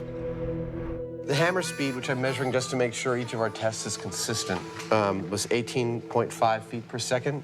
The ball's exit speed, this is good, was 31.25 feet per second. That's the baseline for comparison. Now, for a helium football's last hurrah. If this football's exit speed is higher than the air-filled one, then the myth is still possible. If not, then it's game over. So, what's the final score? It's exactly the same speed as before. The 16 frames to travel 6 inches, 32 frames per foot, equals 31.25 feet per second. Identical. The game's up for the myth of the helium football. The myth that a helium-filled football flies farther than a football filled with air, what's the verdict? It's absolutely busted. It's not about being lighter than air, it's about having the ability to push through the air. So actually being a little heavier is an advantage. Yeah, no, we found doing the math that if you kick a ball 70 yards, one filled with helium and one filled with air, the advantage is to the ball filled with air, but it's only about an inch. That's over 250 feet, 1 inch of advantage. It seems that the designers and manufacturers of these footballs have already figured all this out for some strange reason, and these balls are pretty much maxed out in their ability to travel through the air. Well, I don't think this is the last we've heard of this, but I'm willing to call this one totally busted. Busted.